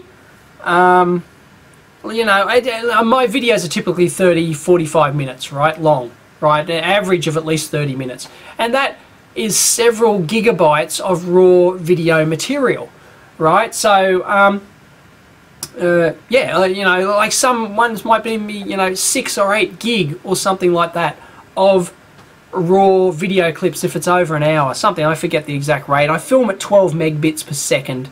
17. I'm shooting 17 megbits per second now, right? So anyway, you end up with many gigabytes of raw footage.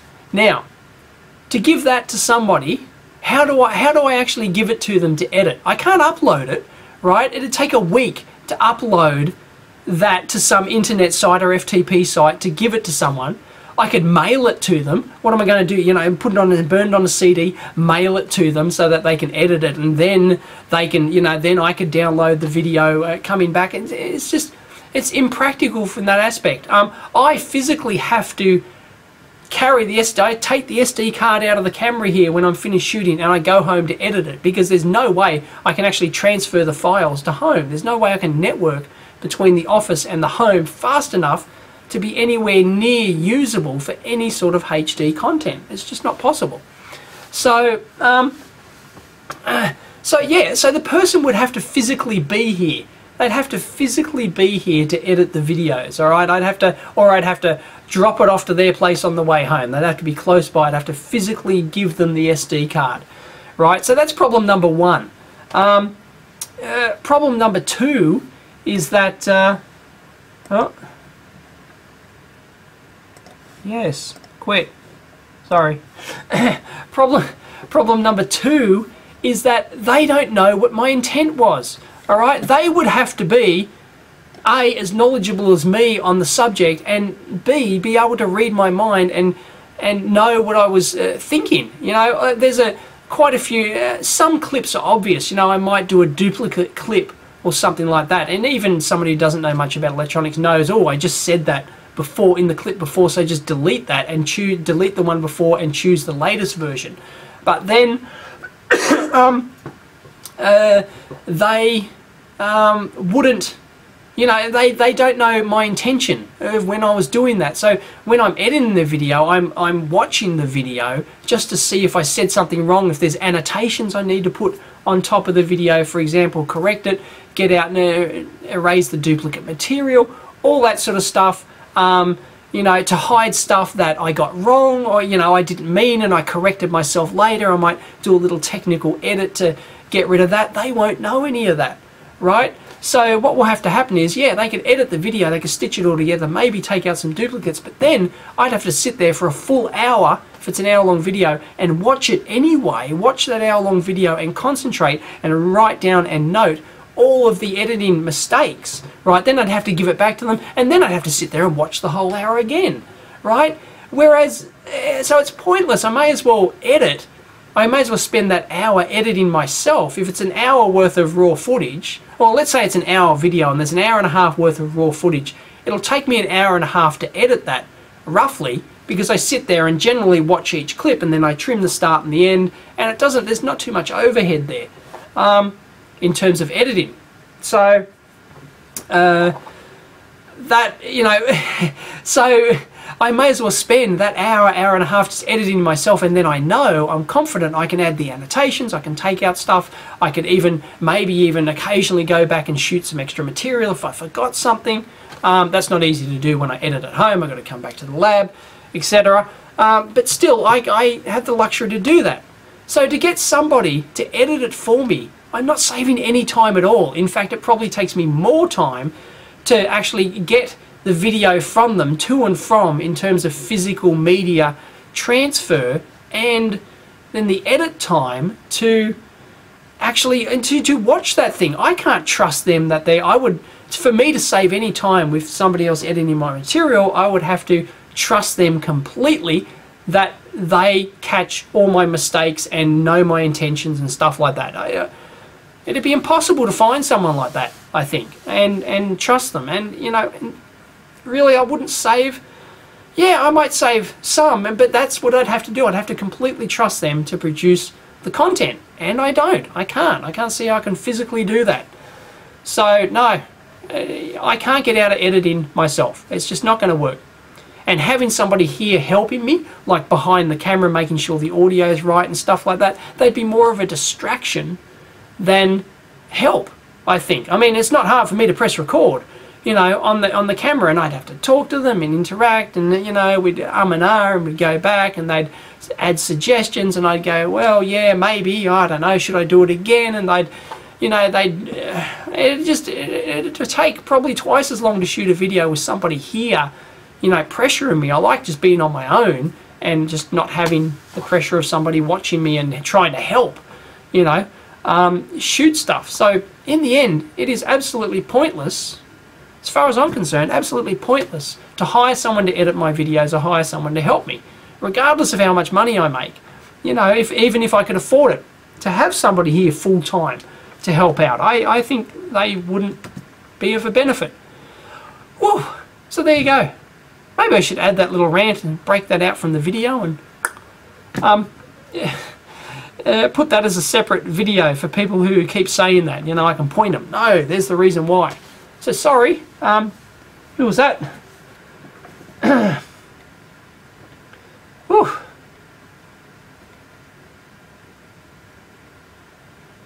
Sorry, who asked that? I forget, sorry, it scrolled off. But anyway, yeah, I hope that answers your question. No, it sounds great in theory, will not work in practice. I'm absolutely sure of it, and I don't even need to attempt to try it to know that it's not going to work. Really. So, no. Getting somebody else to edit my material, not going to happen. I'm stuck with it, I think. Unless things drastically change. I mean, I think the look and feel of my channel would totally change if somebody else edited it. If it ended up being like a Ben Heck production, for example, it'd end up like a Ben Heck production, right? It'd be so highly produced and polished and all that sort of stuff. It just, you know, it just wouldn't be me anymore. It wouldn't be what people signed on for.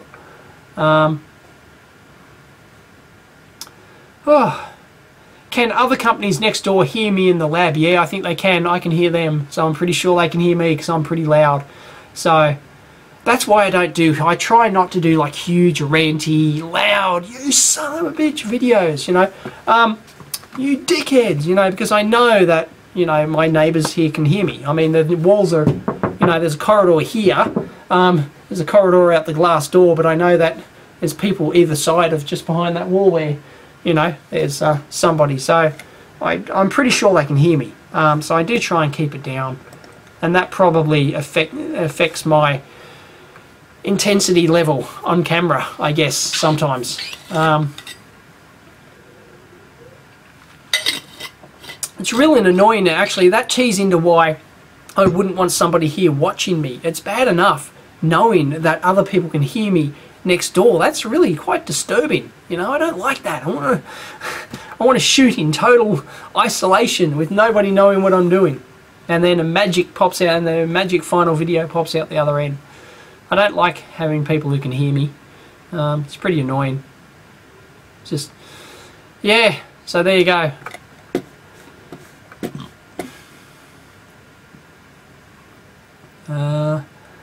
Whew.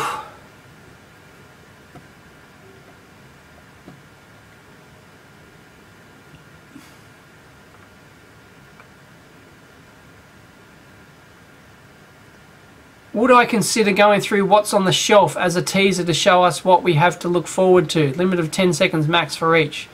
The shelf, well, I can show you the mailbag shelf, but they're all boxed up.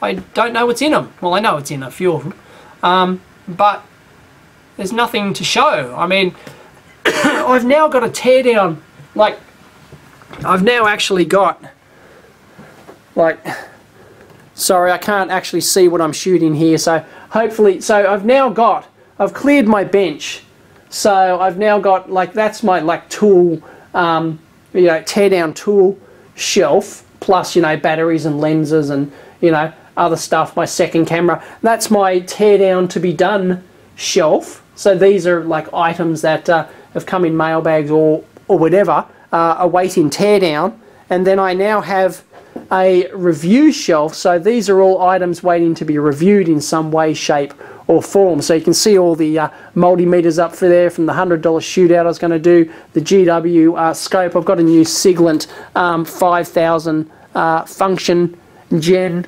I've got a DSO quad, one of those little pocket DSO quad scopes.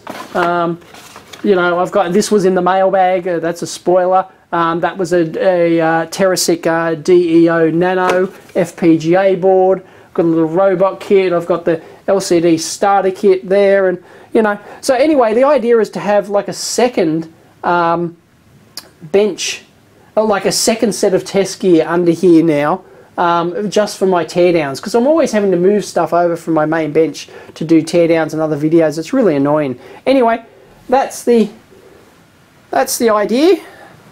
That's the intention, and sorry, there's nothing much going on here at all. So, oh. And we're back.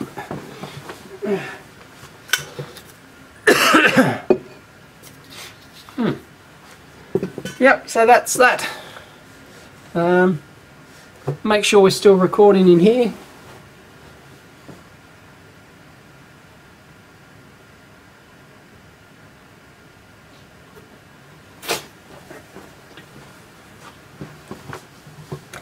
Yep, we're still going. Woo! And we will crack 5 hours. How about we crack 5 hours? I'll call it quits in half an hour at 1 o'clock. That'll be 5 hours. So if you want to get your questions in, get them in. 5 hours of Q&A. Oh, goodness. I think I've done pretty well. Surviving. Oh, ow, I just cracked my back. Oh, that felt good.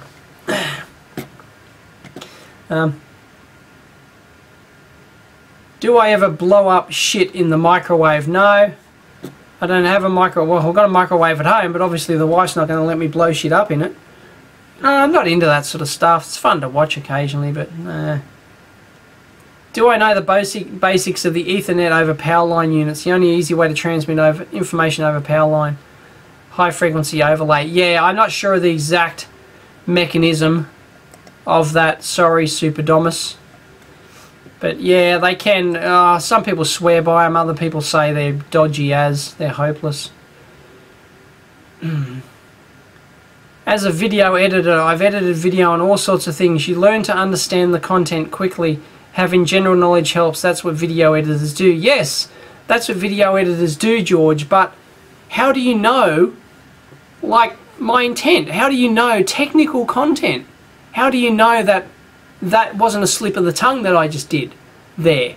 You know, you don't. Unless you know, yeah, you might be able to understand, but unless you're an electronics person and you actually understand the material, you know, I might have called this a capacitor, I might have called this a resistor instead of a capacitor, or said the current flows this way instead of that way. I might have made a mistake, and if you don't know, you don't know. So, you know, as I said, I would have to trust them 100% to produce my content, otherwise it's not worth it.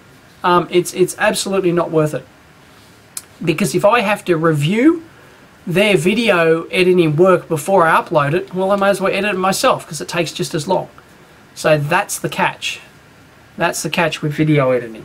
So yeah, I'm sure it wouldn't be too bad, but but then, I think more things would creep in.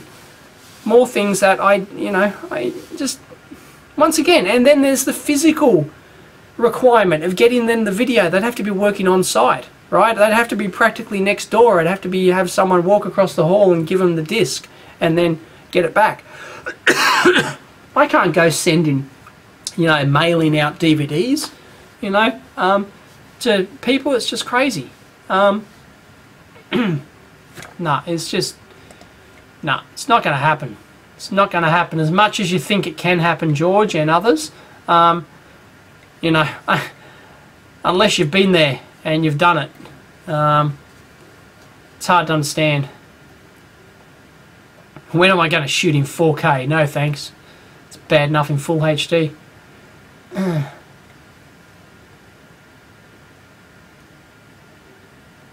So yes, I'm sure you do a good job, George. I'm sure you could do a good job of, editing technical videos, but, would you understand everything I said?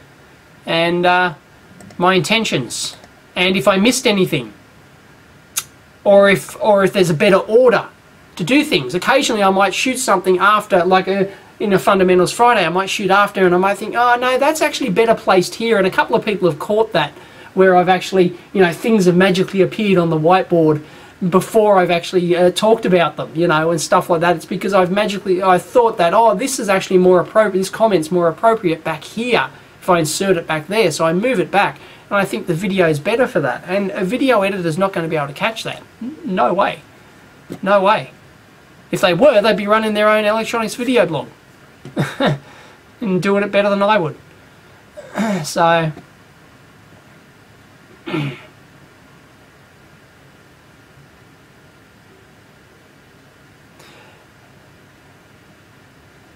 yeah, I could edit myself and then mail a SD card to someone who has better YouTube upload. Yeah, yeah, possibly that'd save the YouTube upload, but the YouTube upload just happens on its own, and it seems to be throttled in this country. It's not just my limited upload speed. It's actually YouTube are actually capping the limits somewhere along the line.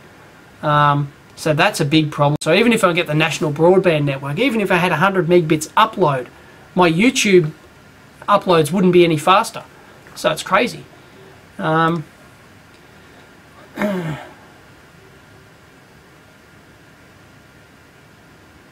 What is the differences between prototyping on breadboard versus a ready PCB in terms of capacitance, impedance, etc.? Oh, it can be a big difference. I mean, you generally don't want to do over a few megahertz on a breadboard.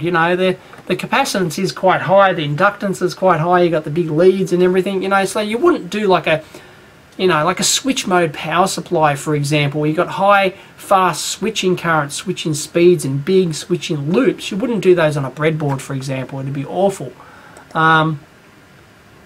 So that's when you do it on a PCB. But if you just, if you just got your 555 timer and your microcontroller that's, operating fast internally inside the microcontroller, and then just, I/O-ing at slower speeds, that's all fine on a breadboard. You don't gain any advantage by going to a PCB there. So it depends. It always depends on what you're doing. Could you show the mini room you have in your lab? Saw a glimpse of it as you were moving the camera. It's just my office. It's pretty shit. Hang on. Is there anything? No, that'll do. There you go. It's my office.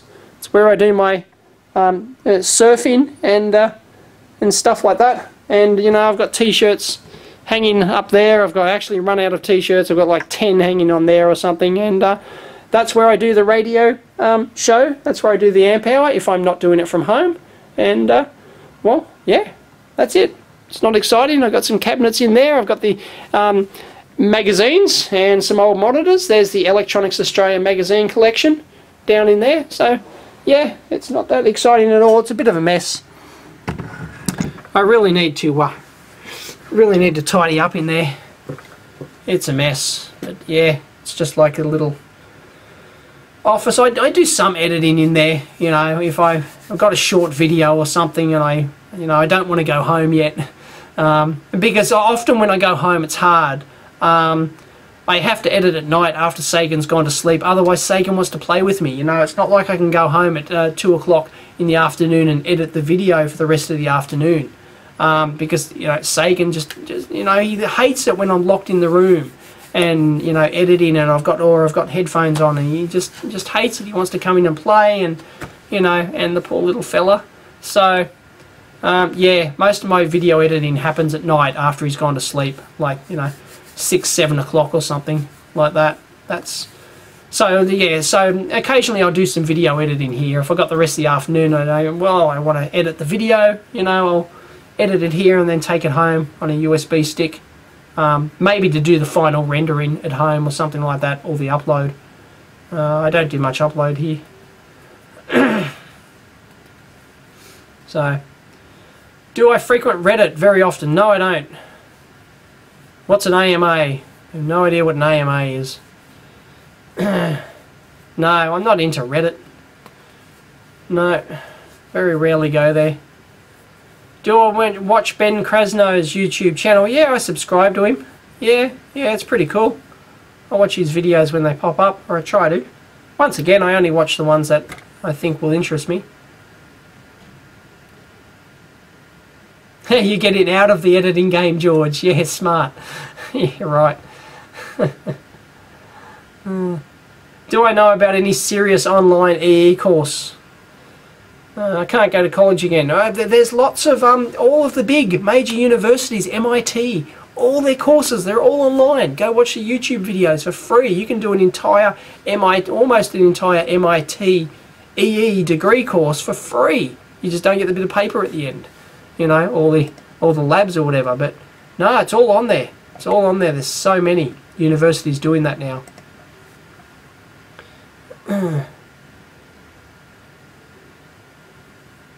Is the video editor software the bottleneck of my production throughput? No, it's not.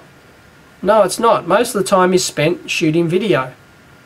Oh, well, it takes about the same amount of time to edit as it does to shoot, because I shoot in sequence, and you know, and I just trim the start and the end. If I've got an hour and a half worth of material, yeah, it'll take me, you know, an hour and a half, 2 hours tops to edit.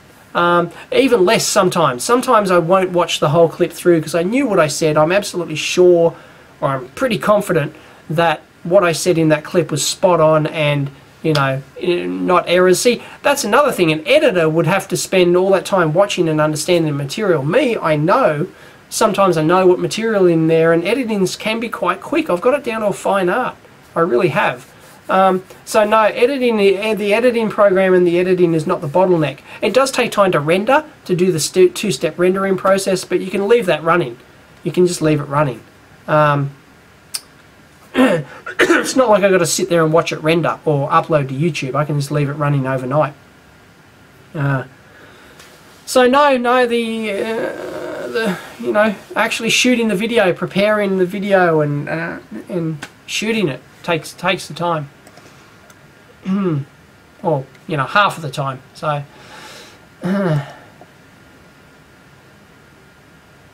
but yeah, it all adds up. Like, as I said, you know, at best I'm only going to be able to produce and edit one video a day.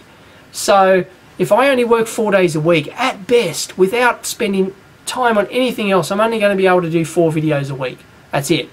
You know, that's it. You know, that's it. I can't do more. Well, you know, it could. It depends on the type of video. But yeah, no, I don't want to. Why would I want to work hard and work my ass off? You know, if I do that, I might as well go work for the man. You know, I like that You know, if I don't want to shoot a video today, I can just go bugger it. I'm not going to shoot a video today. But ultimately, yeah, there is the continuous pressure to produce videos. So,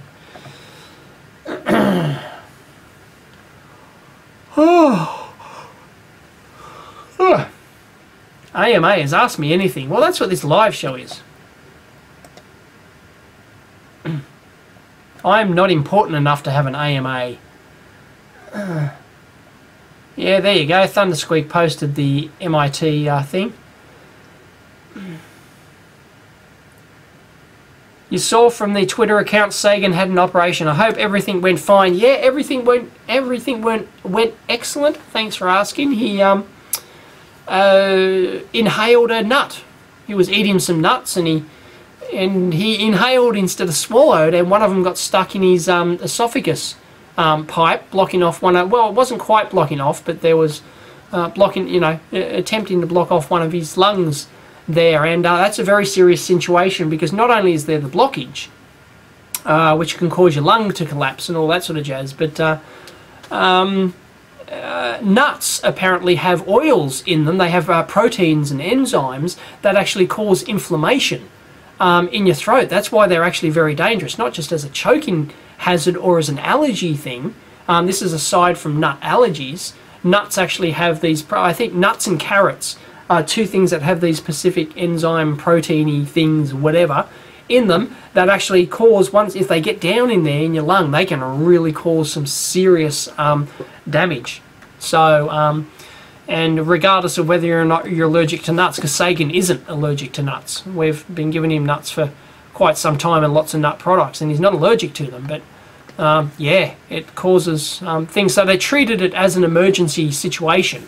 They, you know, they had eight people work on him in the emergency ward. Not straight away. It took, you know, a good part of the day to X-ray him and diagnose him, because he wasn't in any immediate danger. But that nut certainly had to come out. So they, yeah, they had a team of 8 people working on him. They had to zonk him out and go in there and extract the nut. And yeah, pretty traumatic for him, but he's fine now. So yep, hopefully there's no permanent repercussions on that, so that's good.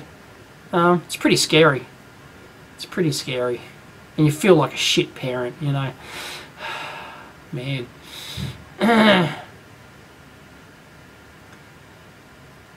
Is a flash disk drive more efficient for moving large movies, or is it not fast enough? Will using an external portable hard drive be better?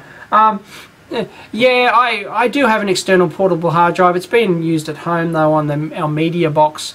Yeah, it actually can take a long time to copy stuff to USB stick. Like if I've got like 8 gig of worth of video and that I've done some editing here and I want to take it home to finish the editing, then I've got to copy that, you know, 5 gig or 8 gig or whatever over to the memory stick, and that can take like 20 minutes or something. So it's not like I can go quick copy and then head out. I've got to plan that, oh, I need to be home in 20 minutes, I better start copying the files now to get it to the thing. But maybe, yeah, the hard drive would probably be quicker in that respect, I think, for writing too. So maybe I should have a second portable hard drive, pocket hard drive, just for transporting video, but I don't do it that often. It's not that, it's a little bit annoying, but most of the time I finish shooting the video here, I physically take the SD card out of the camera, put it in my pocket, and I go home with the SD card, so I don't have to copy anything.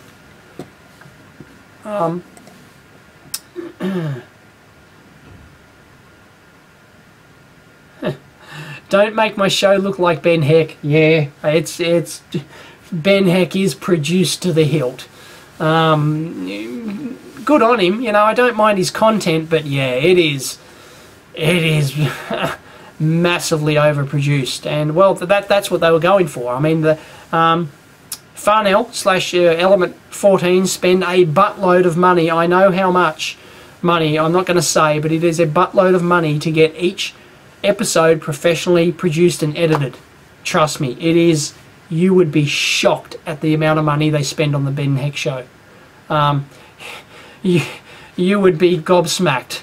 But that's big business and big, you know, big money video editing when you pay a professional company to edit and produce your videos. You know, it's not cheap. And they're taking them for a ride. There. Man. Yes, the amount of money that they spend on that is phenomenal.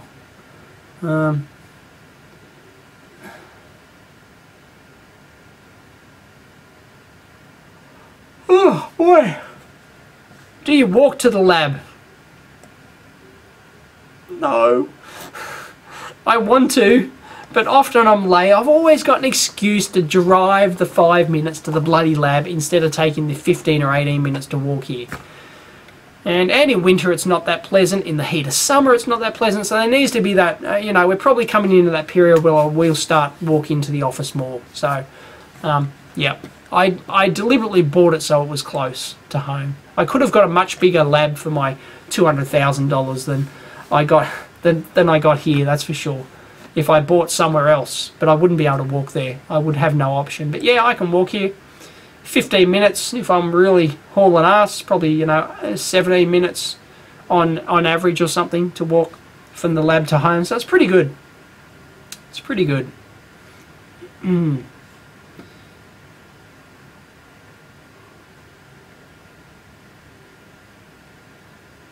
What? I think a few people have already mentioned remote editing already. The raw gigabyte files don't need to be transmitted, only the controlling commands and the screen signal. Are you kidding me? No. Doesn't work like that. Doesn't work like that. That's crazy to say that you can't transfer. How do you render the final product?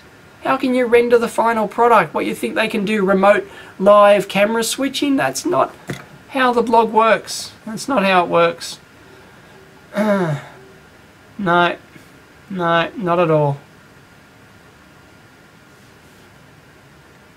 No, to render and render video, you have to use the original content video. You have to use the 5 gig worth of files. There's no way to avoid it. It's impossible. It's absolutely impossible. Oh well, okay. Maybe you could stream a lower resolution version of it. Stream a lower resolution version.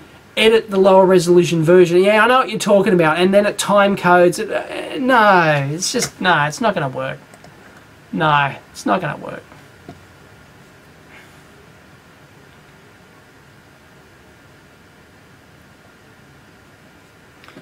Yeah, I do use a USB 3 stick.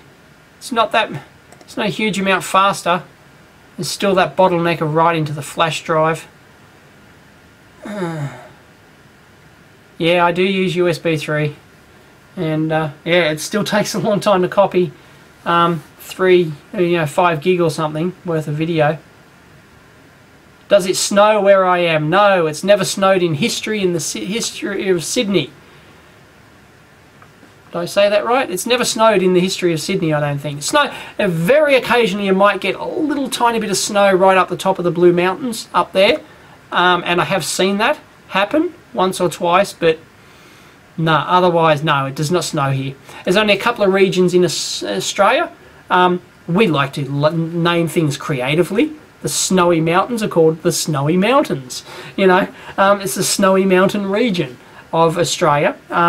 In my state here, you've got to drive a fair way. It's like 6 hours to drive there or something to the nearest snowfield from where I am. And there's only a couple of places in southwest New South Wales and Victoria where there are snowfields. I think they're the only decent ones in all of Australia. Oh, there might be some down in Tasmania, but nobody counts Tasmania. Sorry to all you Taswegians. But yeah, no, our main snowfields here are in mountain regions of Victoria and New South Wales. And yeah, 6 hours drive from here if I want to go to the snowfields. Done that a few times. It's not pleasant. It's not a pleasant drive.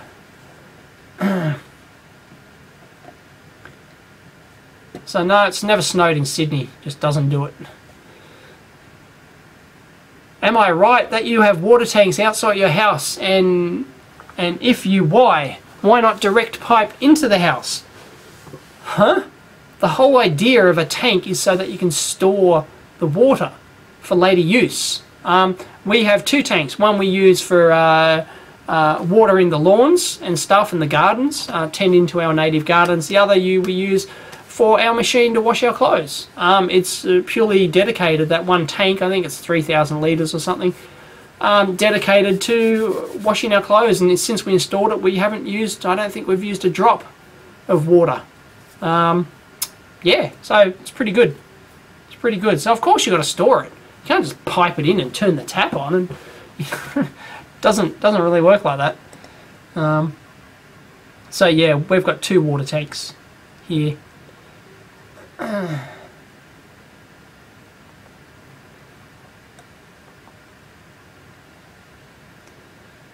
Oh, that's hard.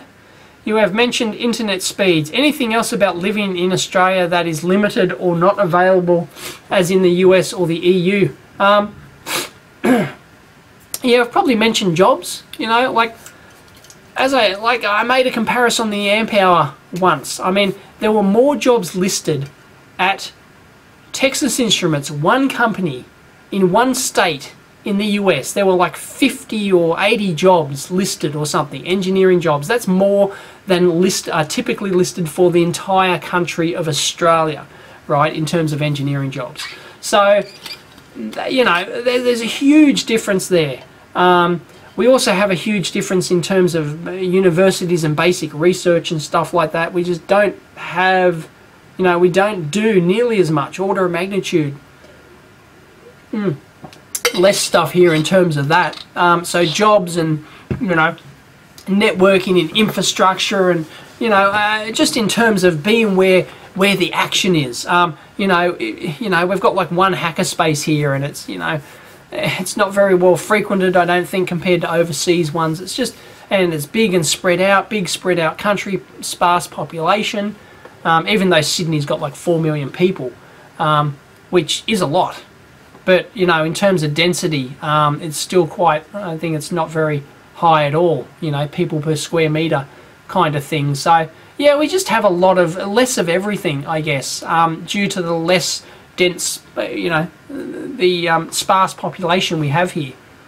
I guess that would, do we miss out on anything else? You know, not really. We've got one of the world's best health systems, education systems, pretty good, you know, like, we don't, you know, lifestyle wise, I think Australia has some of the best shops in the world. I've been shopping in a lot of other countries in the world, and, you know, well, obviously electronics side of things, right, forget it, nobody has a bar on Shenzhen in China, right? But no, if you just, you know, if you're a shopping person, we've got more than our fair share of shopping. We don't want for anything really here in Australia. I don't think. No. So that's no, unless there's something obvious. I've sort of well, limited. Okay.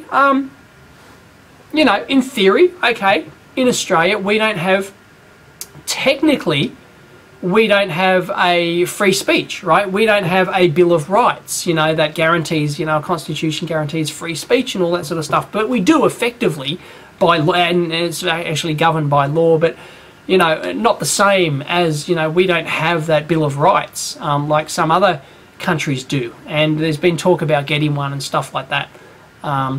But, you know, but we do effectively have, you know, we do, of course, effectively have free speech here and other rights which other countries take for granted. It's just not as written in stone as it is, you know, in the, say, the American Constitution, for example, you know, the right to bear arms and all that sort of shit.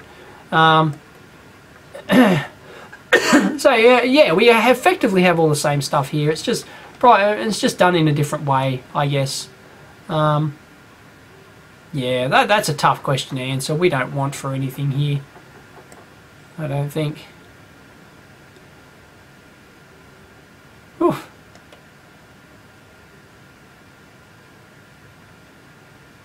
Oh, sorry, I can't answer that, Super Domus. If I use a single single thread wire from my power supply to my board, how much noise went to the system through the wires in terms of,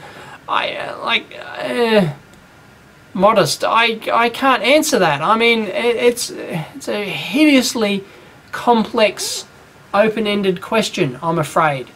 You know, how much noise will it depends how much you spew on. If I turn on my overhead lab lights here, that can spew out some stuff which may kill my circuit. You know, I mean, but it won't kill every circuit. I mean, or it won't affect every circuit. Oh, video stopped. What?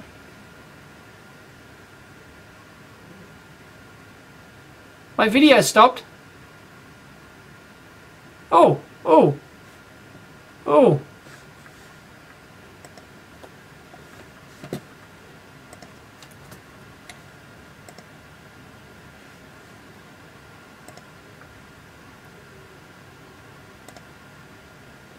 Hello? Am I back? Hello? Hello? Am I back?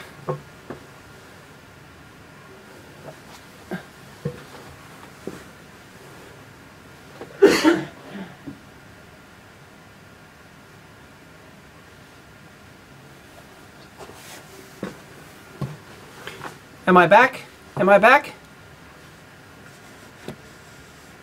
Scroll the window, scroll the window, scroll the window. Yep, I'm back. Okay, sorry, I have no idea what happened there. Ustream maybe has a limit on how long you can continuously broadcast. Maybe. I don't know. I know it has limits on how long you can record. So I just stopped my recording and started again. But,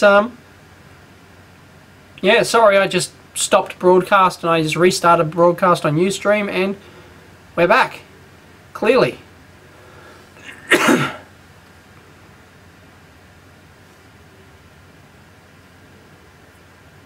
Goofy.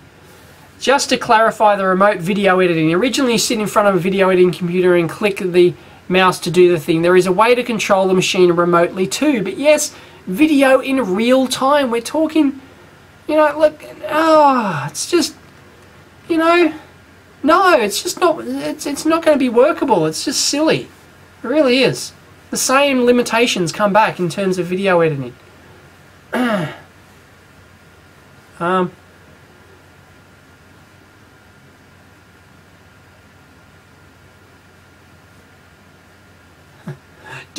Okay, can everyone record me? Can everyone hear me? Am I back? Give me a thumbs up on audio and video.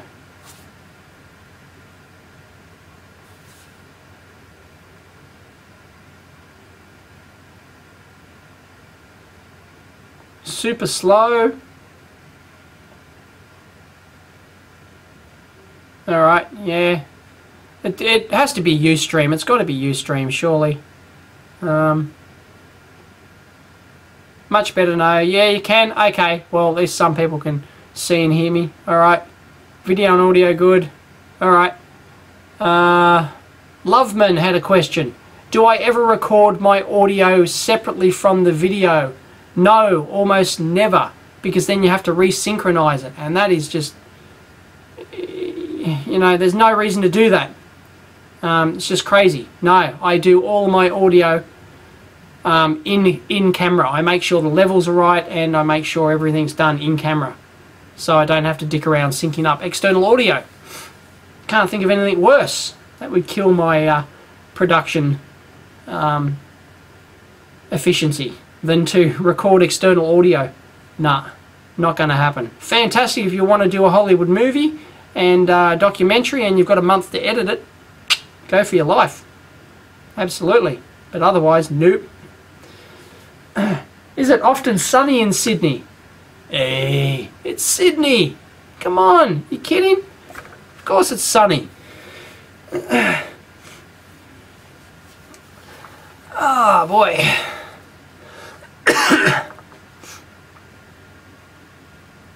Yeah, it's been raining and cold. Yeah, well, you know, it's winter time.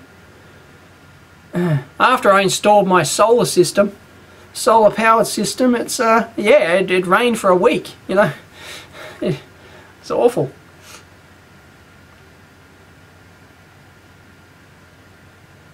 Yep, series of videos on FPGA. Yep, yep, yep, yep, it's certainly on the list.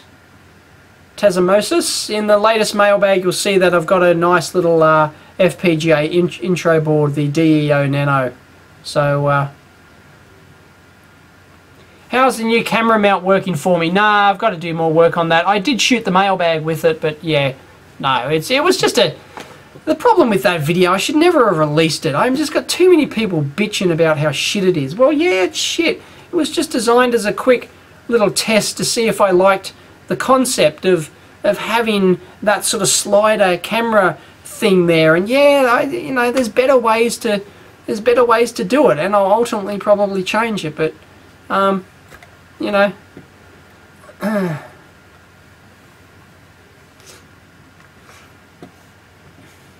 The thing is the reach. The reach of camera angles I've got to get is not easy to get. Maybe I will ultimately use one of those arms, you know, the articulating arm from like a light or something. I've got like a magnifying lamp here. I could probably maybe try out an articulating arm. I just think it looks ugly having this big arm sticking up out of your bench, and it's got to be right on the edge, and then I don't know. Anyway, I've got a few ideas how I can play with the existing mounting rail that I've done. And but I kind of don't mind the concept of what I've set up there. And as I said, I used it for the mailbag and it worked. But yeah, it needs some refining. I probably should never have released that video. I always make that mistake. And then people think that, you know, this is my finished rig. You know, it's God, it's not. You know, and then they bag me for it.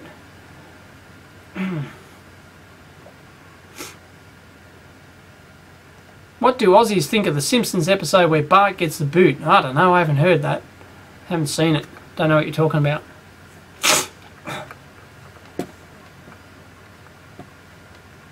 Yeah, it's the best way to learn things. I mean, you know, I thought, well, I'll upload the video, you know, it's content. You know, content is content. Publishing be damned, you know. And yeah, I get damned a lot. So, anyway. I haven't watched any of the new series of Top Gear. No, I need to. I need to catch up a lot. Have to catch up on Top Gear and Mythbusters.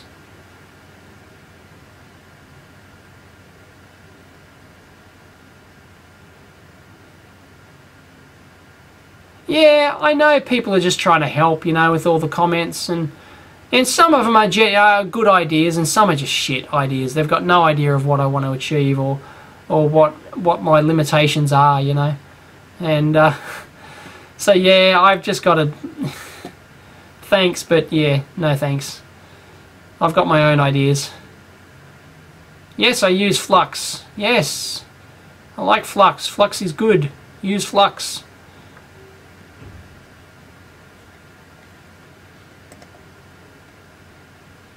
I'm checking out this video, Manfrotto. Yeah, variable feature magic arm. Yeah, I'm kind of looking at maybe one of those magic arms in combination with, instead of the slide out rail thing, because I've got to install at least 2 rails to make it stable. So I'm thinking about having a levered arm coming out from that, and then another magic arm coming up at the top of there. I've got to think about it a bit more, do a few experiments. Or there's a gooseneck. Maybe I can have a fixed gooseneck coming out of a fixed swinging platform. So instead of having the platform pull out, it's actually got an arm in there, which then I'd have to show you. I couldn't be bothered. Anyway, yeah, there's many different options. Or as I said, just an articulating arm on the bench may do the business. But it looks ugly, it gets in the way. So yeah.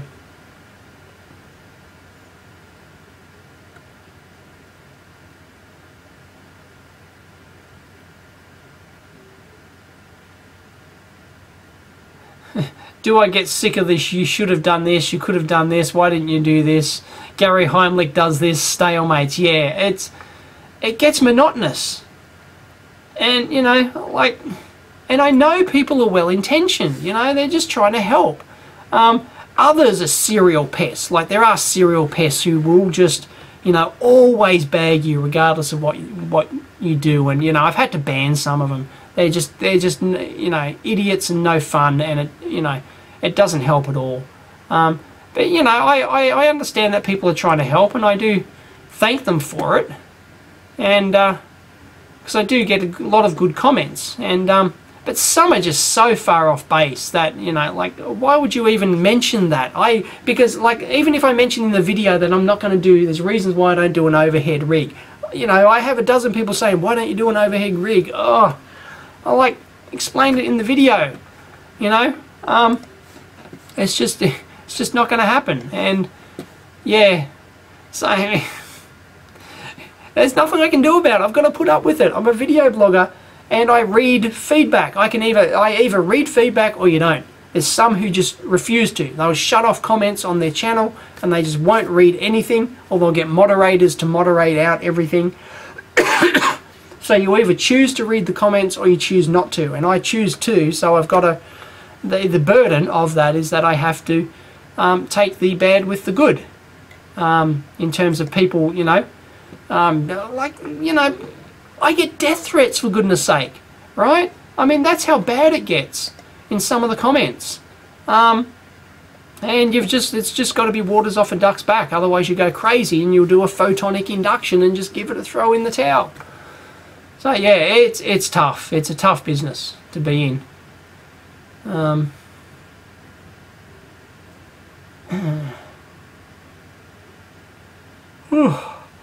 So yes, I do get sick of it. But I learned to live with it a long time ago.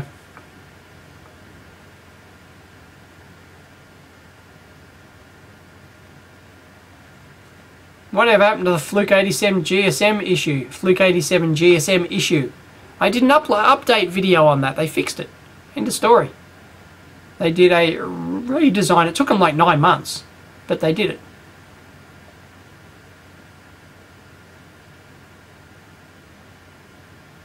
Did I ever answer the lead-free or leaded solder question? I didn't. I don't remember there being that question. Sorry, you've got to put a Q in it in front if you want me to see it. Q colon. And I use lead solder. I use very little lead-free solder. I use lead. It's much nicer. I don't like lead-free.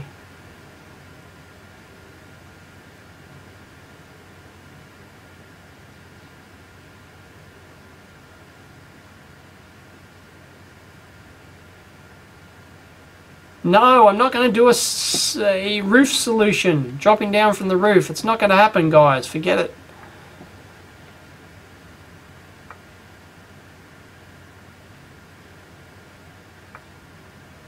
In your own teardowns, you've discovered some PCBs have open vias and some have filled with solder. Is there any thought behind it, or is it the PCB house's choice? You decide. As the PCB designer, you decide whether or not you want. There are tented vias. There's many different types of vias. There's tented ones where the solder mask goes over the top. And if the hole's small enough, like generally say 0.3 millimeters or smaller, for example, then most solder masks will just go straight over the top, and the holes will be, the vias will be effectively plugged. So they're called tented vias. But then you can actually have plugged vias where they actually plug them. They actually plug them up with a material and then tent over the top of that. So that's different again. And then there's blind and buried vias, and then there's, if you're talking about solder filled vias, to get that, that's not done at the PCB manufacturing stage, that's done at the assembly stage. You will leave your pads untented, so you'll leave your vias untented, sorry, and if you want solder on there, you would have to either reflow, you'd have to wave solder, so the wave bubbles jump up and fill the vias, or you would have to do some solder paste as part of your solder paste mask. So there's many different ways to skin a cat, and of course if you fill the vias with solder, of course they're much higher higher current capability, of course. So So sorry, I'm not sure what your exact question was. Yes, there are differences. There's many differences, many variations. So it's not the PCB house's choice. The PCB house should do exactly what you tell them to do. And, well, generally you won't tell them. Well, you'll tell them by inferring from your Gerber files. Your Gerber files will show untented or tented or untented vias, and they'll just manufacture your board as per the solder mask expansion on your Gerber file. So you don't even have to tell them. If you set the option in your software when you generate your Gerbers for all tented vias, that's what comes out in your Gerber file. So the PCB house should do exactly what you tell them. They don't just make the choice willy-nilly. They shouldn't. A good house won't. Whew. Thanks for the excellent Q&A. No worries. Any more questions? I'm probably going to hit 5 hours very shortly, if I haven't already. I don't think the official time is 5 hours yet, in terms of the actual recorded video length, but I'm close to it. So if there's any last questions or rants you want me to do, I mean, it's 1 PM here. I started at 8 AM. And I haven't taken a toilet break. I'm going to need a toilet break soon. So if there's anything you want me to rant on, last minute questions. Yeah, see, once again, there's no time to do anything, mailbag or anything else. This has been a 5-hour live show, and I've just spent all the time answering questions. It's, you know, there's no time to do anything. And people wonder why I don't have enough time to do make videos and stuff. Well, you know, just dicking around, doing stuff, or chatting, answering emails, looking on the forum, surfing the internet, doing whatever. You know, dicking around in the lab, doing all sorts of housekeeping stuff. It chews up all your time, as does these live shows.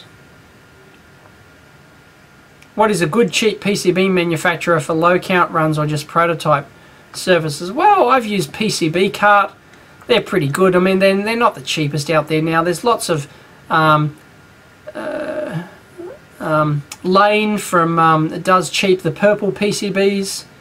There's lots of cheap places out there for low cost runs. Whether or not they're good, well, read people's reviews of them. Most of them aren't bad. I've used Seed Studio, but I had issues with them, which people took me to task over, but I was right. God damn it. And they should not have touched my Gerbers. That goes into the question before. They actually changed the the width of my pad. They changed the size of my pads and everything, so that things, you know, and so that tracks just vanished, and like, oh man, it's just so bad. They should not have done that. There's an classic example of a PCB house that should not have dicked around with my Gerber files, and they did, and they got a big serve for it in one of my videos. And a lot of people said I had no right to expect that from them, and bullshit, I don't. When I send a PCB off to be manufactured, I want it to be manufactured exactly as per my... I don't want them to expand the size of my pads. Piss off. And take away some of my ground fill. Are you kidding me? That's just bullshit. No other professional manufacturer has ever done that to me. You know, as a PCB designer, you've got to understand that, yes, they have the right to, you typically specify, say, a finished hole size, for example. You know, you might specify a 1mm hole. Well, they might actually drill it to, you know, 1.1mm or 1.05 or something, and then because the plating and stuff like that has to go in, and they've got to cater for all that sort of stuff, and you know, so they do make minor changes there, but to change stuff like your solder mask expansion and your, you know, no, that's just, you know, and to remove copper fill, and nah, piss off. On a simple 2-layer PCB MCU, do I prefer, as best you can, flood fill the ground or use a star point? Generally you would flood fill. Generally, unless you have another reason why, you would do a star point. You would just generally flood fill your grounds. that sort of as a first approximation, first sort of rule of thumb. You have to know why you're doing a star point, and you know, and do it. There's specific reasons for it. Otherwise, no, you just generally big low impedance, low inductance ground plane all over the whole thing, and that generally does the business. When do I think I'll upload the next video? I've already uploaded the next video. It's a mailbag, goes for about 30 minutes. There's some okay stuff in there. And it's already uploaded. I just have to hit YouTube. Haven't finished processing my turning on the money, so I earn money from the videos. So the current video that I switched on for my current video is Jesus, what is my... See, I can't even remember what I just uploaded, what my latest video is. I get a mental block. Maybe I've been doing this 5-hour show for too long. Anyway, I just uploaded that, and that hasn't even monetized yet, and the mailbag one hasn't monetized, so I'm not making any money from that. But I turned it on anyway because I wanted to. So yeah, they're very slow at monetizing videos, but yeah, I'll probably enable that one today as well. So it's already uploaded. But after that, I have no idea what my next video will be after that. I have no idea. As I said before, it's very spontaneous on, you know, what I want to do on the day kind of thing. Okay, so if you want a good laugh at a co-rad power supply blowing up, see what happens to a bad unit I was sent. Ah, right. Okay. Your one blew up too, George. Fantastic. Is it the same model? Yeah, it's the same model. So here is the power supply. Just probably haven't even been using it for more than 5 minutes. 5 minutes and it blew up. I'll put on. Oh, no way. Nope. Oh, watch this, guys. The link that George posted just then. Wow. Holy crap. Okay. Obviously something wrong there. Wow. I don't even know what to say. I've never seen anything do that. Okay, well this, I think we'll unplug this and send it back. Yeah, I'd be speechless too. Look at that. The whole power supply just went up in smoke. Oh, that's hilarious. Oh, far out. I'm going to give that a like. There we go. Big thumbs up. There you go. It's your first like on that video. Oh, that's great. Oh. You have a Telstra cable as well and you're very happy. Am I expecting the NBN to be substantially better? Good question, yes, because the Telstra cable is incredibly good, incredibly reliable, but not everyone has access to it, and I would like faster upload speeds. That's what, like, you know, 100 megabits is plenty download speed. I mean, I'm you know, even 50, 30, 20 megabits is plenty download speed. I'm quite happy with that. But the thing is the uploads, the upload speeds. You know, that's what I really want. So I can live stream full HD, you know, and do other stuff and upload my video content and stuff like that. Even if, you know, the YouTube capping thing aside, yes, I want, because in this country there's no choice in your uploads. It's basically nothing. I'm not kidding when I say if I want 10 megabits upload, I've got to pay like $8,000 a month for it. I'm not kidding. It's like, it's that bad. It is that bad. And yeah, so I'm hoping the NBN will solve that. Once we get fibre to everyone's house, they'll be able to choose the upload. There'll be a whole slew of upload plans, hopefully, that actually take into account content producers like me. So yeah, that's what I'm. So yes, I expect it to be better in the upload aspect.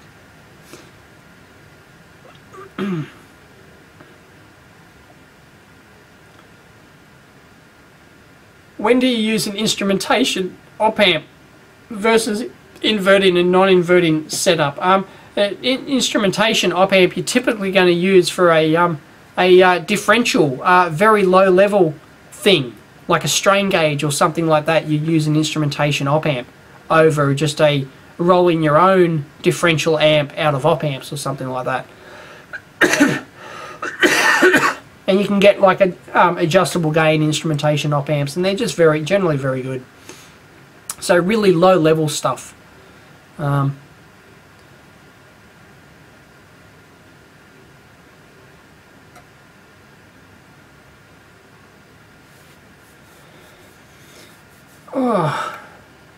I'd like to get a used Agilent 34401A. Would it be worth it to spend a bit more and get the new model?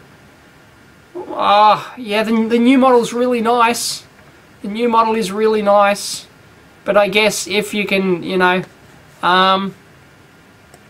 if it suits your needs, then, well, it suits your needs and it's at your price point you want, then, well, yeah, there's nothing wrong with buying the 34401A.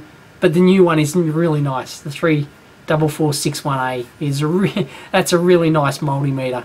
I think it's worth paying a bit extra for sure.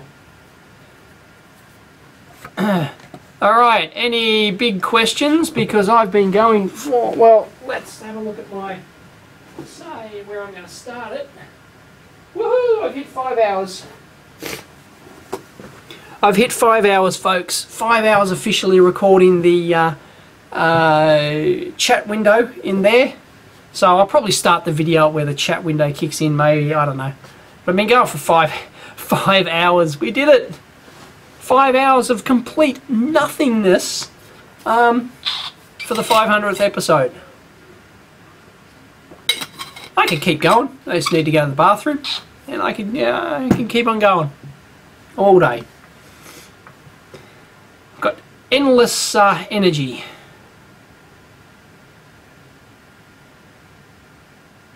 So yeah, any more questions? Anything you want me to rant on? Any opinions? I'm not big on the whole 500th thing. I don't even know what my 500th video will be. Either I upload this or whether or not I, you know, do some contest giveaway or something, or whether or not I have some retrospect. I probably won't do a retrospective video. They're so hard to do.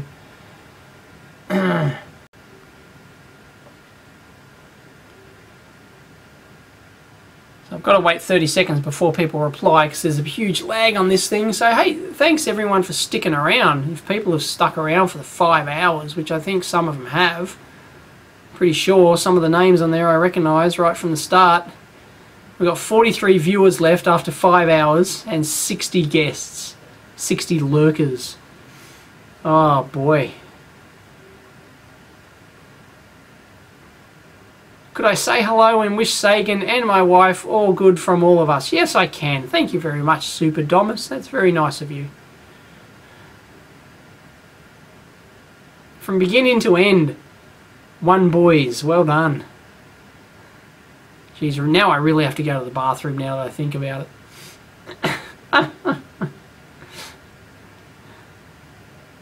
Who wants me to go to the bathroom and come back? Or should I just wrap it up? That I've done my 5 hours. Damn it. Done my 5 hours, that's it. 8:18 p.m. Matt Katz. Yeah, well, it's 1:18 p.m. now. Saturday.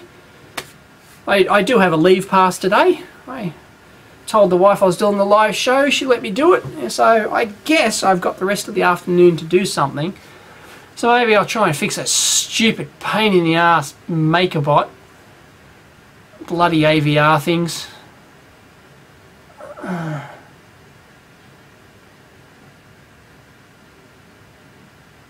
Yeah, so, yeah, sorry I don't do anything on these live shows. I just answer questions. I just sit here and chat. That's what I think the best. Otherwise, it doesn't make good video for uploading to YouTube. It makes crap video. It really does. I won't probably upload this in full HD because the file size will be so huge that I'll probably at least upload it in maybe 12, heavily compressed, 1280 by 720, 720p, probably.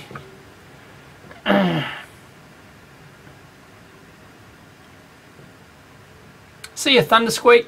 Gotta make dinner. Yep. Oh, 5:18 a.m. in Norway. Oh, Super Domus. Jeez, that's an effort. And you've been here from the start, I think. Unbelievable. Go get some sleep. 5:18 AM. My upload speed here at the office is 1 megbits. At home it's like 2.4 or something, 2.4 megbits. But I can't get that speed uploading to YouTube. YouTube's probably, on average, probably 800k per second. It's like 0.8 meg per second. It's not huge. So YouTube is capping somewhere. Cool. Thank you very much. Bomb, you appreciate that I'm active on the forum. Yeah, I tried to be. Not as active as I was answering there. I do try. But yeah, I can't keep up. There's like 400 or 500 new posts a day. I can't possibly read them all. I don't even try. Maybe 1/10. But yeah, I like to spend an hour or two a day on the forum if I can. That eats into my day as well. But I think it's all part of, responding to the YouTube comments and the emails and the forums and all that. I think it's a worthy part of the whole blog. That I'm sort of a bit more approachable than many other bloggers and answer questions and stuff like that. So at least I hope I am anyway.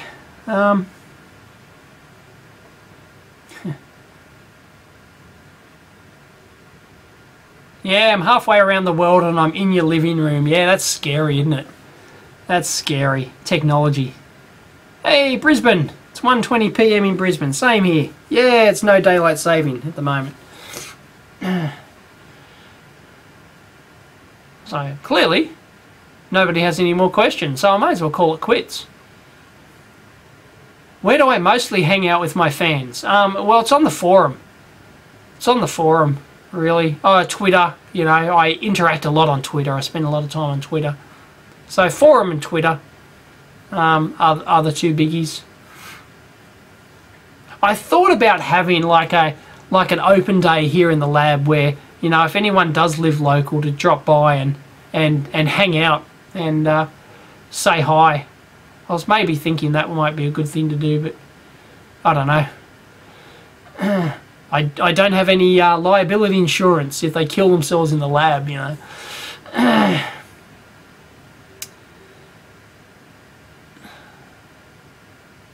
Oof. So yeah, it doesn't seem like I've had nearly as many questions as previous live shows for some reason. I'm not sure why. It just doesn't seem like that. Doesn't seem like that at all. Interesting. Oh, anyway, yeah, I probably should call it quits. I've done my time. I've done my 5 hours. That's just crazy. 5-hour live show.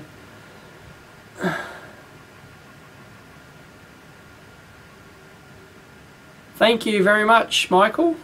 Job well done instead of good job. Yeah, it is hard. It's hard work, especially when you've been doing it for, so like it's mostly fun. Sometimes it feels like a bit of a chore, but generally, like, oh no, I'm under pressure to do a teardown or something like that, and I've done 50 million teardowns, and and it's not something that I'm that excited over. So yeah, it's hard work. It's monotonous. It's relentless, really. Relentless is probably the word that I keep producing these videos. I still enjoy it. If I didn't enjoy it, I wouldn't be doing it. But yeah, I do understand it's my job and I have to do it. That's what I choose to do now for a living, instead of working for the man or doing consulting or anything like that. So I do understand that there is an expectation on me to produce these videos, and rightly so. The only thing I ask in return is that you don't tell me how to do it or what I should say. That's the only thing I ask of my fans, my viewers, really, is that you let me do what I want to do. And if you do that, I will continue to produce content happily, and I'll take all the abuse. And I'll happily take all the abuse. Next live show, I don't know, I don't do many. Make sure I can claim overtime. Yeah, I claim overtime. Yeah, I'll charge myself. It's not going to happen. Even if I form my own proprietary limited company and I charge in hour, you know, you can't, you know, the wage, you can't, it's not like you can magically avoid tax and charge 5 hours of your time. It doesn't work like that, I'm afraid. I wish it did. Wish it did. Otherwise, I'd be charging every waking hour of my life that I spend on the forum and the answering emails and surfing the internet and doing everything else. But the weather here, I don't know. I came over, it was early in the morning. I think it's fine today. I think it's a good day. So I should be out enjoying my family, but I'm not. I'm here talking to my audience. Yeah. Alright, guys, I'm going to call it quits. I mean, I'm busting to go to the toilet. And I feel, you know, I need to recover. I need to eat some lunch. I've been going since 8 AM and it is 1:25 PM now. So, yeah, 8 AM. That's been going a long time. So anyway, I hope I answered the questions that people asked. And, yeah, it's Friday night in the US. Yep, Saturday here. Need to join a union. Yeah. But time travel as well, yes. I have my 10-year-old and 8-year-old watching you. We might know nearly as much as you, however they are exposed to great info. Hi guys. 10 and 8 years old. Very impressionable. I won't swear or get into politics or religion. How's that?